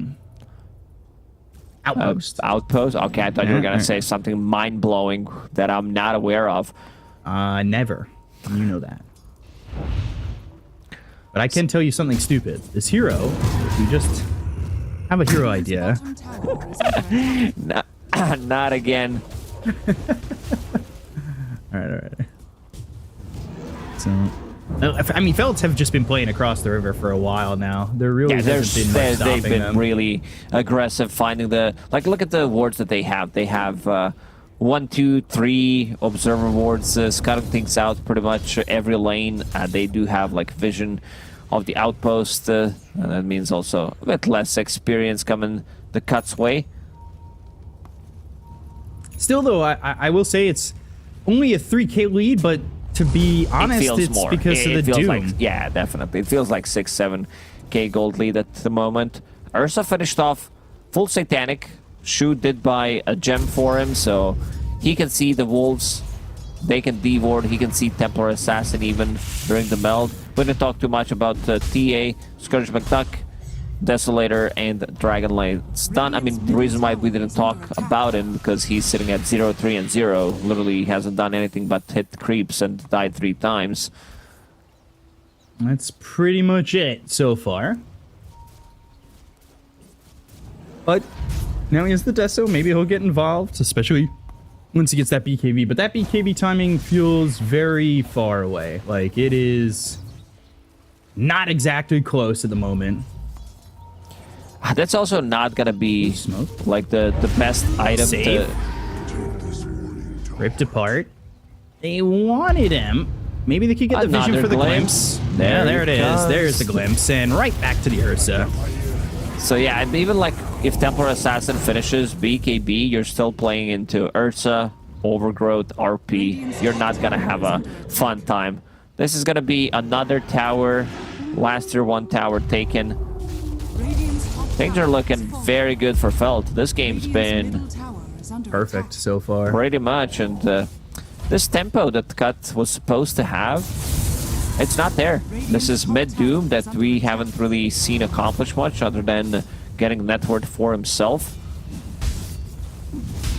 Those Doom usages have not been great. Like, they didn't get the value from it. They did take the Aegis from Ursa. If Felt want to play safe, they can wait for next Roche, which could respawn in a minute, but right now they are controlling the whole map. There is one observer ward from Radiant right now, and it's close to Roshan, close to the enemy jungle, so they're having a really rough time. Felt placing down an extra observer ward. They can't really leave the base, so they have to use the smoke. Let's see. Dire using a scan, they know exactly where they are. This is gonna get rewarded immediately. Shu. Ooh. Blink by the Doom, and the damage coming out with BKB, trying to get the Doom, but there's the overgrowth. Global Silence comes in. Sharpshooter not gonna matter. Doom onto the Ursa. They need to help Ursa now. He's very the damage. Oh boy, he's gonna die. Dropping the gem, dropping a spree, and all of a sudden Shu's gonna fall to Scourge. They'll try to skewer away. They're trying to get some distance, but the fight is on to this Ember. They'll buy back on the Disruptor, and that's to try and keep the rest of this team safe. He needs vision. Glimpse back. Whew. Yeah, Ursa can't die. A bit overextending there. They're gonna pick up the gem right now. Empyrean will pick it up. They even got the buyback from Shu, so that's pretty huge. You can see the Hunter's Boomerang, Arcane Curse, Trap Slow. They did manage to bring him down. This is the first death of Ursa. A bit too deep. Yeah. Roshan's gonna respawn. Doom being down. Felt should be able to take care of Roshan. Also, there was no Magnus around. If he popped the Guardian Greaves there, Aura would kick in, get that extra HP region. Could have potentially saved him, but he was not close enough. So that fight, I mean, it shows that Ursa's killable, right? Like,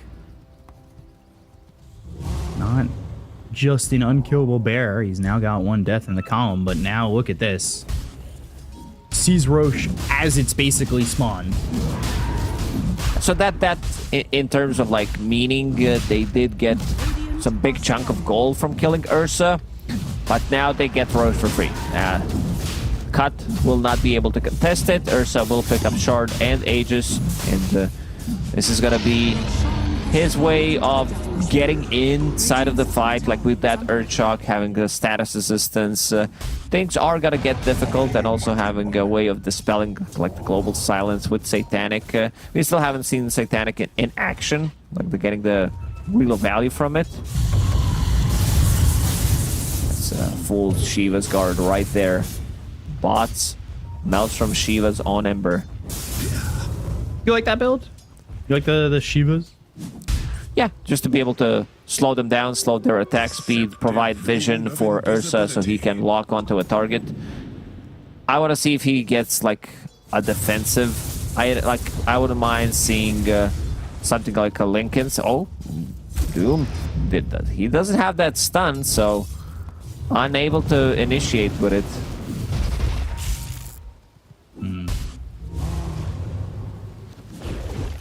On top. Oh. Bushwhack, fade. They've got that glimpse. I feel like we've said that 1,000 times. He's just always there. He's in a right spot. Like, the rest of the team is also providing him with vision, showing him where they are, and now they're gonna TP to Outpost. Let's see if that's gonna be another one. That's gonna be an easy pickup. They saw him dewarding immediately. They TP and run over. They'll get the kill, and it's as easy as tying your shoes. Doom's still holding on to that purge creep. I guess he's thinking, if I can purge off Empower from one of these cores, he can also Empower, remove Flame Guard, Overpower. Good value, but considering that they have limited amount of stuns, I would prefer if that's Centaur stun. Right. Radiant's top tower. So they'll lose the top tier 2. That's the last outer tower that remained here for the cut. And can they go to the high ground? Can they potentially even finish this game on Felt? Radiant's top tower is under attack. Not the best sieging lineup, but they're skewer very back, good at easy killing kill. people. Yeah, they've really done a good job of just getting in there and blowing up these heroes. They have the damage pretty quickly, and I think at times, like you said, the lack of control and at points, the lack of damage for the cut has really made them struggle to sustain in this game. And they are now down 8,000 and they're losing their high ground. Radiant's top tower is falling. At one point, you're gonna need to go. It feels like what we saw in the last game, right? Eternity were watching as they would lose their base. And I understand it feels like maybe you don't have the options. You're kind of waiting for an item or pushing another tower to try and get something in return. But it's not the best feeling overall to just see your racks fall like this. Yeah, definitely. I was just thinking Fury Swipes should work on buildings, but like 20% of the damage could make Ursa even more powerful. Ooh, he's gonna find a good one, Mindbreaker. So if he locks, like these two supports on cut, they can't really defend themselves. Ward? Yeah. Yeah, in the base, it's not in your typical spot. It's actually a little bit more to the left on the left side of the steps, and you saw them coming over. Now they're going to look for the Doom. He will BKB, but he needs to blink and immediately TP. BKB lasts long enough. Just long enough. So you can see immediately the rotation from the Felt, or from Felt, not the Felt. And their tier 2 doesn't really sustain that much damage. They rotate over and they make sure that they're going to keep their buildings. They're going to figure everything out.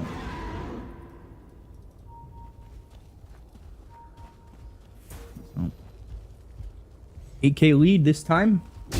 Target in their eyes. It's bottom. It's the bottom tier 3 of the cost. Well, what can they do? Whew, still holding the Aegis for another 40 seconds. Like, they could try to time it to get in with the Doom. Backstab maybe with the Lycan. Find this Disruptor, kill him. And, yeah, try to kill Ursa. They've shown that Ursa is killable.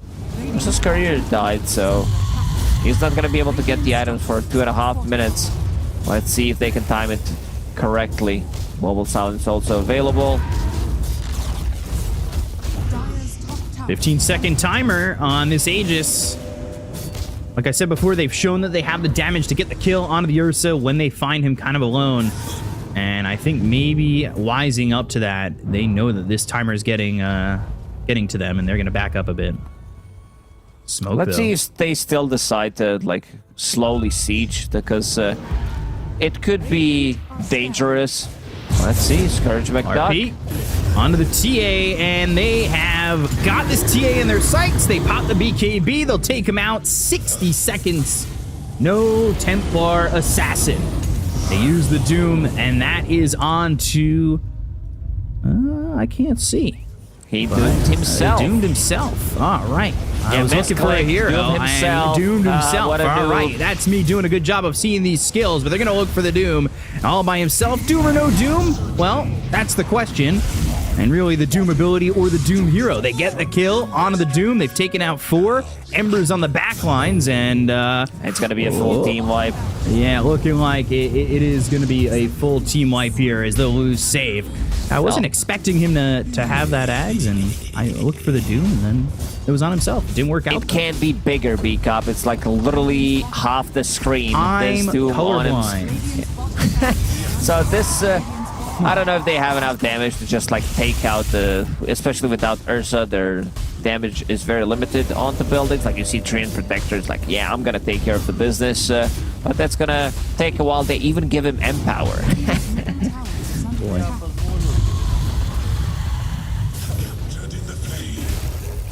But yeah, this game's looking really rough. Ursa's going to respawn. Does have that Basher this time. No Doom for... another 50 seconds, so he will be able to join a fight. Another skewer back of Skewer back, Scourge McDuck. Pops the BKB, Sleight of Fist, Remnant all the way towards Emp, but they'll get the kill and he'll go all the way back. BKB now running forward. They're going to buy back here on the Silencer. They'll look for the Magnus. They've got Dust in the air. Static Storm on a 3. Oh boy, no BKBs this time. save. Scourge and Chives all chopped up and killed off. They look over at the Doom. Emp, who just fought back. I don't know if it's going to matter. They'll go to the Overgrowth. They've got the Lotus Orb on to this tree to protect him. Make sure that he's safe. RP used as well. Save goes down, glimpsing a dead body once again. GG is called, and Felt will win the game. Ooh, very impressed the way Felt played this game. Like, they lost the mid lane, but Berna, he did manage to recover by rotating to the bottom lane, then rotating to the top lane. Very nicely done. Like, Ursa staying on top of the network throughout the whole game, then getting empowered, farming with the Battle Fury. And I think for me, like, MVP, I should go to Shu, because he's been all over the place. He's been like the one setting things up for the team. He needed, Right. like, he was exactly where he needed to be to set things up, pretty much. Yeah, I agree. I think he had both shoes on to make sure that they were able to get this game, and it worked out really well. So we're going to throw it back over to the panel and see what they have to say.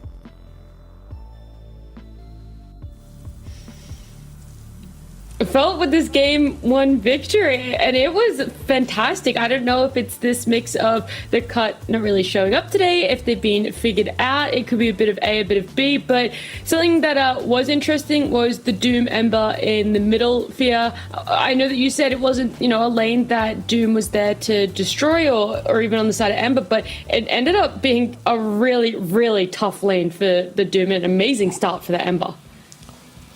Yeah, I mean, the Doom, he did a lot better in lane than I thought, but at the end of the day, you're not really, like, stopping Ember too much from getting net worth, so he's still getting his levels and still able to make rotations, which I think was key in this game, because the Ember was able to make rotation bottom lane right when he needed to, right when lane was getting hard, when Doom was skilled, and he got a double kill. He ended up killing the TA, he ended up killing the Silencer, and then they stayed a little bit too long with Shaggy on his Doom here, and then you just rotate back mid on this Ember, then he gets a kill on the Doom, completely salvaging his game. And I think that early game sequence of events was huge, absolutely massive for the side of Felt. Yeah, it was one of those things that maybe Felt really just showed up today. Goes, I don't know, in your eyes, like, what did Felt do so well, or who was that standout for you that you're like, wow, Felt deserved to be, potentially second place after this? I think it came from a couple of different areas, but I think the two cores, the Ember and the Ursa, I would say particularly Burn on this Ursa. He was just amazing.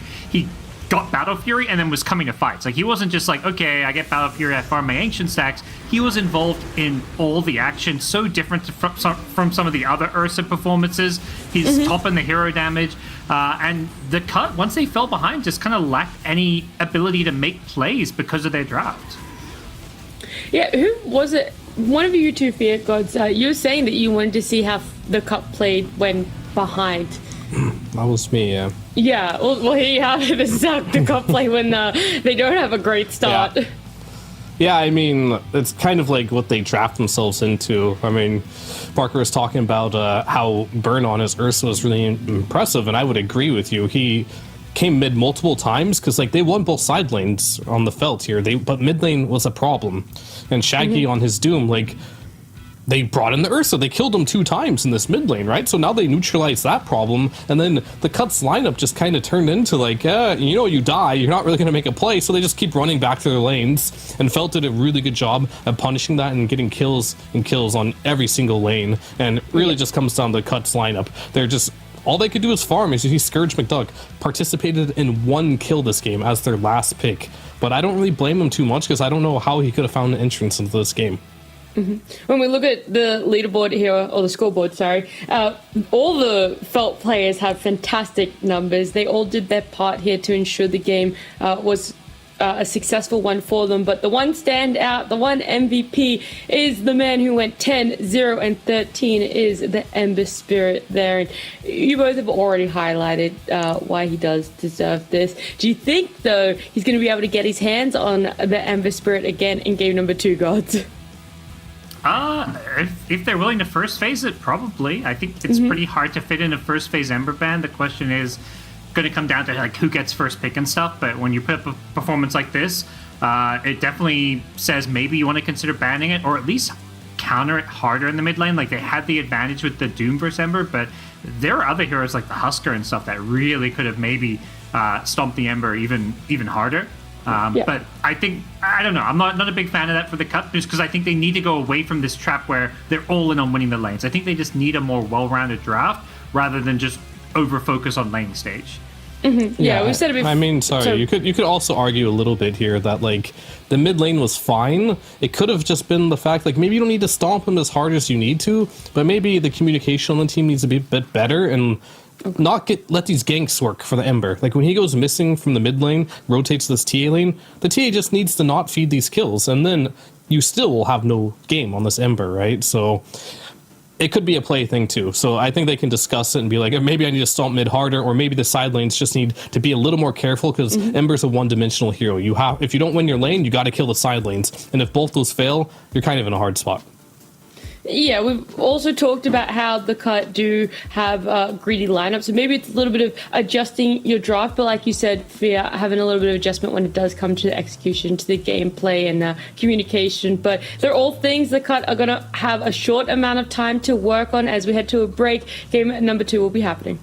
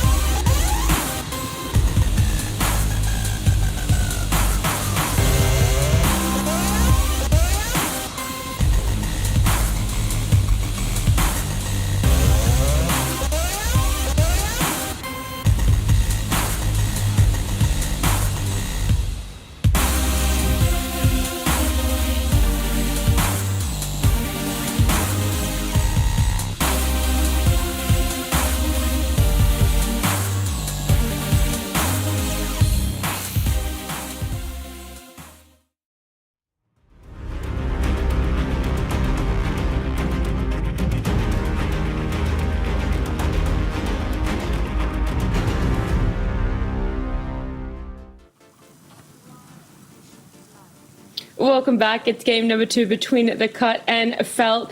In game number 1, we talked about the impact of the Ursa, the impact of the Amber, and, you know, the odds of Felt getting their hands back on these heroes. But one that we didn't really talk about, Fear, was the Disruptor, and a crazy stat, 100% win rate. 6 games here in NA Div 2. Yeah, it's won every single game, and it's looked really good. And I'm starting to think that this hero, in this region specifically, like, why is it so good? And it's like, there's a lot of, like, scrappy fights. Teams don't particularly want to just group up in 5-man a whole lot, as we see, especially at the Cut, right? They like to play solo in the side lanes, get a farm advantage. And this hero, you just walk to any side lane, the auto response is like, hey, walk away, I'm being ganked. But against Disruptor, that's not going to happen, right? The Disruptor is generally the weakest when you're playing against a lot of auras, going as 5. Yeah, Static Storm's a cool tool and all, but he really wants to play around the glimpse and playing around these ganks, and it's looked super good on all the teams, and especially Felt, who's been playing it a lot. Well, a change up, a bit of a shock here. Oh no. We can hype up the Disruptor as much as possible, but Lena getting through. What the heck, boys? Woo! Felt's like, let's roll the dice. We're up a game. Let's give away Lena. I guess there's something they saw about the Cup where they just don't think maybe Scourge McDuck can play a good Lena or something. Maybe they looked at his Dota buff and they're like, nah, this guy's not a Lena player. Or they just think they have an answer. They instantly picked the Enigma in response, so they're just looking to kind of deny as much of Lena's farm as possible. And, you know, I don't think you're going to be able to rely on Black Hole, because, yeah, I was about to say, Silencer's the obvious pick here. Definitely you're not picking Enigma for Black Hole in this game. It's just, like, your Aura buyer who's going to try and deny Lena some farm in the laning stage. Yeah, I mean, I was sitting there hyping up the Disruptor, thinking, no, Tree Disruptor, you know, these two heroes have, like, the highest win rate in NA Div 2. For like frequently picked heroes, and then they just pick an Enigma on me when Silencer's in the pool. I don't even think this hero's particularly good versus Lena in the lane either. You do have like AoE nuke damage. If Lena wants to, you can put a couple more points into your Q, which you normally would not do, but you know, you're laning versus Enigma, you need to kill these Eidolons as soon as possible. So I think that might be more value than getting a point in the stun, which would make Enigma's life pretty difficult. And I think the last time I saw Felt lose a game and they didn't look good, they put Fade on this really early Enigma pick, playing against multiple counters, including the Silencer, and it also did not work out. I think this might be a matchup where Fade has a lot of confidence in. I'm just hoping it's not like false confidence where it won't work out like it did last time. Yeah, a little bit of worry there, early Enigma, but also, you know, pointing out that Fade has struggled on it when it's been an early pick, that there's a lot of room for counters, but bans are normally there to protect yourself from that, Gods. Any insane bans coming out? Not really. It feels pretty stock standard. CK, Ursa, Bristle, Lycan. Yeah, when you look at the Cuts bans, they're just looking at what Burner's played. Like, his most played carries before this series was CK and Nature's Prophet. He plays these kind of early fighting carries, and then he played Ursa last game and owned on it, so they're like, okay, now let's just ban Ursa, because Ursa's good against the offlaners that Cut likes to play. It's great against Lycan. It can do well against Beastmaster if they want to stick with Zoo, so... I think, like you say, pretty stock standard bans. Felt similarly doing their homework. They banned that Lycan. They banned the Bristle that Scourge McDuck is a bit of a specialist on. Because of that flexibility with the Lena, they're like, okay, maybe he's not a Lena player. Maybe they send the Lena mid and pick up Bristle against Enigma, for example. Oh, I do keep forgetting. Like, obviously Lena can go mid, but just how often we see her and carry, your mind just like defaults that it's going to be going there. Yeah, I mean, I think for you to pick anything else for the carry position, you have to see a lot, and it has to make sense, because you normally don't want your mid, as we saw in the last game, to be this really farm-heavy type of hero, unless you dominate your lane hard, which Lena can do, just haven't seen it a ton, right? Like, we've seen, like, the Necrophoses go mid, or maybe the OD in certain matchups, but very rarely do you get, like, a free win in your safe lane, but can also carry the game. So there's a lot of options for the mid lane, I think, if you really want to win your lane hard, where there's very few heroes like Lena that can just go into the safe lane and just by default kind of win that lane and also scale into the late game. Yeah. Very true. The Tani for Felt. is that going to be the laner with Enigma, or would you like to see it going mid, Fia? I'm fine with both. Honestly, I think they needed a hero like that. I think I prefer it to be the mid laner, because if they do have this tree tiny type of thing, I don't know where their damage is coming from right now. They don't have a lot of it. Or having a hero like a Snapfire, maybe a Rubik. I mean, Snap was taken away from them, so that's not going to happen. Or a Rubik. Hoodwink could be good for them to bring in some extra damage. Yeah, you talked about Snap for extra damage. It is picked up by the cut, along with the Spirit Breaker God. Yeah, very the cut like draft. They're picking disables. They're picking. I mean, they've been doing a lot of these range supports, but they're getting a Spirit Breaker in there. I'm curious. Tribes has played it one time. Okay.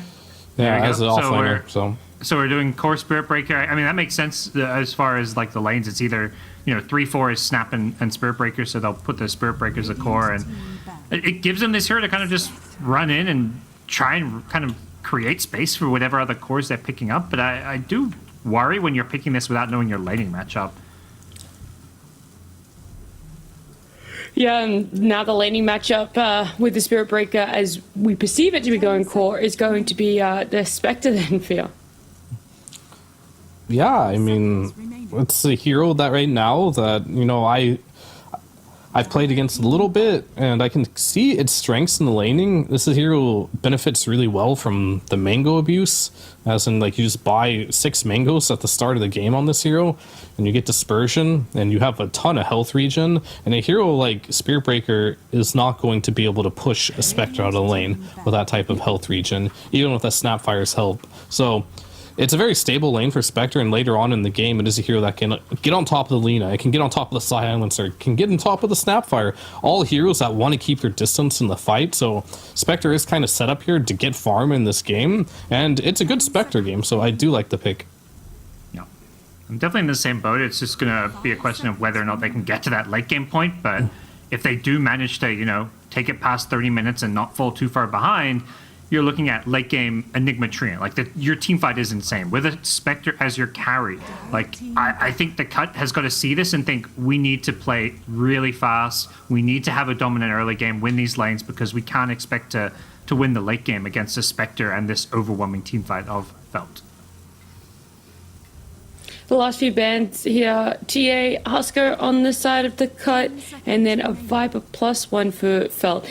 They're kind of going to be picking here, so Felt getting overall last pick, but they're kind of going to have to complete their lineup first. Feel what stands out, Ember Spirit now gone as well, stands out as a mid laner that ties this all together and fills in any holes that you might have for the Cuts draft. Oh, too late. By the time you finish your sentence, they already picked, but this is not what I was looking for, to be honest with you. I think I wanted... I mean, it is a hero, Viper's banned. Alright, there's some decent bans here. It's a hero that you can pick blind, right? And it limits what Felt can pick for their mid laner. And if it is tiny mid, it'll get punished a little bit. So it is a Shaggy special, so... I personally just don't think Quap is super strong this patch. Just because it feels like really squishy at almost all stages of the game, unless you're like really ahead of net worth. So... I can see it working, but I have my doubts, just because of Queen of Pain is Queen of Pain, no other real reason. Yeah, across all regions, both divisions, picked 24 times, only a 33% win rate. So it's definitely not great when she even has been picked everywhere for this patch and this DPC. Bit of a question mark about picking it for their last pick there on the side of cut. I'm curious how Felt look to respond. I mean, I don't think you have to like overly respond versus Quap. You definitely want to have a reasonable mid matchup. I think one of the things they're maybe lacking, not necessarily versus the Quap, but versus the game in general, is just some way to kind of push out waves reliably. Like you want to stall this game and take it late game. How do you kind of deep push? How do you keep lanes shoved out? They don't have the ideal here for that, and they get an Invoker. So yeah, I was thinking Kunkka or Invoker were the two picks they could have done versus the Quap mid. Quap is not a hero that just like doesn't have counter matchups, and you really want to win your lane as a Quap and snowball the game. So can he do that versus Invoker with the high like region and the Quas? The dagger spam's not as effective, so already a tough matchup, one of the harder matchups for Quap mid. Yeah. And we saw Felt have such a good game off the back of them picking up Ember having a good mid in game number 1. So Invoker, as he set up here, Gods to have a fantastic game and Felt maybe take it out despite the fact that the Cut have, the Lina and the Silencer. Yeah, I'm not sold that this quad pick is going to be amazing, but I think it's good enough because I look at the other lanes and I see, this Lina, who I think just does fine against Enigma. I'm not a big fan of this Enigma pick. I think it's going to take way too long to come online, so I think there's a good chance we go to a game 3 here. Okay. And Fira, I don't think we got your overall thoughts. I know that you talked about the Queen at Pin and the Invoker, but overall with these two lineups, is it a game 3 or a Felt closing it out in game 2? I mean, it's going to be hard to say. It's going to be down to execution. The Enigma, big question marks, even bigger question marks than the Queen of Pain this game. So if Enigma doesn't have a good game, then this could be a really tough one. Okay, each team having something volatile, one in the mid lane, one in the off lane, but we'll see which one prevails for game number 2 between Felt and the Cut in Speak Up and Lacoste. Volatility in NA Div 2, I would never believe you. I think, we've got volatile lanes, volatile heroes, and a volatile division, and it really feels as though you can never really find a clear winner in these games. But, Lacoste, I need you to pick right now. Clear winner, go. I'm going to go with Felt. I feel like, it's a bit of a slow draft, I would say. Spectre, Enigma, Invoker, it does take time to get online these heroes, but when it comes down to like itemization, the Spectre, she's a natural blade mail buyer, so you get blade mail against Lina, against Quap, like even Snapfire, the item's gonna feel really good. So it doesn't look like they're gonna fight, which gives us time to listen to a quick video, a listening of Empyrean. He's talking about the ideal start to a game and his favorite stage of the game. So let's take a listen. Since I play 5, I think the ideal start to the game is when we can kill or damage their offlaners, because that I feel like is the best way to win my lane, is if you have a fight at the bounty ruins and both of their offlaners go really low and they have to go back to base or start the lane really low. I think that's the best start to the game that I could have personally. My favorite stage of the game is early game, because I think that determines most of how the rest of the game goes. So I think it's the most important, especially laning.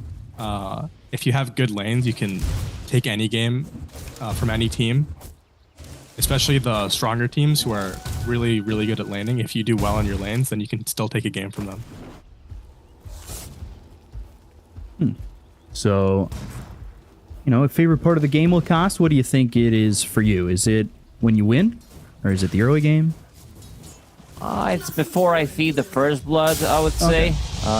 This is my favorite part, and then everything goes downhill. Empyrean, he did feed the first blood in the first game. He talked about the importance of early laning stage. This is a killer lane. Like, they hit level 2, they hit level 3. These heroes, they die. Like, you get one toss back onto Enigma with Eidolons, they split, Malefice, you're straight up dead. These two heroes, they don't have ways of protecting themselves. So, looking at Scourge McDuck, it's the Lina, right? Like, typical Falcon Blade Maelstrom build. Is the lineup here for Felt good enough to stop the Lina from having a good game, or is that just like one of those things that feels impossible? I think they do have good heroes to get on top of Lina. Also, like Invoker. This is gonna be Quasvex Invoker this time around because of the Quap matchup. So you want to have a bit of an extra sustain. I want to see the build, whether he wants to fully commit, just get an urn. Maybe he wants to get a full Spirit Vessel, which is great against Lina. Like the first rotations from Invoker, they need to be on point because you're playing Quasvex. Also, I'm not too worried looking at the top lane how Spectre's gonna get the farm. Now sitting at 9 and 4, you have 3 in Protector. Spirit Breaker doesn't really put much pressure on you anyway. And I think eyes on bottom lane. As soon as you push the lane in, as soon as the lane is closer to the tower, you know that there's gonna be a toss back. Tiny is level 2, so... So we'll see if they can do that. I mean, they were really trying to do a lot with Disruptor and Skewering, and now this time around it's tossing and snapping and maleficing and trying to get these kills. Bottom lane, you can see that the Enigma's taking a lot of damage early on, whereas it's looking at CS-wise, this Invoker kind of falling behind the Queen of Pain. Yeah, I mean, Queen of Pain is a hero that does put the ton of pressure. He used a lot of mana, Shaggy. Does have 2 bottle charges. Next run spawning in a minute or so.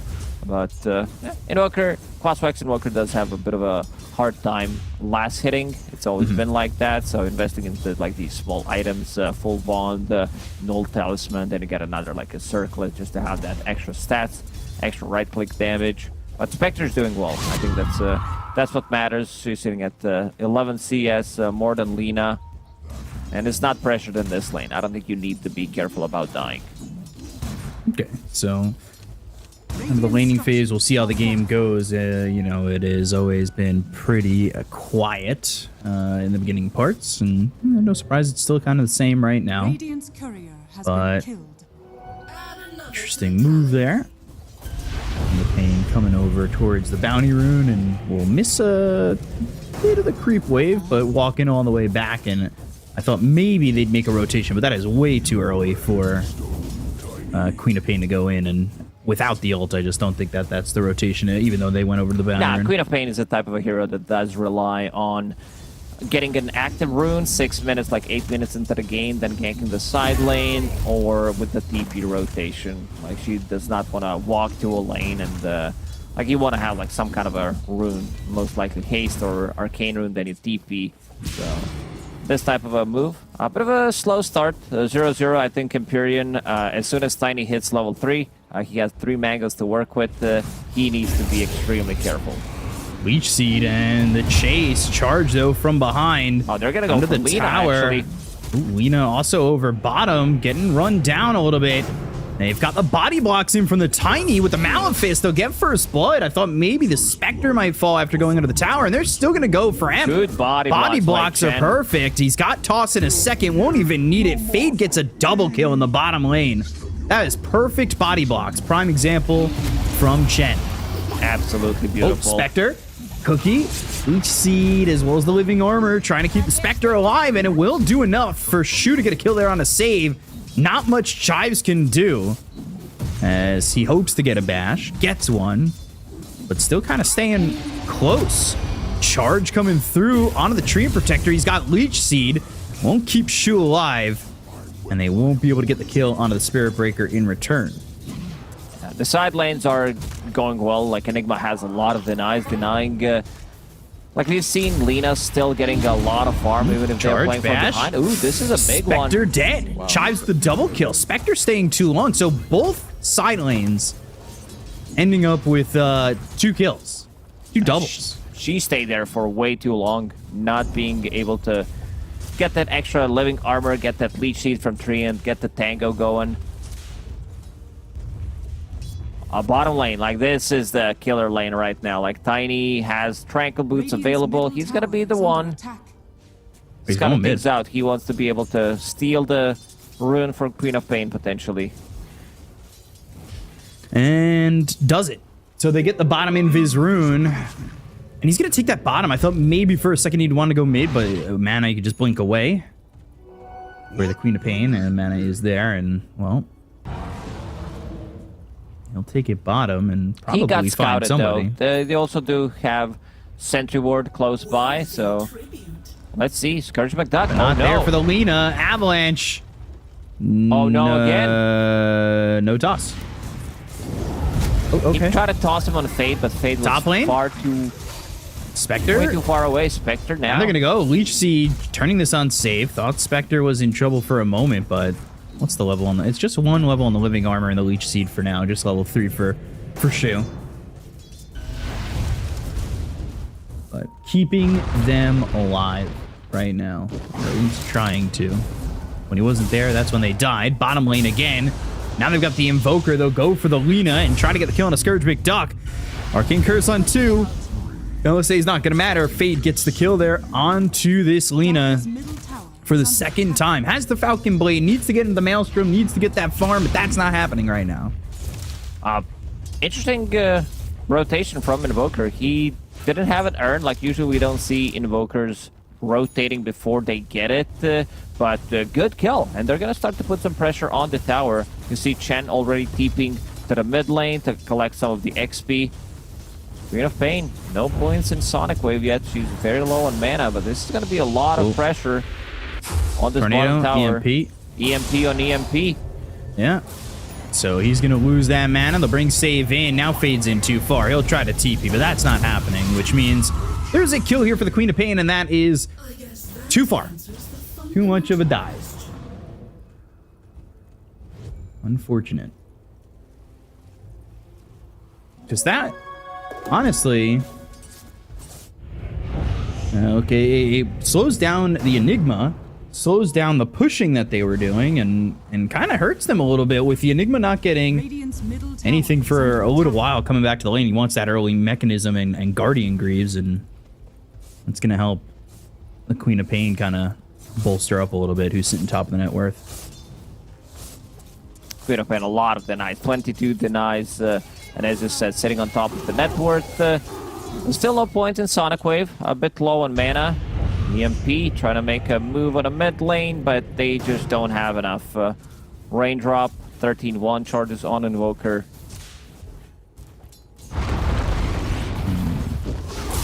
Around Avalanche, toss, bottom lane, save. No one here to save him, and Fade will get the kill. So now, level 6, so you can push the lane, right? Yeah, this has to be one of my favorite lanes that I've seen in a while. Like this Tiny plus Enigma, where it's just like so much damage, so much control, and you can see Scourge McDuck already trying to recover. Level 5 for now does have Falcon Blade going into Maelstrom. Still gonna be an okay. Like, Lina does tend to do well even if she's pushed out of the lane. Radiant's bottom tower. So bottom tier 1 goes down. That means Lina, like you said, without a lane, but can still get to that Maelstrom quick enough. Top lane, they'll go for the Spectre. They've got 4. They'll have the kill onto the Spectre. And, well, if Lina's going to be out of lane, they're going to make sure the Spectre can't do anything in lane. And that's what's going to happen when you find another kill. And that's the second time the Spectre's died. Oh, no. Lina again. Scourge. Ooh, they found Lina. Not in the jungle right now. Tornado missing. They'll go for the EMP. But this is a little bit of a botch where Emp can come over with save, and they're going to try and kill the Invoker, but he goes into the Ghost Walk. Charge! He was on the creep right next to him. Stops the TP out. Now they're going to go the other way, but they've got Spectre coming through with the Haunt. They don't have the ult from Queen of Pain, not even skilled up just yet. Avalanche comes in onto 2 of these heroes. Fade standing by with a Black Hole if needed. TP out from the Spectre, so getting out of this one. Again, Chives with the charge. He escapes. I thought this was going to be a disaster for a second, stopping Invoker from TPing and then getting an earn charge on him. But like the spell casting there was not really great. Chen trying to get the toss back, but not in range. Invoker stops at one point, does not want to get too close to it, does not want to get underneath the tower. A lot of spells being used, but no one died. Yeah, nobody dying on either side. This is... I mean, they had a chance to kill Chives like 8 times. Good damage onto the Invoker. Kisses. He might just die. They'll have the Scream. They'll get the kill. That's the blink in. Now level 9 finally takes the point into the Sonic Wave, but doesn't have the mana quite yet. Will sip that bottle and just be a little bit short. No point to get a point in it if you never have mana to use it. That's pretty smart thinking from High Shaggy. And now he finally has the point in it, but again, still kind of lacking that mana. Always sitting a little bit low. So, charge, Fade. Bashed, uh-oh. And the Nether Strike. Avalanche comes in, Global Silence gets the mechanism off, so just surviving. They're gonna bring over Shaggy, though, looking for Chen, blinking. They've got the dagger, they'll have the Scream, and they should have the kill with the last word, but it will be Chives before the last word pops.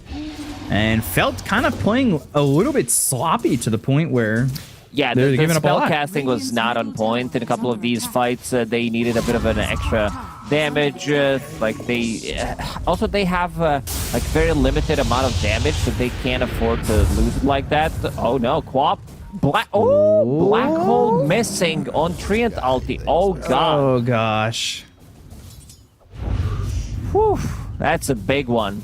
Like this is I'm not sure why he's been holding it for so long. He still had Eidolons there and allowing Queen of Pain to survive. Queen of Pain who's off to such a great start. This type Queen of of Pain's lineup, having a fun time. they can't make mistakes like this. Yeah, it's hurting them a lot.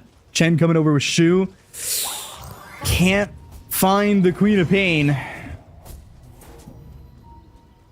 That's not good enough. And now, all of a sudden, Avalanche toss up into the air. It's onto the snap. They've got the EMP down, and Save will die to it. But this is giving enough time for Lina to now get this Maelstrom, and what was a shutdown Lina, it felt like in Scourge McDuck, is now going to have that farming tool. They have Sonic Wave available from behind. It's going to be thrown, hits on 3. Fade gets the mech off, just barely. TP, no chance. The bash is in, the Scatterblast comes through. Chen trying to run. Fade's dead, the cookie lands, and the cookie will crumble just like the rocks of this tiny. Oh, these are some good ultis from Queen of Pain. The first one, you know, but expecting to see more of it. Going into Kaya Sanj as his first item. I like that. I feel like we haven't seen too much of Queen of Pain. Queen of Pain has been a bit of a question mark, I would say, where the hero felt good in like certain maps. We've seen her being banned in a lot of situations where Batriders picked on the mid lanes. Oh, Scourge McDuck. Where's the follow-up?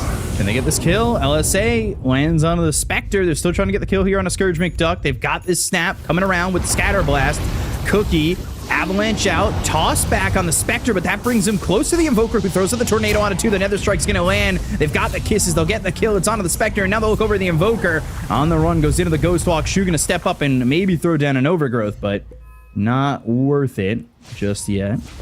Those couple of mistakes that felt made early on, not having enough damage, not the ideal spell casting, is kind of costing them right now. Like they do need to be a bit more careful. Like this slow, you have Empyrean, 4 points, and Arcane Curse, and then Mortimer's Kisses landing on top of you.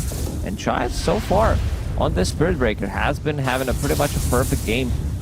Yeah, so the game's sitting close. The game is perfect, but, you know, what do the odds tell us from esportsbet.io? Let's take a quick look, because it was about even, but a no Spectre bias coming in from the esportsbet.io odds.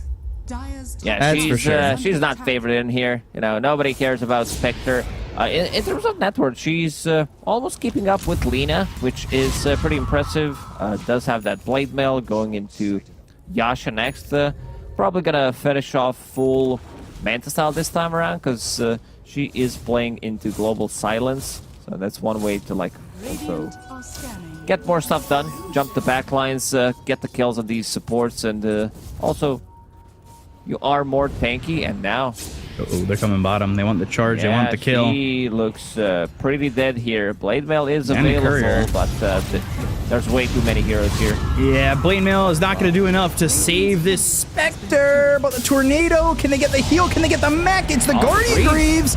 And now they've got the Cold Snap on a Chives. That saves the Spectre. They go the other way. They get the kill on a save. They'll look for the Sunstrike. It lands on the Queen of Pain and throws out a Sonic Wave on a 3. Spectral Dagger, blink back, but Chen waiting. Gets the toss. With the toss. No way. And looking for the Overgrowth, but not even needed. They'll get the kill onto the Quap. It looked like Spectre was dead to rights, but they return the favor and even the game up at 9 kills apiece. That was crucial. I spoke too soon. Enigma shows, first Invoker shows up with the Tornado, EMP, and then Enigma with the Guardian Greaves. A lot of sustain. They also are keeping this tier 1 tower alive on the top lane. In terms of tower damage, like, if Lina's not the one hitting it, they are very limited. Chen getting very close to his Blink Dagger, then things are gonna get much easier for him to get that toss back. This is big. This is huge for Felt. This is a moment to come back. I mean, after you looked at those odds that were 1.17, you'd think a game was completely over, but the game now sitting even, and Spectre catching up to the Lina in terms of farm. Take a look at this again. He just gets back because of the tornado. Look at his life. Yeah, I mean, they could have blow him off. Queen of Pain did have ulti, but I guess she did not want to, quote, waste it. I don't think it's ever a waste on a hero like Spectre. Scourge, Cookie back. They find the Quap. They've got the Avalanche. Global Silence is going to allow them to turn around. They've got themselves the Mortarburst Kisses through with the Laguna Blade on a Chen. Getting a kill there onto the Tiny, and that's with... now he's got that Blink Dagger. He already bought it, so he's going to be fine. Nothing of value was lost there pretty much. And now they know that there's no global, so potentially Black Hole will be available for this fight. Yeah. Variant. Cookie back. Dire's middle tower is under attack. So far, so good for both these teams in a 1K lead. Scourge McDuck, though, now he's going to come over. Spectre's in pretty far. You got to be careful. I know they don't have Global Silence and the Black Hole's available, but if you go too far forward, you can just find yourself dying very quickly, especially with the Sonic Wave available from the Queen of Pain. I definitely need to be more careful. Spectre, no Haunt available. We'll TP back to bottom, start to farm up a little bit more, get that Manta style going. Chives does have Shadow Blade available, so that means that these ganks on the side lanes are gonna be much more effective. With Queen of Pain, I think they can, like, not gonna fail.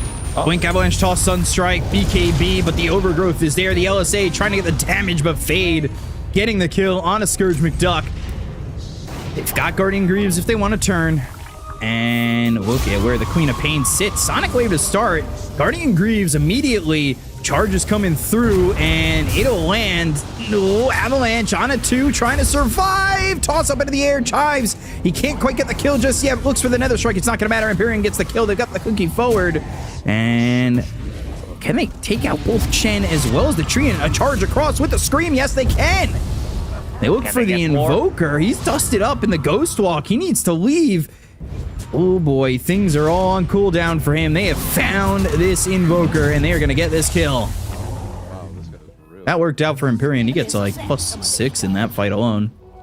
Yeah, he just started to level it up. At this point, it doesn't really matter. But yeah, Queen of Pain, High Shaggy, had that Arcane Rune available with Kaya Sanj, and now finds Nether Shawl, so that's going to amplify even more of his damage. Going into Witchblade next, they didn't allow Enigma to cast the Black Hole. First, they like layered a couple of spells on him. He's very low, pops the magic one, thinking about getting it, then gets the last word, so does not want to use it. Manta style done on Spectre. Let's see what the next item's gonna be. Like we usually see this Aghanim Scepter, even before Manta, to have a bit more of a global presence, to be involved in every single fight, because still, the Haunt cooldown level 2, 160 seconds. It's a pretty long time. Yeah. Really, when you get that Ags and have that Shadow Step at 40 seconds, it kind of feels broken at that point. I can understand why Haunt's on a long cooldown. That's for sure. Especially because Shadow Step also gives you that Spectral Dagger, which is so deadly, especially when you could get on the back lines. Find yourself, say, the Silencer with Shadow Step when you do have that Axe. Radiant's middle tower is under attack.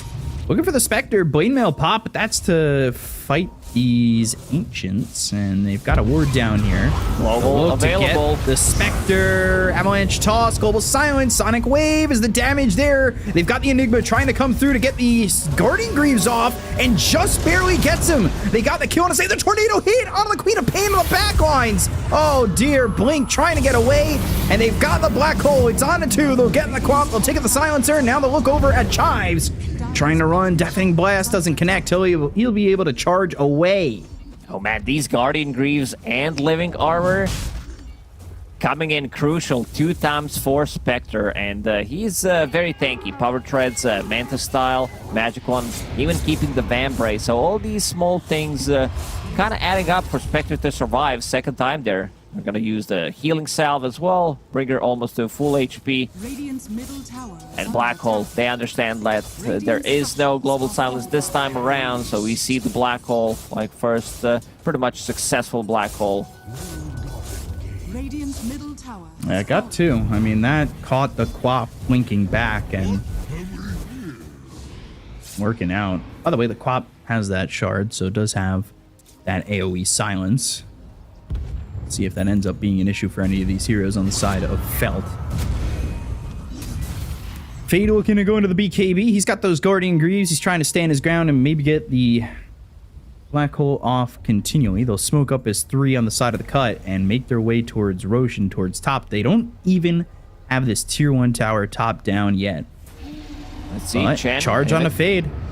in a good spot to break these smokes, but gets silenced. Yeah, silence, avalanche. Now they'll get the Nether Strike. They take out Fade. They look at Chen. It's a second. That's how quickly it can happen. Finally, they're gonna take a tier 1 tower, or will they? I mean, they should have enough damage, but right now they're splitting up the map. Invoker's item build, Hand of Midas, bots, earn. Like, sitting on 3,000 gold. I want to see what the next item for him is going to be, whether he wants to get a BKB for himself. They do have, like, multiple abilities that go through magic immunity, or if he wants to get something more... Like, he's still going to put more points in Exert now. Like, the Quaswa X was just for the start, so if he feels like they need a bit more maneuverability, Blink Dagger, I don't think they get the full value out of it, because you're playing against the Spirit Breaker, so you can't split push as much as you would want. Charge. And, speaking of Spirit Breaker, Spectre's here, though, and now the Quap goes in with the Blink. That's going to be a silence for a moment. Tornado lands onto the Spirit Breaker. Spectre's in very far. 4 heroes here. Pops the Blade Mail, kisses Avalanche, and they got him. They got the Spectre. They get Chen, too. Oh, dear. Scourge McDuck. Well, that's the power of Lena. As the Crystal is starting to output that damage. Spectre way too deep in.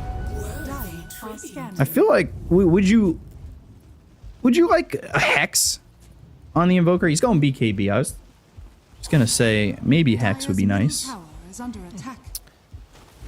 Like, BKB is gonna protect him against the Snapfire ulti. He can dispel a B, the global silence. So I don't mind that. Like, he definitely needs to be able to protect himself. 2 BKBs gonna get synced up, I'd say, nicely with the Aghanim Scepter from Spectre. They need like 2 minutes to finish it off. This is where the cut could potentially go inside the Roche Pit and try to take it, but Scourge McDuck sitting a bit low on HP, low on mana. This is gonna be full Silver Edge, something that Spectre does not like to play into. Let's see if they want to force it. They will. Sunstrike spotting this out. They don't have BKB available on the Enigma, but the Blink, the Avalanche, it's on to 3. They'll go to the Haunt. They're going to start this off, but they've got the Silence. It's on to 2. Thanks to the Blink coming in for the Queen of Pain. They'll go to the Laguna Blade. They'll get that kill on a Chen. They'll take him out. The Overgrowth comes through. Chives finally dies in a fight here, but look at the damage coming in from Scourge McDuck. They've got the Sonic Wave, but they just don't have the follow-up damage to get these 3 cores on the side of Felt, but they do end up getting the fight in their favor. Felt getting into that Roche Pit. Spectre using the Haunt to scout things out. Ooh, needs to be careful. He's dropping very low. For the next fight, Aghanim Scepter will be available. Roshan's also low. With Spectre, Manta Style, and Eidolons, they can take it. It's gonna... Let's see, Spectre... Ooh, Kisses, kisses, kisses, kisses, kisses, kisses, kisses! Oh no, the Aegis! He didn't make the slot! He didn't put it in the backpack! Oh! The kiss of death! I can't believe it! Classic NA Dota right here.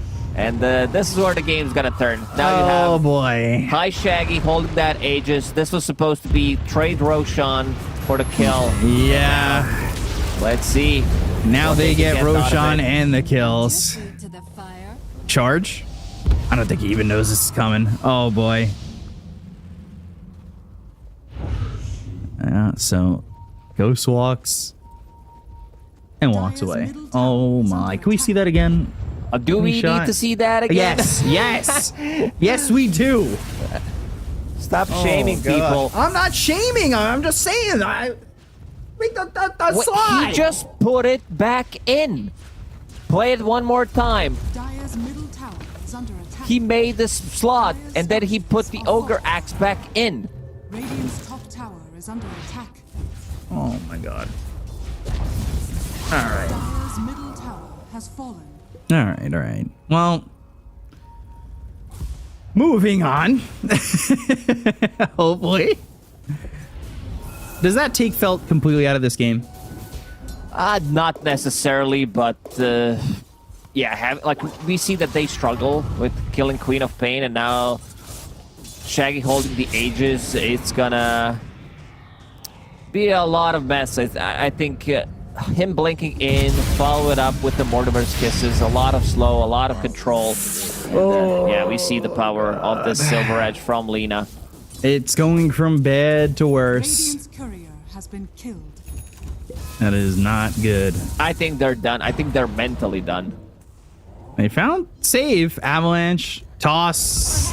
They've got the damage. It feels like that's something they've sort of been lacking here, is the damage. I mean, let's say maybe the Shadow Step helps them to,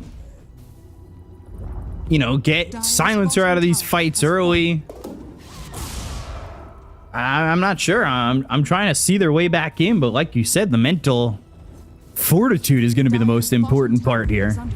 Yeah, because they could feel that they were having a really good time, I think, in this game. Scourge McDuck gonna get that Sunstrike, but gotta keep hitting on the tower. Now you can see the power of Lina. She hits that level 20, so extra fiery soul percentage. She's super tanky, getting very close to Satanic as well. Dire are using the scan. I mean, they were just there, so... Ooh, Chives. Could have been in trouble. By Shaggy, he can't afford to blink in aggressively like this. They'll go with the Shadow Step. Jump over it. Charge coming through. Here comes Scourge McDuck. Nice dodge. But they've got the Haunt. Now they're going to go after these heroes. Jaunting forward, jaunting to the side. LSA not going to land. Continuing to go to these illusions. They'll go to the BKB. Scourge McDuck trying to get the kill on a Chen. They got the Sonic Wave on two of these heroes. Now they've got the Mortimer's Kisses. The charges onto the Enigma. They'll get the kill on a Shu Chen as well as Fade.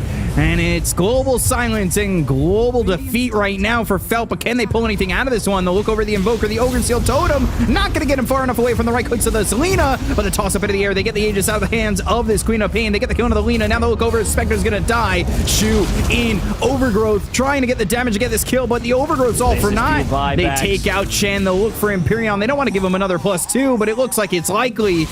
They'll turn back for it. They get a full team wipe in the cut, cutting this Felt in half. They just killed 7 heroes. Empyrean will pick up the region. Bottle still in the river, so he was supposed to pick up that bottle. Let's see him coming back for it. Yeah. Hi, Shaggy. We'll tip him. He wanted that regeneration so bad. I mean, the problem is you can't use the black hole. Empyrean was keeping the distance. He did not want to be close to a fight, knowing that he has one job. Use that global silence to stop the black hole, or if they kill like 2 or 3 people, then he can afford to use it, and Enigma can't really find an opening for a good black hole. Oof. Yeah, rough it one. is. I kind of feel bad for Felt. The tools were on the ground. They were trying to put the circle in the square hole, though, and, well, now Invoker dead again. Yeah, they just don't know what to do anymore. Yeah, you can feel that they're tilted. Mid. Spectre. Blade Mount. Use the Shadow Step. Blink, silence. And throwing that Shadow Strike and a Sonic Wave. But that's because Scourge McDuck is coming. Avalanche on the 2, unbeknownst to him. Oh, Black Hole. Now it's a bolt with a global silence. Oh, no. They'll go for the charge. They've got Shaggy moving forward. Blink, silence, blink, Overgrowth. Now can they turn it around? The Spectre's taking too much damage, though. It's the Silver Edge, the kill. There's 2 heroes gone. The kisses are unneeded. And these heroes are falling by the wayside for Felt. It just never felt good for them.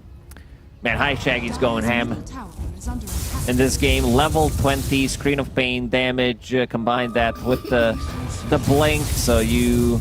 I think I haven't seen Queen of Pain in the action lately, but I do believe you one-shot the creep wave, if I'm not mistaken. At this point of the game, we'll have to see it. But the damage done by him in these team fights is pretty nuts. Yeah, 36 or 34,000 damage from Queen of Pain. Whew. Feels good, doesn't it? It really does. This Lina has died 4 times, but it never seems to matter. Those were early deaths of Lina. Yeah, the only one that was late was the one that just happened by the river, but that ultimately didn't matter either, right? So... again, I look for ways to get out for Felt, and I know that this is NA Div 2, so anything is possible. I don't think there's a way for them to just, you know, they need to wipe them twice. They need to find this silencer, have a vision of him, and now it's like Spirit Breaker even has Aghanim Scepter, so more charges, goes through magic immunity, so no one's gonna feel safe. Ooh, charge all the way through, and there's another strike. BKB, can he survive? Bashes, Sonic Waves, and a kill. The look over at the Tiny. This is going to be another one for him. Chen and Fade all fade away. So 2 more kills, a 19,000 net worth lead, and a tier 2 tower that's going to crumble before their eyes. Shaggy, Witchblade, Enchanted Quiver. Like, you see these numbers pop up on top of their heads once he starts hitting them, and it's just nuts. Like, he's playing off the blink strike cooldown. Every single time he blinks in, there's gonna be a silence. Like Spectre's item progression, this Scotty needed to be in there much sooner. This is the item that Lina really hates to play into, but it's not up yet. And the Invoker, we talked about his itemization. Ever since he picked up BKB, we really haven't seen him do much with it. Like, even though you have a BKB, you're still gonna get punished. So many abilities that go through magic immunity. But you're not really able to do anything, and I don't know if there's a Spectre item that's gonna help. You're down 6,000 net worth to the Lina. They have so much to control you and kill you so quickly. If I'd say if Spectre had Scotty plus a Basher at this point, that this game would still be, you know, comebackable. Can we check the Dota Plus? I feel like the numbers are, like, even though 89. there's a Spectre on the team, I know Dota Plus loves Spectre. Ooh, 91%. That's close. If it's like some other than Spectre type of a carry, it would be much closer to 100%, I would say. So I'd say the name of the game now is to probably Turtle, right? Turtle as much as you can. Try to drag this game for another 15-20 minutes if possible. Right. But what the cut is waiting for is going to be next Roche. Siege with Lina. Give her the Aegis. She's very farm. Level 23. Satanic done. Boots of Travel. Just make sure to make a slot for it. That's all you got to do. And then you're good. Sunstrike onto the Roche pit. 10 seconds remain. Also another Silver Edge from Spirit Breaker. So. Oh boy. They split tier 2s. I mean, that is at least something good for the Felt here. Or just Felt. I keep calling the Felt. Because they're the cut. Yeah. And they're never getting here in time to stop this. Maybe Spectre, let's see. If he wants to redeem himself, pops the dust. Yeah, there's the Haunt. He's getting in. LSA, the illusions are in. The tornado. Oh, Spectre! He gets it this time. He got it! This time they got it! It's Aegis is just going to everybody other than the person who wants them. I don't believe it. They still got the Invoker. They're going to buy back. They have the second life onto the Spectre, but there's the LSA from a distance. Scourge McDuck only dealing with a little bit of health. They go. Shadow Step, jaunting back towards his team. Mules up into the air. They've got Shu coming in with the overgrowth. It's going to be on the 2, but the right-click damage coming out from Scourge McDuck to get the kill. The Black Hole's going to be stopped by the Global Silence, and even with stealing the Aegis, they get 2 kills, and they're going to look for the rest. They look at Chen. Tornado in, and Chen trying to leave. No mana on Chives. He just escapes. He got the Aegis. It was redemption for a second, but it wasn't the redemption song that he was looking for. They lack damage. Like, they definitely lack damage in these fights. Spectre, as I said, I was all eyes on him. I see him popping the dust. I know that he wants to get in. Like, he could have put it in a backpack, but, you know, maybe he wanted to be a bit more sneaky. Steals it in the end. I mean, we talked about them dragging this game for another 10-15 minutes. They just stole the Aegis, so the Cutter not gonna feel as comfortable sieging the high ground, because again, you're playing into Tiny, 1 toss back underneath the tower. Problem is, you have this Enigma into Silencer. Global Silencers have been on point. Empyrean holding them for as long as he can, and he's going into Refresher. He's level 20, so that means Arcane Curse is undispellable, and also that minus 25 on the Global Silence on level 15. Eventually, he's gonna farm a Refresher, so he can use 1, save 1 for the Black Hole. Man, it has been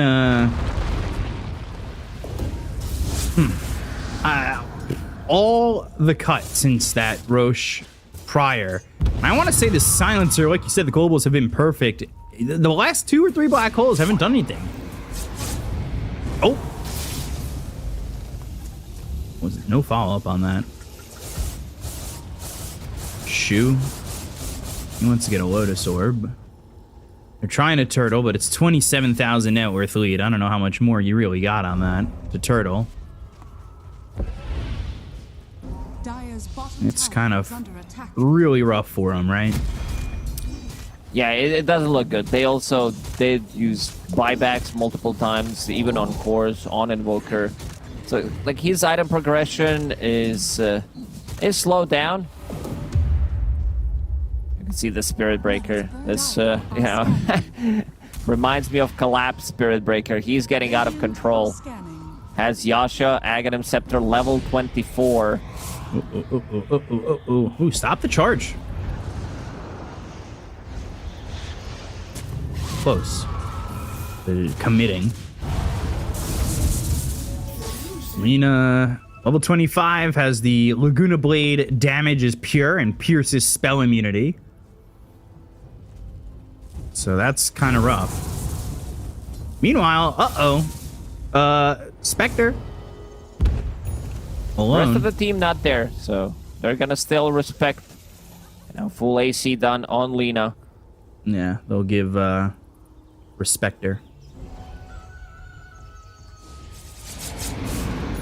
Lina just been pushing top and keeping the farm up.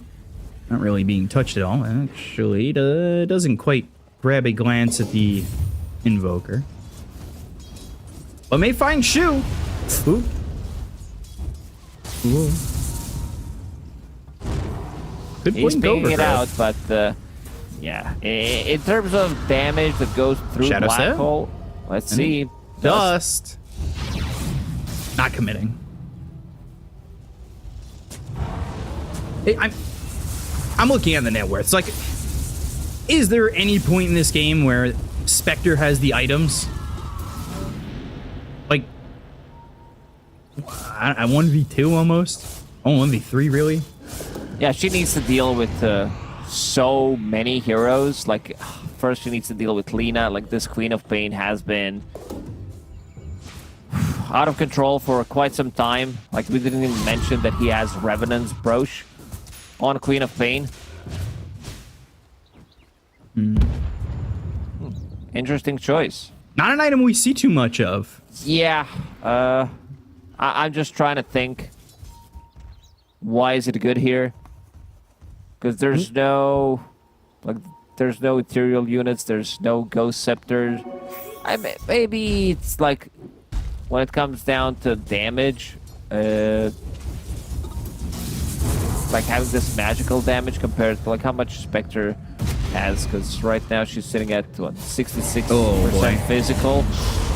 Avalanche toss. All right, maybe they could catch Chives, but he'll just BKB, charge in, kisses. Just BKB, I say? No. He charges in, he gets the kill on the Fade. Now they'll look over at Chen. They'll take the Laguna Blade and finish him off.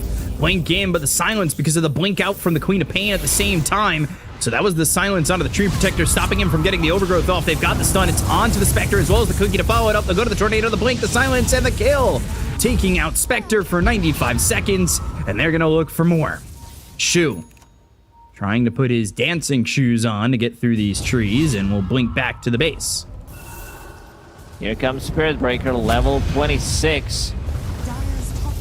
That Yasha Kaya, I think this game's very over. There are buybacks available, but they need to pull some magic. They need something big, some like big black hole.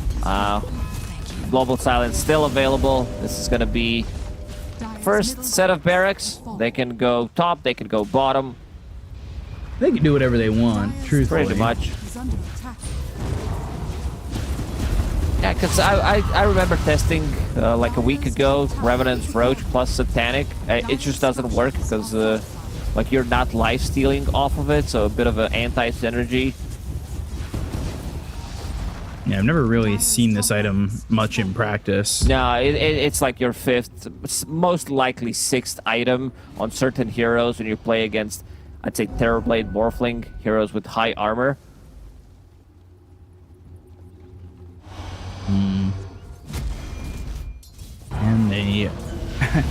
And they get to next Roche? That's one of my questions. And who's going to take the Roche that they want?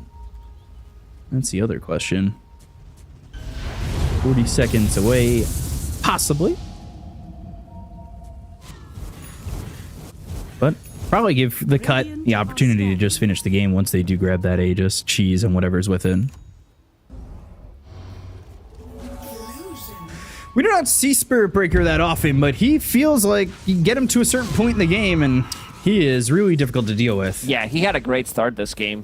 He got that double kill, got very early on to level 6. He was playing with the Snapfire, some Queen of Pain rotations as well. With the Blink, they can easily close the gap. They can find this Treant Protector in the trees. Yeah, looking at the scoreboard, they popped off. And this is one of the better games that I've seen from Empyrean, I gotta be honest. Like, Global Silence, as you mentioned, we're on point so far. And about to finish off Refresher. Needs 400 fade. gold. No. Charge stop. Never mind. Fake hype.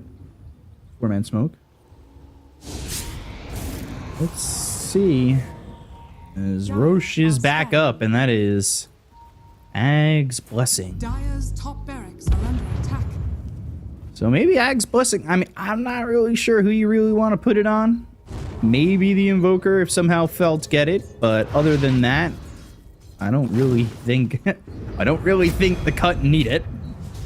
But they can certainly be happy with it. Chives scouting things out bottom. Oh.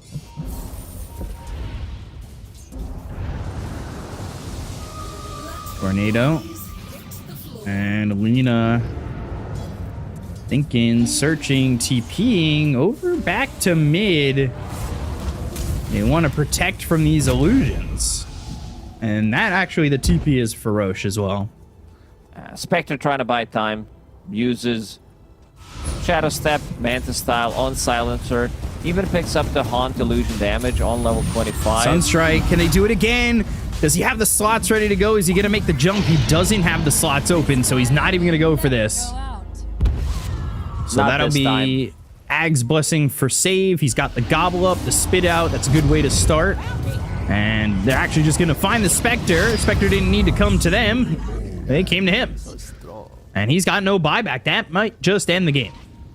Yeah, it's looking really rough. We haven't seen the combo being executed, like Black Hole into spells from Invoker. It just hasn't happened yet. And now Lena can machine gun down these rest of the buildings that are inside the base. Let's see if they want to go straight to the bottom or if they want to go through the mid lane. It's really not fair what Fiery Soul does for Lina. Focus fire. What a hero. Basically. And the win run. Permanently almost. Charge in on the fade. Look at the damage coming through. BKB, Sonic Wave, Stormcrafter up into the air. The Overgrowth's not going to matter. They get the kill on the fade. They'll take out Chen. He'll buy back. They're going to need the Enigma. They got the Aegis out of the hands of Scourge McDuck, so maybe in a little bit too far, but now they've got the double global silence ready to go from the Silencer. And this should be mega creeps for them. Still 35 seconds, no Spectre. As they try to hold on. Blink. Avalanche. And there's the BKB. Global Silence. Charge in. And that's going to be a kill on a Fade and Chen, who just bought back. They'll call GG. We're going to a game 3 because the cut have evened up the series. Wow, this game had everything. I mean, that that first Roshan is what kind of broke the game, broke Felt. He put in Ogre Axe. I'm not sure what the thinking was. Maybe we get an interview if they manage to get another W in the third game to hear from them what actually happened. But yeah, it definitely felt like they couldn't come back after that bit of a disastrous Roche fight. Yeah, there's physical, there's magical, there's even pure damage, but when it comes down to it, the most effective is emotional damage.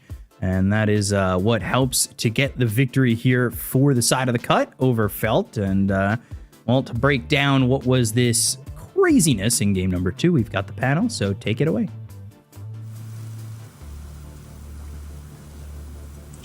You heard it here first. Emotional damage is all that you actually really need to be doing to win a game here. Fee, how much emotional damage did you have after seeing what happened to poor Spectre there?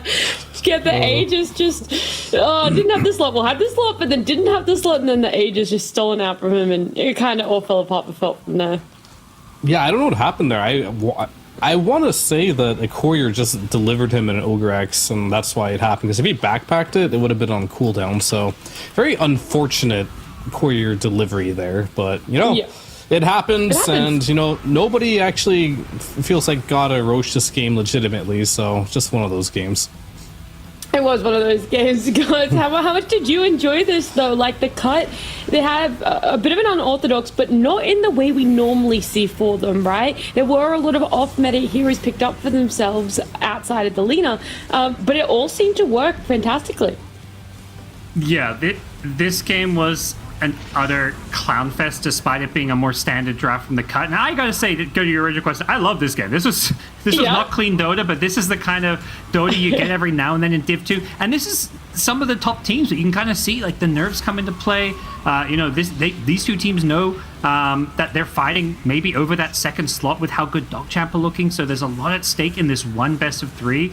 And as a result, like some of these plays just happen around these Roches, like you saw this time around. Spectre gets in this highlight, but that first Roshan, as the casters put it seemed to break Felt. From there, things just went completely tits up for them.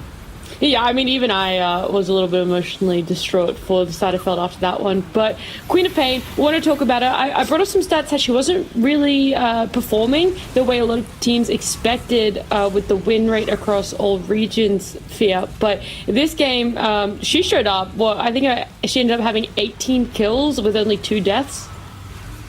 Yeah, I mean, started in the laning stage, like, Shaggy just destroyed this Invoker in the mid lane. Like, it wasn't even close as far as the CS department goes. And Invoker's supposed to be one of those heroes that is supposed to slow down, the co-op in the laning stage. It really did not work out. I also wanted to, pinpoint Chives a little bit here on his Spearbreaker.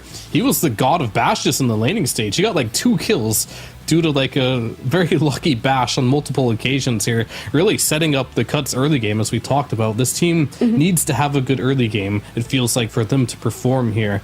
And the last lane that we talked about, unfortunately, I thought the Nigma would struggle the hardest, but he did the best on the team for Felt, right? They kind of shut down Scourge McDuck, and I really wanted to pinpoint the Tiny for doing so, because you got multiple tossbacks. It's kind of like a Shopify Rebellion type of strat. They like picking the Tusk, they like picking the Rubik and the Magnus just to reposition Alina. It might be something we may see a bit more in the future against like this Lina hero, even though it didn't really work out this game.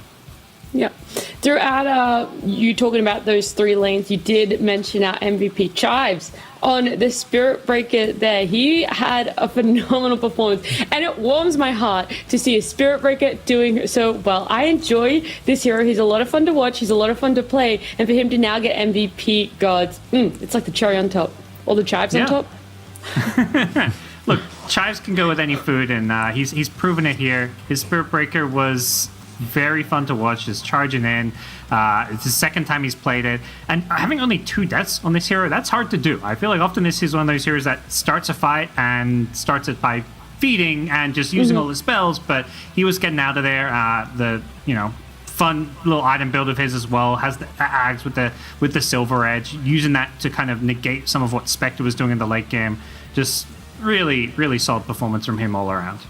Yeah, it warms my heart a lot. However, it felt like every movement they had across the map sphere, it was just being counteracted by the cut. Was this just something that was always going to be a struggle with the draft that the Felt had, or just a completely different sort of play style compared to game 1?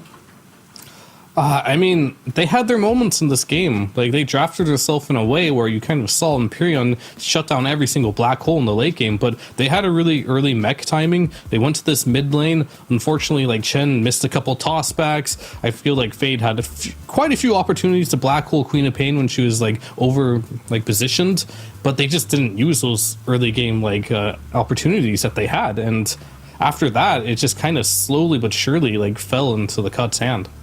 Yeah, missed opportunities for Felt, but I have an opportunity you guys don't want to miss. It's from our sponsor, esportsbet.io. If you guys are massive DPC fans, then you'll be happy to know that esportsbet.io have an exclusive $100 risk-free bet. You get a chance to get 100 USDT worth of crypto back if you lose your first bet. This is a win with no risk involved, so you can start placing your bets with confidence. For more details, you can head over to their Discord. The link for that can be found below in the Twitch panels. Massive shout out esportsbet.io. And before we do jump to a break, game number 3 will be happening. The score is even between the 2 teams now. Gods, if you felt, how do you reset from this one? It was pretty tough. Yes, it was a lot of fun to watch. Maybe not so fun to play though. Yeah, I kind of agree. I don't think they had fun. I don't think the ending is fun for them. And definitely the fact that the cut showed they can have a different way of, playing Dota raises some questions. But I think, like any team, you just got to do your best to kind of shrug it off and game plan for game 3. Don't give away the Lina again. Even though Scourge McDuck didn't do a whole lot in the early stage of the game, ultimately I think it just felt like their draft was way easier to execute than some of their normal cut drafts. Look, I love that game plan. Don't let the Lina through. We'll see if that does happen for game number 3 after this break.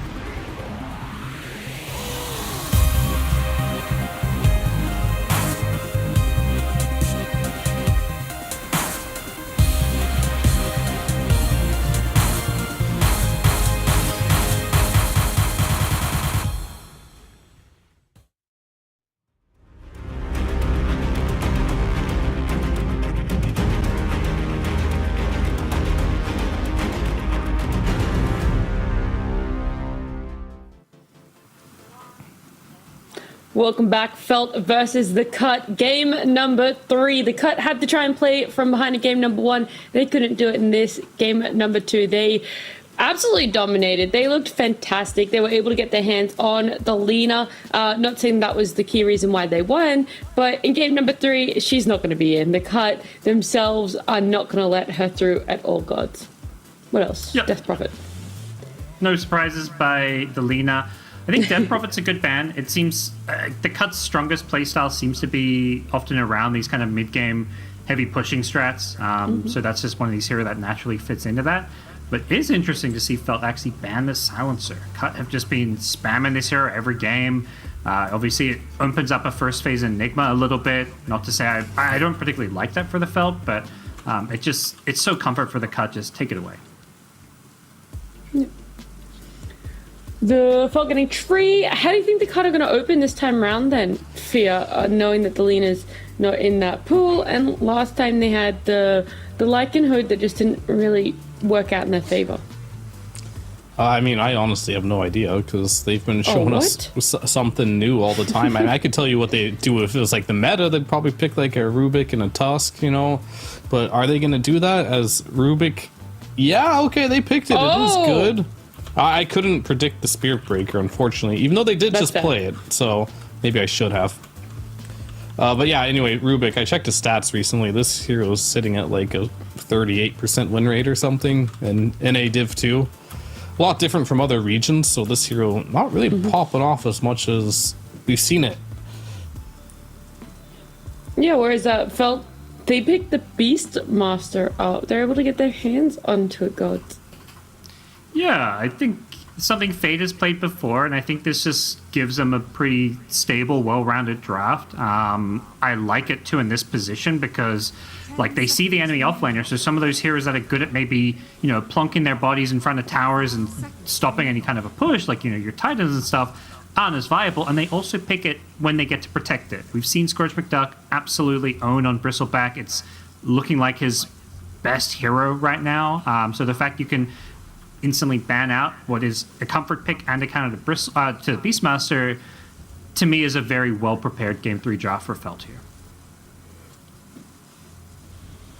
Some words of confidence there. What about a Spirit Breaker Rubik lane, though, Fear? I want to know how you feel this lane is going to go in itself, not necessarily a matchup wise, but just like how it works together.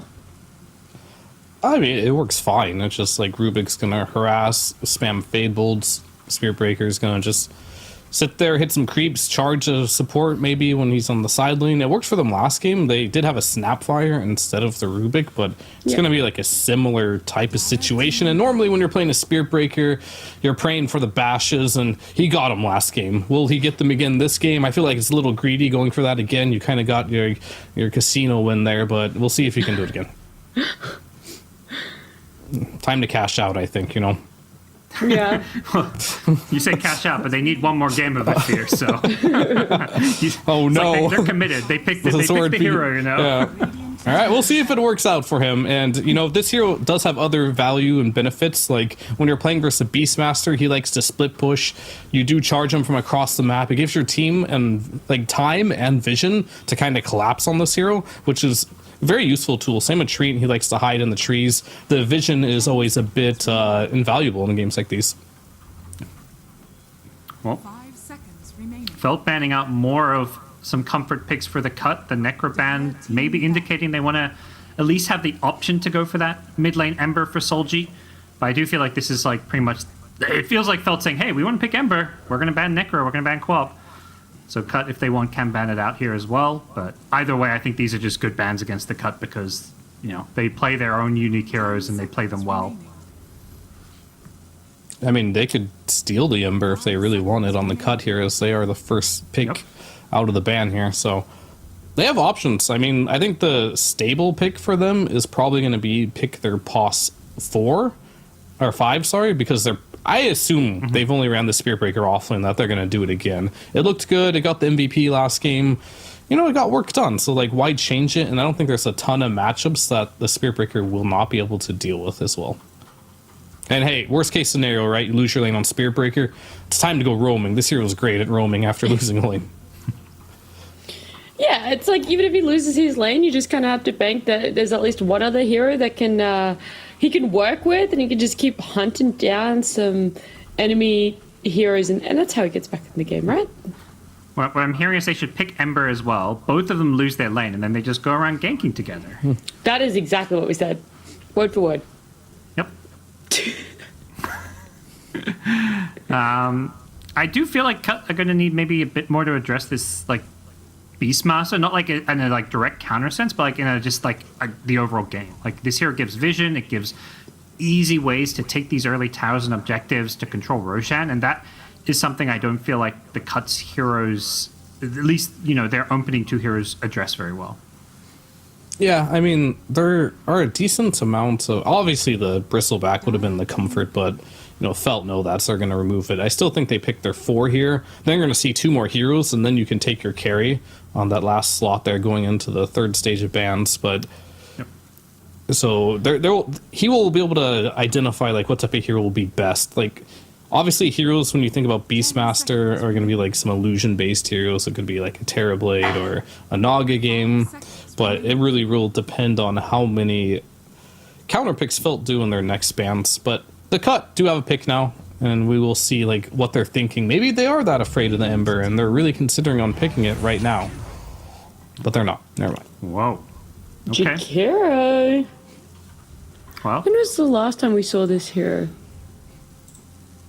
I remember Albino Zebra playing it a lot in Division 1, but that's the last time I remember.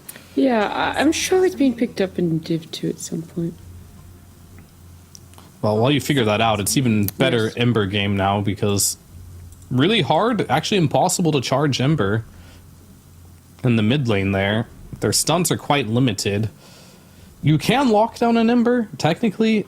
Like, it is possible. I think they're debating whether or not they want to pick a hero like Ember that's good for the game or their carry because they see the matchup, and a lot of teams that want to focus on the laning stage, as it is really important in this patch, might opt to go for their carry here because it is Spearbreaker, Rubik lane. You see your lane, pick your hero, generally the motto.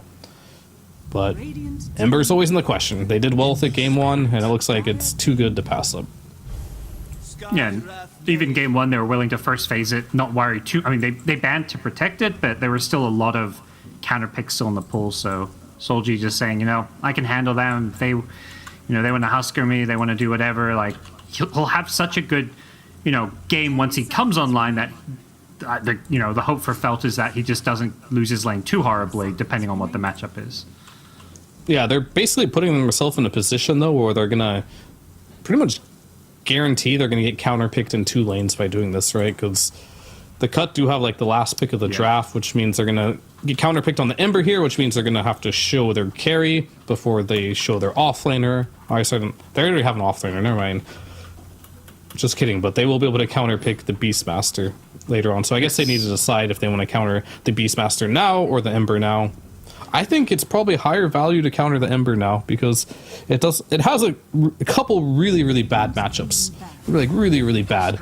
And that's one of them, right? Yeah. And then you can get really creative on your carry pick if the Cut wants to. I know they play the Bristleback, but, obviously you think about, like, the Nagas and stuff like that. But if you want to play a Bristleback, if you're feeling really spicy, you can even play, like, a Tide carry or something and really just believe in the Snowball. So, depends on how spicy you want to get in your carry pick. But there's tons of options against the Beastmaster.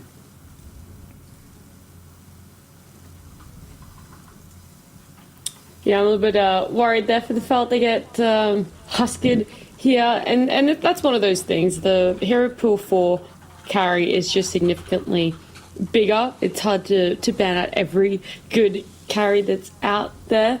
But Felt, how do they ban now? Like, moving forward, your Ember, you almost have to already come to the conclusion is going to really suffer in laning phase. So how do you ban going forward, and what's the pick that enables your draft to not really care too much if your mid lane really struggles?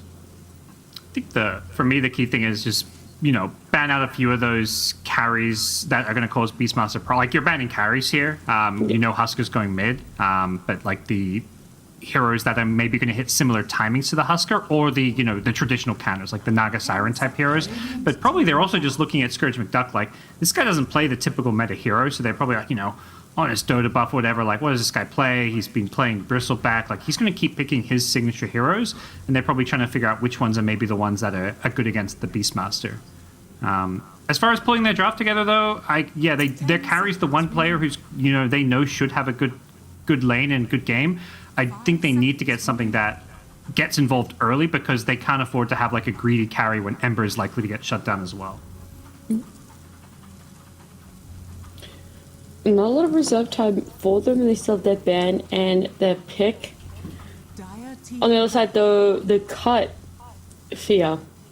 How did they pull it all together, right? You get this Husker, should be coming out of laning phase pretty wealthy, having a good time.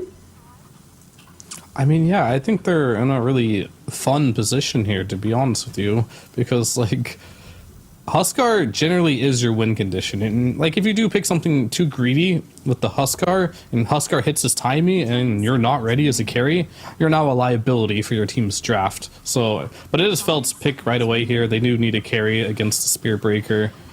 There's a couple left. It's interesting, because, like, normally you're thinking you want, like, some type of sniper or something that can kill this, but you don't want to pick that against Spear Breaker. So Ursa, that's actually a pretty good pick here.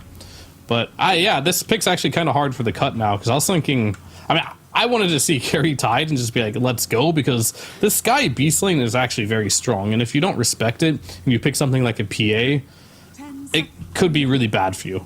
Other options are, I think Illusion Heroes just got better, such as the Naga, such as the Terrorblade, can definitely carry this game. But you go back to the laning stage. Sky Beast, very strong, and if you do manage to lose your lane and Huskar is ready to go and ready to fight and you're not ready, that is a big problem for their lineup. So they really need to think about like what they want to do here, and they will just go ahead and go with the Sniper as a hero that should be good in lane, right, versus a Beast, but it can die quite easily in this game too. I mean, God, both lineups are all completed here. Is there a bit more faith in the cut? They really stepped it up in game number 2, and is that going to continue on in game number 3 in your eyes? I overall actually like the Felt draft more in the sense, like, I see that draft like this is just strong meta picks and it's very well rounded and stuff. Their only issue for me is going to be the laning stage. Like, does this Ember get to have a game? Which is a big question mark because of how hard counted his pick is, as well as, Beastmaster maybe not going to be able to pressure the Sniper at all. But to me, if Felt survived these lanes, I would definitely favor them this game. I think they take this game because of how well I've seen Solji play, that he just needs to not get destroyed, and I think Felt take this game. Okay, well, that Ember, not everything rides on it, but a lot does. For you, Fear, though, how is the coming out laning phase going to be, and which team do you favor just a little bit? I'm going to go on the other side of the fence here. I think this game is going to be the cut victory here. Like, sure, the Ursa might win his lane, but charges are going to come all day to that mid lane, and there's a Huskar there. Sniper should do well in his laning stage too, and they're going to snowball this game the cut style. All right, well, we'll see if the cut can show up again in game number 3. If Felt are able to get the win. It is going to be B-Cup and Lacoste as your casters. Thank you. Coming into game number 3, we'll see. Have they measured twice? Have they found the right cut? Or will this cloth, this Felt, overwhelm the side of the cut? And we'll see who takes game number 3. And Huskar Sniper, that is a different one for sure. That is not something you see all too often in the DPC. Yeah, these two heroes together, like, looks like a pub, but I think it's a well-rounded draft, I would say. I am favoring their draft after all. They do have a good front line for the Sniper. If someone can buy time, if someone can soak up the damage, that's going to be Huskar. We've seen what Chives can do on the Spirit Breaker in the previous game. I'm not sure if he's going to have that good of a time as he did in a game number 2, because he completely popped off. And looking at the other side of the coin, you have this Beastmaster plus Sky. This is like a killer lane. So it's a lot of slow. It's a lot of damage coming out from these two heroes. Let's see if they can find Huskar. No point in inner fire yet. Trouble and dead. All right, I guess he just wanted to save point blood for Burning Spear because he's laning against the Ember, so wants to put as much pressure as he can. And they got the ward as well, and Well, off that start to the game. Hold on. Wondering if this is going to turn into another fight. Not looking like it. And so, you get this early part in the game where it feels like things are going well, but we have a quick word from Empyrean to talk about when he knows the game is going well, and also about, throwing leads. So let's take a listen. It's basically, I think if we have good map control or if we've taken Roche, then I feel like the game is going well. It's mostly about Roche, I think, that's a good indicator about how the game is going. If you take 1 or 2 Aegises, it's probably going to end up being a win. We've had our fair share of throwing leads in scrims, at least. It definitely doesn't feel good. But I think that's a big reason why a lot of people pick Zoo in this meta, because it's pretty easy to throw your lead, in my opinion, and Zoo just makes it kind of brain dead to kill their towers. So, interesting talking about how when you get 2 Roches, it feels like you're in a good spot in the game, especially after watching game number 2. When Roches went everywhere. I think that is also kind of a prime example of throwing games, right? Like that literally hit both questions on the head. Yeah, looking at the mid lane though, Ember having more denies than Huskar has CS. This should not happen. I was listening to what Empyrean had to say, but this is how the lane should go. You sit on his high ground, you force him to get level 3, go to jungle. Yeah, hopefully they get him to do that, as this is the reason you've picked the Huskar, right? But he currently has more denies than he has CS, and now the question is, will he continue the trend? His right click starting to add up on the Ember, even moving forward. Searing Chains, Fairy Fires. There's no way. They're gonna both die. I mean, this is massive. This should not happen. Ember Spirit being level 3.5, Huskar level 2, needs 1 CS for level 3. If he had the point in Inner Fire or another point in Burning Spear, he would definitely get the kill before. A bit unfortunate. Now I'm just gonna throw that sentry down and try to get to this level 3. And I think from there, maybe we see him kind of keep the Ember away. But now the lane's gonna push into his tower, and he'll still get the XP. So pretty good for Ember. As long as you can get level 6 really fast, that means you can rotate. Let's see what he decides to put. Just another point in Flame Guard on a mid lane, and now farming underneath the tower. This lane is already nullified. It doesn't matter that they have Huskar. Searing Chains, trying to get these Burning Spears out, starting to accumulate, and you had the advantage, and then you gave it back. So the Empyrean question continues to check marks. Yeah, I don't know what's going on. I actually don't know. He just killed him.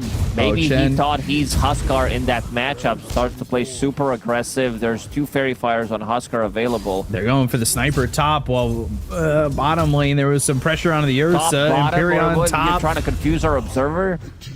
No, I said top, right? Fate getting the kill on Empyrean. And then top, and there's a lot going on. I got 8 eyes. I'm looking everywhere. So they do get a kill on Jakiro. Beastmaster does have enough money to buy Helm of Iron Will. Sky will probably pick it up, bring it back to his lane. Man, Spirit Breaker is on top of CS. I think I forgot everything I know about Dota, everything I know about matchups coming into this one. Fade's gonna die here to Empyrean. That is not exactly great, and they're gonna try and also get this boar, but can't keep up with it. You just gotta remember fine dining and breathing. You forget everything you know about Dota, that's all you need to remember. Spirit Breaker on top of Network. Oh, mid. Trying to get the Huskar again for the Burning Spears. They'll still accumulate and they'll trade. These are good trades for Ember. Just being able to get the XP before he dies. And then Chen again bottom. He's gonna die here.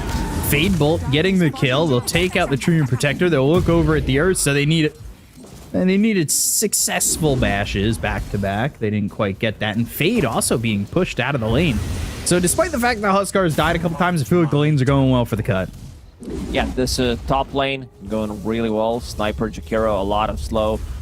Like you land one shrapnel into one dual breath, liquid fire. These heroes are gonna die. You know that Beastmaster is a hero that doesn't buy into early boots, so he's not gonna have that move speed. Another fight on a mid lane. Yep. The chase is on. They want the Huskar. But Huskar now level 5, 1-2-2 build. The Ember never had to go into the jungle. That's the craziest part.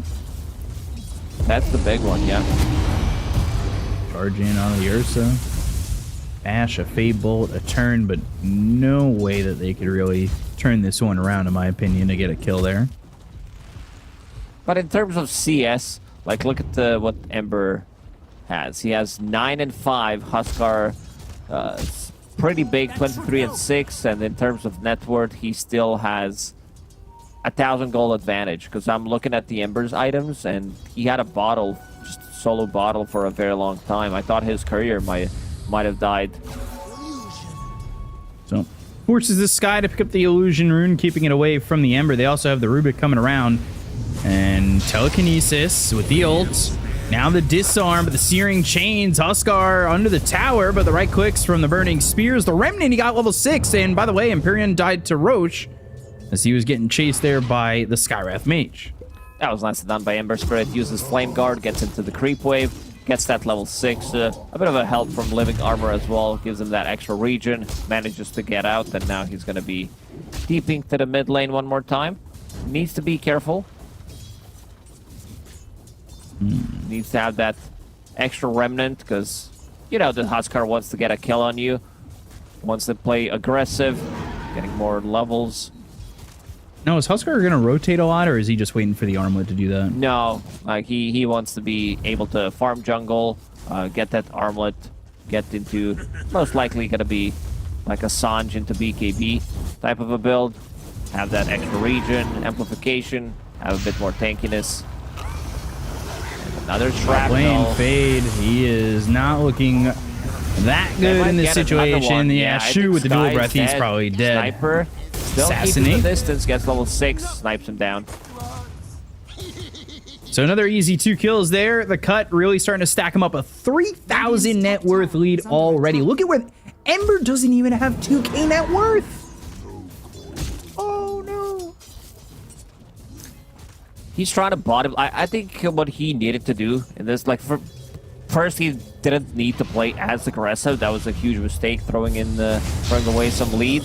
Now Huskar, Life Break, Ice Path, Haste, bottled up, Remnant away, the Ancient Seal. Oh boy. They see the Treant coming over, and he's got the Nature's Grass with the Haste. They should be able to get a Remnant and a Slight out of this. Some right clicks. They need to be careful of the Huskar still. He's got the Inner Fire in just a second. Now turning around, Skywrath on the high ground, Dual Breath coming over from Emp. They'll get the kill on a Chen. They've got the Telekinesis on the Shu, so this should be 2. That was nicely done. That raindrop, he burned all the charges, but it's what kept him alive there. So, laning stage-wise, 4k gold lead, 8.5 minutes into the game. Looking pretty damn good for the cut. Yeah, looking like a prime rib right now, and that's the cut you really want. 4k lead. I know it's early, and it's not exactly the rule of 1k per minute, but it's getting really quite big. Oh, bash into the charge. They go to the nethers? I don't know. He's trying to bait. He's trying to bait that Enrage from Ursa, but he's not falling for it. Fate's taking a lot of damage again. These shrapnels, they'll have the Assassinate, but Empyrean can't catch up to get like a dual breath out or anything. Mid again. Inner Fire, disarm, right clicks, Burning Spears accumulating. He had 5 on him, and he's going to get as low as 150 health here. This is everything going up Millhouse for the cut. Well, Chives, yeah, his lane is perfect. Honestly, both side lanes for the side of the cut have been perfect. Still trying to bait out the Enrage. Not working yet. Charge, turn, bash. Could use another. Going the other way and still not getting the damage out to get the kill. To look over the Jakiro, they should have at least one here. Ice Path not gonna get the kill, but now coming over is the Huskar, who's just trying to get the vision onto the Skywrath Mage and won't be able to do so. But walking up onto the high ground, looking over at Fade, and we'll use that inner fire. Hurricane back, Primal Roar comes through, Remnant forward, and they'll get the kill onto the Huskar. A little too ambitious there. He tried to get Shaggy inside the enemy triangle. Fade did make a lot of stats for himself. Now the chase is on. Oh, Chives, he is dead. The perfect start is falling apart. It's 4K, now it's 2K. We saw him on camera there. He was not too happy about it. Rotation from Shu. We saw his performance in game 1 as a disruptor, where he was at the right spot and now making the pretty much same moves. He's right there to help out the team, the mid lane a couple of times, and now deeping bottom. Sniper, massive. Maelstrom 10, 11 minutes into the game. Stealing living armor, by the way, for this Rubik. Charge to get down here quicker to the lane, and Ursa now getting closer to that Battle Fury. But you compare that to the Maelstrom already picked up for the Sniper of Scourge McDuck, and, well, his farm's going to start to accelerate pretty quickly. You want to have that Battle Fury as soon as possible. If they manage to kill him, like, once, and Sniper's free farming, you also have this Huskar free farming. This is going to be a big issue. I just realized that the 2 players from Felt on the safe lane, if you combine their nicknames, you get a Pokemon. You get Hitmonchan. I'm more of a Hitmonlee guy. Radiant's top tower is under attack. So, Scourge McDuck helping to get that net worth lead back up to 3K. And getting some shared tangos from Empyrean so he can stay healthy while farming the jungle a little bit. He is starting to find all these neutrals for his team. Taking a look at Fade, who is now getting stunned by a Centaur, but he's got that Helm of the Dominator, and he's starting to accumulate some farm. He's recovering Not the best nicely. lane for him, though. Did stack a lot for himself. The lane didn't go too well, playing into like multiple slows. And now just keep spamming those wild axes. He's gonna hit a pretty good timing on that help of the Overlord creep anyway. Yeah, he was really shut down. He's the one getting the neutral items for his team. Normal toggling always scares me. Jakiro gonna die here. To Fade again, same spot that the Huskar died in just a moment ago. So that's not great. All right. That was ambitious. He tried to use Macropire to get some of the last hits. I'm not sure if he even got any of those. Seems a bit odd to kind of walk up that high ground and, you know, it's very dangerous. You're also playing against the Beastmaster, so you know that there's going to be a Hawk, especially if he's the one farming the triangle. What they're doing right now, I mean, it's working. They're going to continue to farm the Sniper. He's been safe in this top lane for so long, and it's allowing Shaggy to get to this BKB at a pretty decent timing. I'm a little surprised that they couldn't make a move on this Sniper. Like, you have both Sniper and Huskar. These 2 heroes kind of farm the same spot. No way, I got this Ember. Wow, that was really great from Rubik. He used the Slight, he stole the Searing Chains, got it on him, doesn't die to the Ember, and eventually the charge connected, like, saved himself with just perfect spell stealing.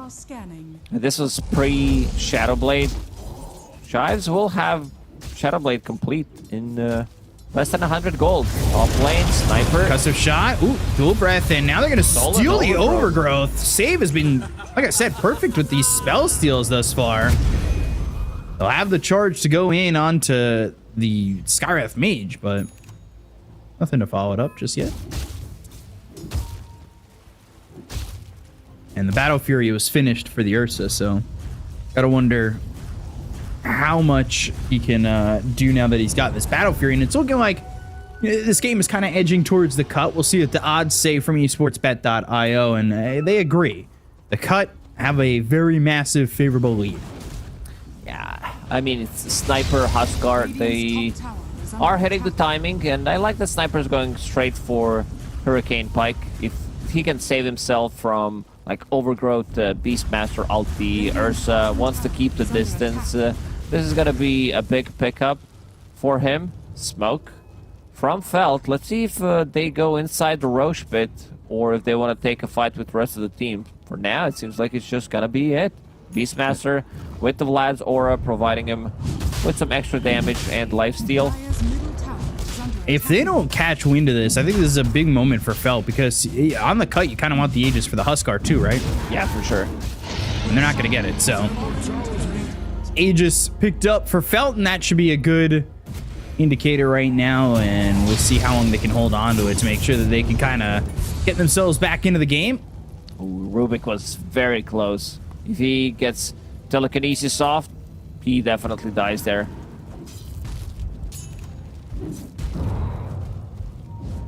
Man, Scourge McDuck has been sitting on this top lane since the start. I don't think I've seen him move. I don't think he went to triangle once. No, he hasn't had to move at all. He's been kind of like fading back into the jungle a little bit, but other than that, honestly, it's just been him farming top, and it's so shocking that you cannot make a sniper move at all. And Fate's gonna try, but there's the stolen Overgrowth. That's on a 2. They'll have the right-click damage. Save is also gonna steal. No, my God, save, dude!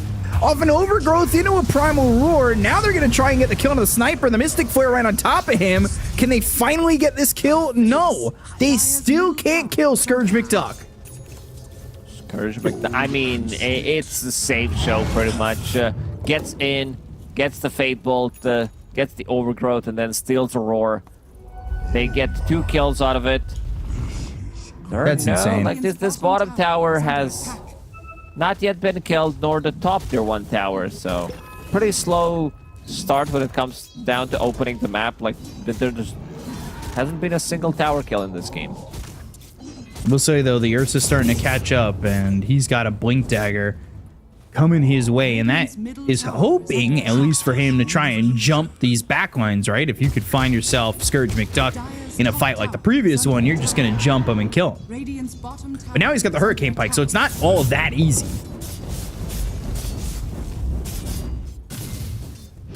You can kind of use that Pike to get some distance, and maybe Ursa gets kited out a little bit. Save ends up dead. Ice Path lands, but they've got the Remnant. So no Rubik, some no damage. Spirit Breaker, not enough control. Chives has been, you know, slowly getting to his items. He's got to get the Aghanim Scepter, so goes through Magic Immunity, lowers the cooldown 1 more time. Same thing as Aghanim Scepter did in the previous game. We didn't have patch in between. We can only hope, but we did not get the patch. Not gonna happen. I sense it bloating. Top tier 1, that'll finally fall. While the bottom tier 1 is trying to be taken by Chives, but they've of course got that living armor, and it is level 4, so it'll start to heal up this tower and keep Chives from getting it. But only for a moment, because charge in and Shadowblade out with a Huskar here. Chen's gonna start with a root as he's got an early shard. Wants the Overgrowth with it. Primal Roar, and down goes the Huskar. Ice Path down. Macropyre as well. They'll go to the Overgrowth. They'll look for Chives. They should be able to burn him up. They get the kill there. They'll look for more. And now the Jakiro trying to run. 3 heroes dead in the cut. The times that they are losing these fights is when they play in aggressive positions just like that. Huskar has been way too low. You did mention Trade Protector having that Aghanim Shard upgrade, gets the root, gets the Overgrowth, and then Ursa just jumps this Huskar, eats him alive. Like, he does have a BKB. I'm not a big fan of BKB as the second item on Huskar, especially in a game where they have like 1-2 abilities that go through magic immunity, plus you also have Ursa with the Fury Swipe. So I would prefer if that's just like a casual Sanj, maybe even a full Halberd before a BKB. I'm just a little bit surprised that they're positioning so far forward with a game that started so well for them. It's a bit surprising, but now they'll go for the Ursa. The timing is going to be a little bit early on this Aegis timing out. They pop the BKB, they get the Aegis out of his hands. They should be able to line up an Ice Path and a little bit more once he comes back to life. And they'll get the second kill onto the Ursa. That's a little bit of revenge that they needed to continue to sustain a lead here. And they take the Aegis and the Ice Path immediately on top of it. Like, Sniper deals a ton of damage if he's left uncontested, but like most of the damage done in this fight has been from Huskar.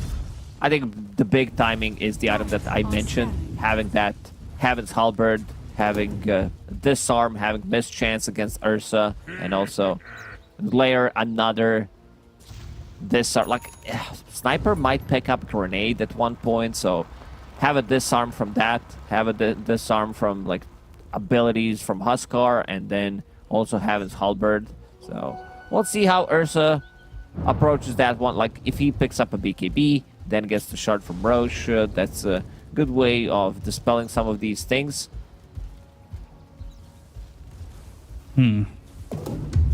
Disarms are definitely going to be an issue. I'm just kind of looking around, seeing what everybody's wanting right now. It's still another BKB for Scourge McDuck. He's 4-0-4, so like he's been involved 8 of the 16 kills. But for right now, still continuing to farm.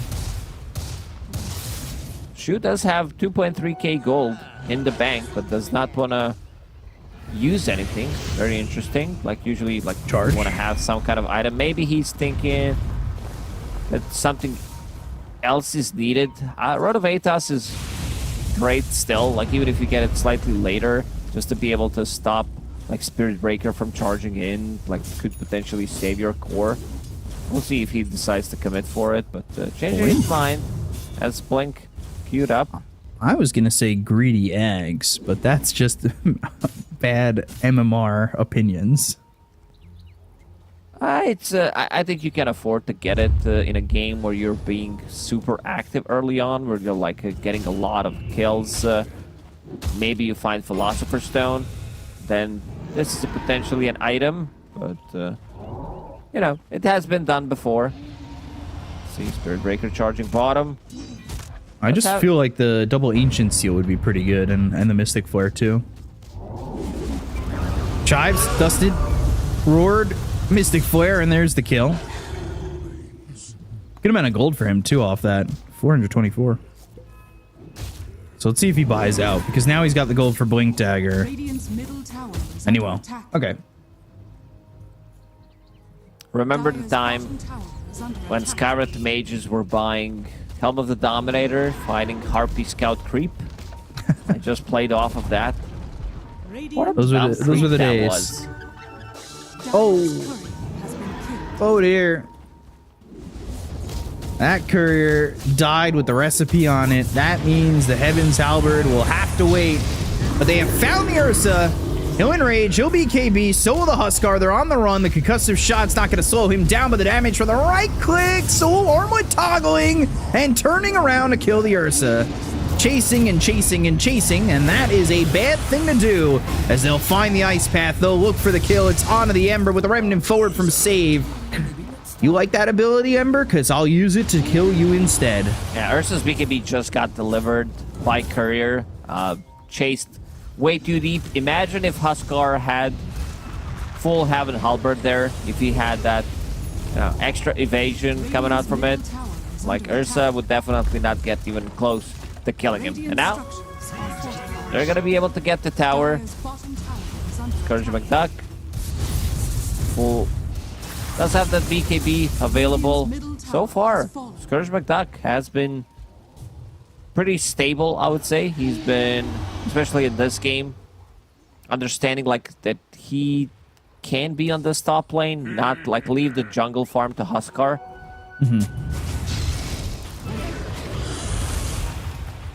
Next Roche, gonna respawn in 45. See if the cut can get to this one. They're in their jungle, and Jakiro, with the timing getting close to Roche, this is a kill that'll work out for Felt. And 30 seconds with no Jakiro, but 30 seconds till Roche. They really need to position themselves the right way, and drums, the chase. Oh, Scourge McDuck, Force Staff, Primal Roar, BKB. It gets popped. Spirit Breaker in on this as well. They go to the Overgrowth, but the telekinesis from Save to save the life of the Sniper, and the stolen Overgrowth again. Save, man. He does not stop, but they've got the right clicks coming in from Chen. It's on a Scourge McDuck once again. They're right on top of the Sniper. They finally get the kill. They'll take out Chives. They'll lose the Ursa. Down goes Save. And now the Ember moving in. Inner Fire, but the BKB with the last second. The Armlet toggling, the Ice Path. The Macro Pyre, not going to be enough damage. And now it's a big issue because it's going to be a full team wipe here for the side of Felt with Roche up right as they win this fight. Yeah, this fight, Ember, it felt like he could do whatever the hell he wants. It looked pretty promising until, like, Rubik, yeah, he steals the Overgrowth one more time. But Ember Spirit, Devo's damage, almost 3,000 damage that dealt in that fight. Now Roshan belongs to Feld. Let's see it again. Sniper got caught. Like even during the BKB, he still needs to be very careful if Ursa does connect. If he's the one on top of you, like even with Rubik's save, it's still not enough, even with that Hurricane Pike. And now, Ursa, for the second time, we'll have that Aegis, we'll have that Shard. Big issue, and I feel like the Cut, after having such a perfect laning phase, have thrown their advantage away. And I've not seen one of these listening questions come up so perfectly. But it really has in this third game, right? Two Roches throwing. Definitely feels like it. This is a tough spot for the Cut. Sniper just dying for the first time. He's still trying to get the Mjolnir, and then he's looking for the Daedalus afterwards, and then maybe the damage is going to feel good enough for the Cut when they take these fights. With the Sniper, their high ground defense is going to be pretty significant, but... Sniper's the one who's holding the Blast Rig. I think this is the perfect item for your Huskar to protect themselves against Ursa. Like, even Spirit Breaker can't hold it. Maybe Huskar finds something better. But yeah, Sniper, like, you want to look into some more damage. Let's see if they can bash him one more time. They cannot. He used all of his luck in the second game. Huskar. Telekinesis. Trying to get him out. And now, Huskar can Armlet toggle. Oh, boy. They have got Fate on the high ground, too, if they want to throw out a Roar. But I think the one they're looking for is Scourge McDuck. Chen. Deep. Blink. Right-click. Root. On the Empyrean. Charge over, Ice Path in, they get the kill into Chen, and now Primal Roar has been used. They have found the Sniper. That was their goal the entire time. We threw without the Treant Protector. Skywrath charge hit, but Empyrean dies. Shu's gonna use that dust to get the vision onto the Spirit Breaker. Sleight of Fist, here's the damage. They'll run him down. They've got this dust once again, and another kill as this Ursa will cut up the Chives. Yeah, like Huskar uses that Heaven's Halberd, but Ursa, with the Earthshock and the Shard upgrade that he got for free from Roche, gets that status resistance. So Heaven's Halberd only lasts for a second and a half, which is not enough. He can close the gap again with the Blink Dagger if needed, or with another Earthshock. So now things are getting more and more difficult for this Huskar. Ursa holding the Aegis for another 2 minutes. I wouldn't be surprised if they tested the waters on going to the high ground.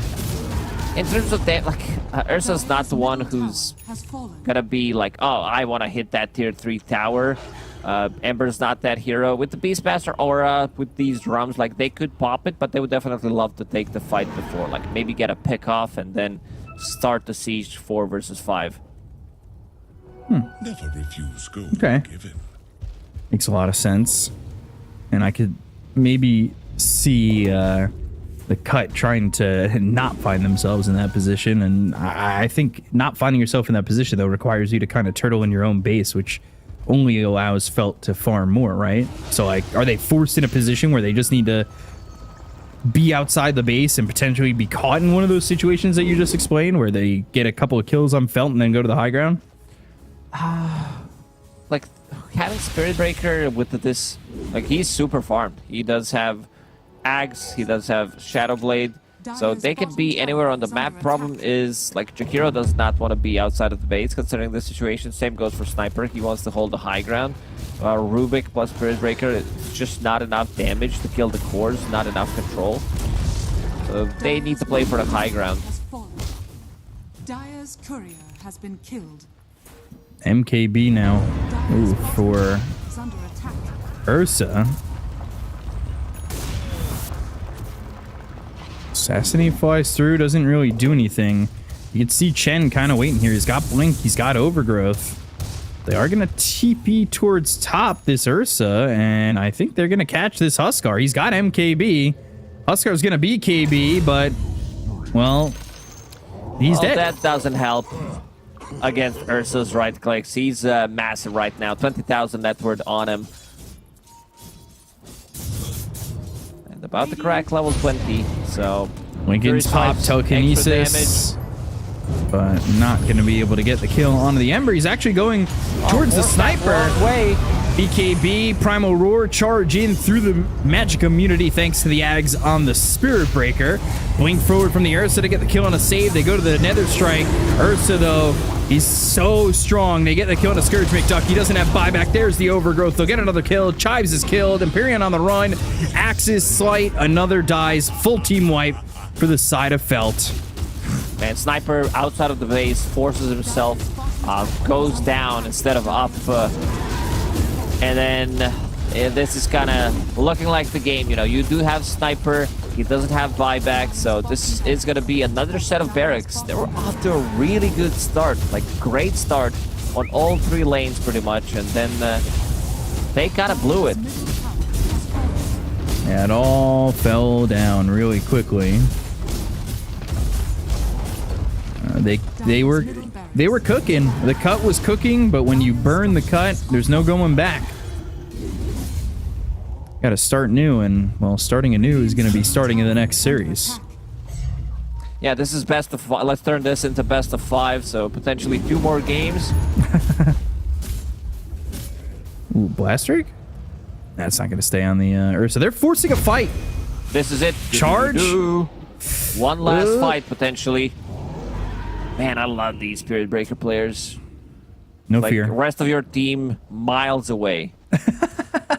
Yeah. It wasn't that bad this time. You know, I'm just joking, but we all experienced that. Where it's like, oh, why are you guys not here? Well, we don't have this ability. We can't really do the same thing. Next Roche, potentially in a minute.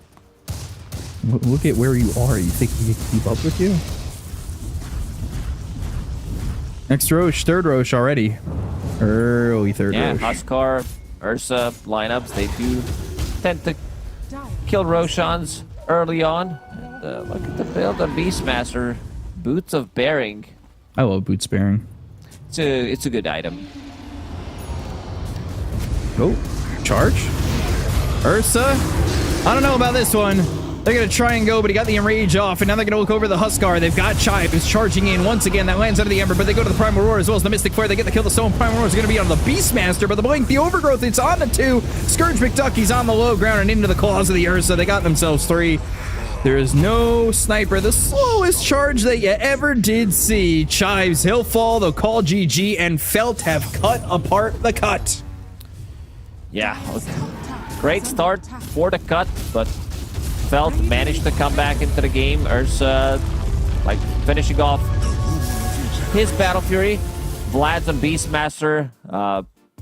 Fade did make a lot of stacks for himself in the triangle and farmed that, and then they smoked, got inside of the Roche pit, which was not contested by the cut. And something that you did mention is this Huskar, he does rely on getting the Aegis. Like, this is the whole point of the hero. And after that, everything went downhill pretty much. Yeah. Felt did a good job. Despite the poor start, I think things were running really well for the Cut, but when you're able to make a comeback like that, that's a confidence booster, especially when it's the series winner. So to break it all down for you, we do have the panel, an interview after. It's going to sound oh so sweet. We'll throw it back to them. Take it away.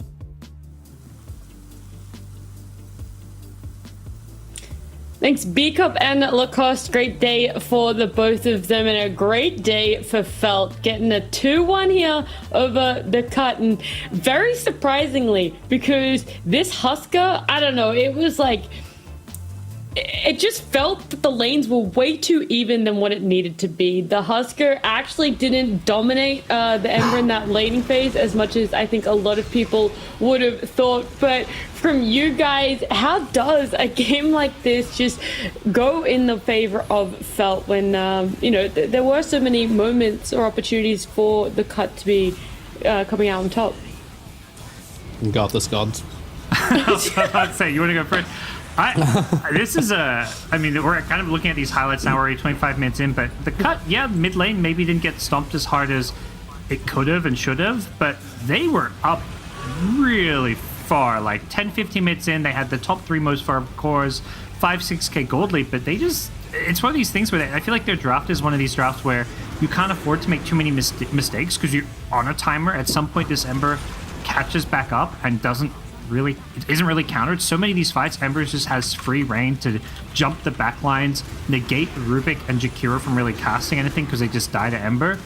And on top of that, this Ursa eventually hits this like BKB item timing and just chews through Husker. Husker just ran into problems as the game went on, dealing with like Beastmaster Roar into Ursa. It just felt like every single fight I saw Husker go in, he just failed.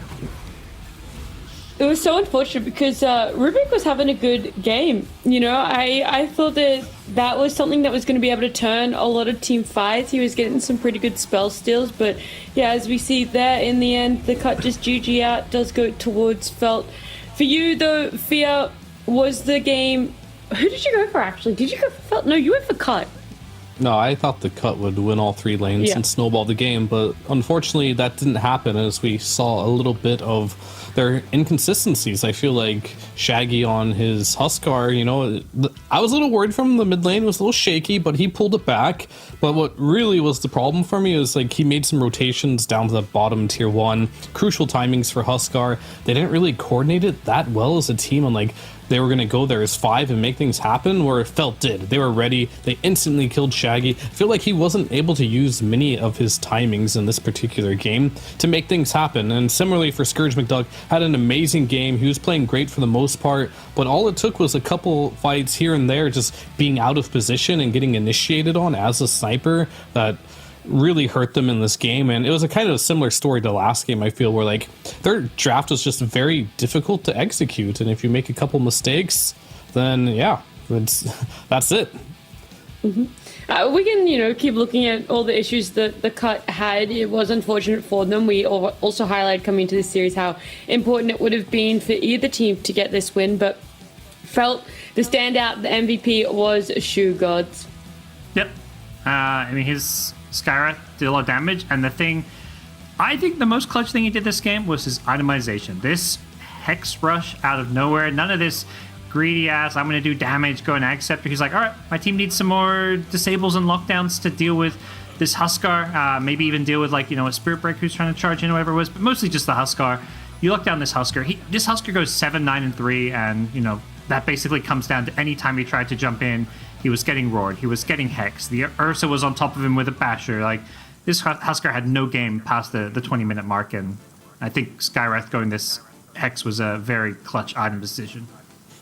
See, that's the real trick in MVP. It's not so much, necessarily always about how you spell cast, but the fact that you're willing to sacrifice and itemize for the team. So big props to Shu there. We do have an interview, a winner's interview here, and we get to ask Fade some questions about this victory. Fade, congratulations on the win again. You guys looked great, a little bit shaky in game number 2, but I just want to know how this series played out from your point of view, why you felt those issues in game number 2, but why game 1 and 3 were so dominant for the both of you. Okay, first of all, you guys can you hear me? Yes. Okay, cool. Yeah. So I guess I apologize first. My team, other three people don't speak English very well, so they're not very comfortable. But at some point, hopefully, we'll give you someone else to talk to. But we felt really good in game one. I thought we had a good plan and just outplayed them. And even though there's some hiccups, we just felt like it was really smooth. And it kind of transitioned over to the start of game two. Is kind of probably the point of ridicule is the Enigma pick, but I thought it did what it's supposed to do or what I wanted it to do. But I thought around like the small early game skirmishes, we had the better like team fight or like fighting power, and we just didn't execute it, and we just let them back in the game with a lot of deaths.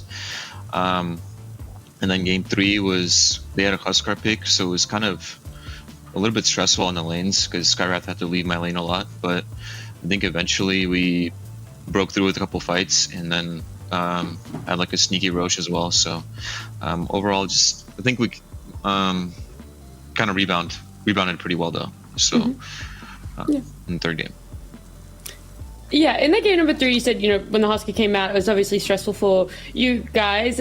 We definitely thought it was going to go a lot more in favor of Husker. So what was the team communication like for the earliest part to be able to shut him down? And what was the game plan going into that game number 3 once you saw the Husker being picked up? We were discussing if we could put the Ember in a safe lane, but we kind of decided against it. Started to play into the bad matchup. And then basically from the top lane, we just said Sky and Ember communicated a lot to whatever Ember needed, and I had to stack my lane a little bit. Obviously, I was playing alone for a lot of the top lane, but I think it was really important for the Huskar to the Ember to come out of the lane stage and have a game, and just as well the Huskar suffered a little bit, and then they didn't get the Roche. We got the first Roche, which is really big, and then we just kind of eventually hit our timings, and we were able to I think our heroes were just better at that point, better synergy and team fight, all that stuff. That's awesome to hear. Gods, do you have any questions? Yeah, I wanted to follow up on what you said about the Enigma. You mentioned you feel like you got what you want out of the pick. I'm just curious to hear from your perspective, what was the idea behind the Enigma pick in the first phase, and also behind giving away Lina in the Game 2 draft? Yeah, if you see other regions, especially Tundra, they do first pick this Enigma as well. And the reason they do it is because I think he has very stable lane, and plus bottom lane. I think, in my opinion at least, we really shut this thing down bottom lane. She had to go jungle level 4. And additionally, it builds Greaves, and with the Shard, it has really good tempo in the game. So, when the matchup with the Enigma, with the Silencer, when the game is bad, it is really bad. But if you're winning the game and you're in team fights, you're able to put pressure on the Silencer, and you're you can kind of take longer fights, and eventually I can get a BKB in Black Hole anyway. So I just felt with tempo in that game, and proper team fighting, and if we got our timings, that game would have been a lot more cleaner. But once we started feeding and once we got started behind, the Silencer can just basically AFK in the fountain, and if they're winning the fight, I can never do anything. So it just that's kind of my read on the hero, and I think it still can work, but we just need to work on our just pressing the buttons and some points just chilling and waiting for our timings instead of just dying over and over again and letting back in the game. Yeah. That's great to hear. It's great to hear that kind of insight on behind picking the hero. And speaking of hero picks, I'm curious. Before today, you actually played a different hero in every game. You've got quite a wide hero pool. I'm curious if there's anything that you don't get to play that maybe you're hoping gets buffed, or that you maybe think is underrated. Which heroes are you not getting to play that you wish maybe were more viable in the current patch? That's kind of a hard question. If it's to the patch, I'm really not sure. I think I'm okay with the patch, my hero pool in the patch right now.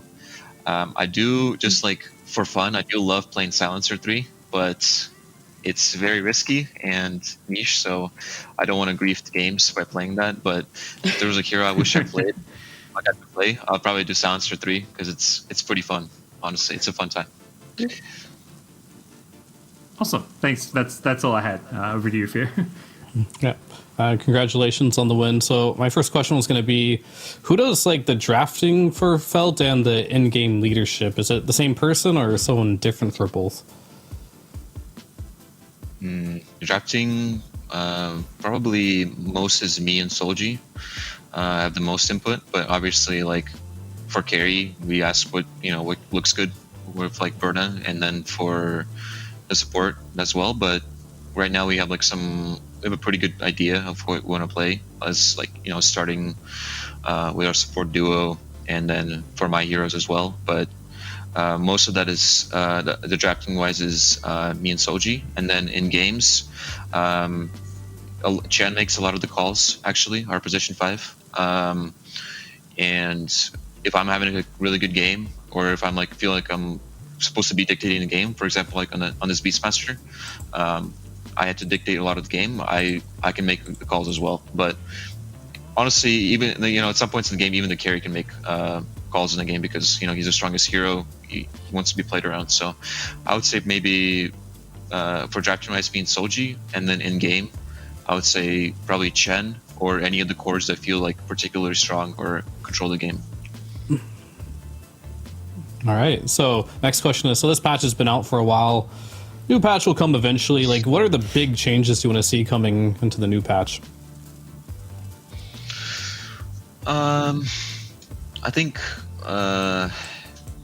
it's a hard question as well. I just haven't thought about it, but I would probably like nerfing. Is there any hero you hate like playing against or something?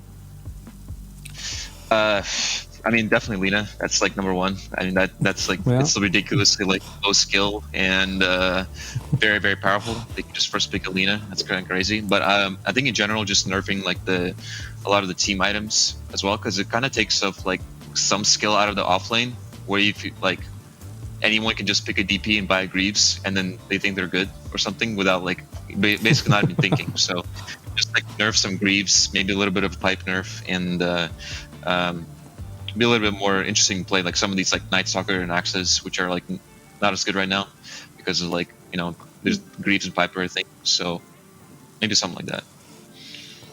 So maybe you want to bring back some like the playmaking offlaners that by Blink and are active. Yeah, I'd like that. All right, thank you. Awesome. Well, Fade, we'll let you go. Thank you so much again for doing this interview, and congratulations for this 2-1 win over the cut. All right, thank you guys. See you later. See ya. You guys really just throwing in the curveball questions there. Like, if you were in the shoes of Ice Frog for one day, what would you do for the off lane? It's pretty much what you asked him, but he gave some good answers there. I wouldn't mind seeing some of the Night Stalker axes come back in for you. I mean, yeah, sure. It's like the classic offlaners, right? The Mars is like Ant has been playing it, but not many other teams are playing these type of heroes. And I think this is where like the origin of like, the offlane spirit comes from, like getting this Blink Dagger rush, getting sacked a little bit and making plays on the map. A lot of offlaners would be happy for that to come back. Yeah, for sure. I feel like we went from the Wraith patch to like Greaves patch, and it's like really, just generally playmaking and team fighting is more fun to watch. And so I feel like we need or Ice Frog needs to kind of course correct things a little bit and go back to a bit more fun, flashy Dota. Yeah, I want to see an offlaner 1v5. You know what I'm saying? All right, buff BKB again. Go back to those days. All right, let's do it. Raise or offlane. Let's every game. Let's go. So fun. That was our second series for today. It closes out our week 2 day number 3. We can have a look at the leaderboard, see what changes are happening there, because Dogchep still out on top, feels like I keep saying that, mainly because we haven't seen them play since week number 1. But the Felt now, with a 3rd victory and only 1 series loss, pushes themselves up into 2nd. They're not too safe there because closely behind is the Cut at C-Dub and Fart Studios, whereas we have Penguin Squad and Eternity down there in the relegation zone for now. Both Penguin Squad, though, does have a chance to pull themselves out. It's not like it's clear-cut in any way, shape, or form at the moment, because tomorrow is a long day. We have 3 best of 3s happening, and it is going to be Ant versus the Cut for the first series.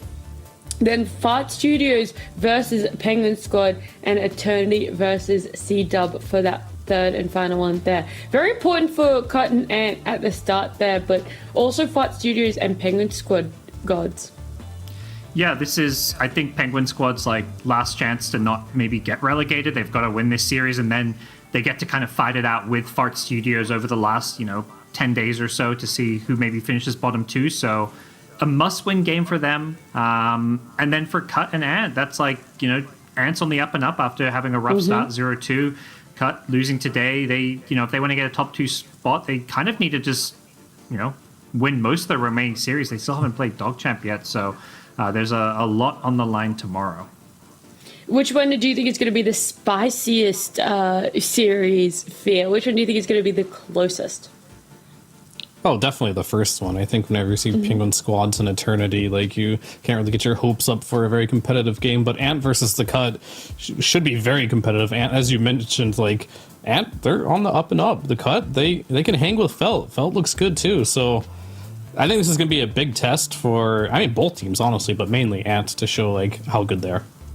Yeah, it's one of those things that Eternity really struggling. Obviously, when we just saw the leaderboard, they're already down below. But Fight Studios and Penguin Squad, it's actually important for both of them. I'm hoping Penguin Squad can show up, that they do bring something new to the table. They have been a little bit wishy-washy in the past, but Fight Studios haven't been all that convincing either, gods. And when we wrap out today, which game could you go back and watch over and over again? Which game are you recommending our viewers who might have just tuned in to go back and have a look at?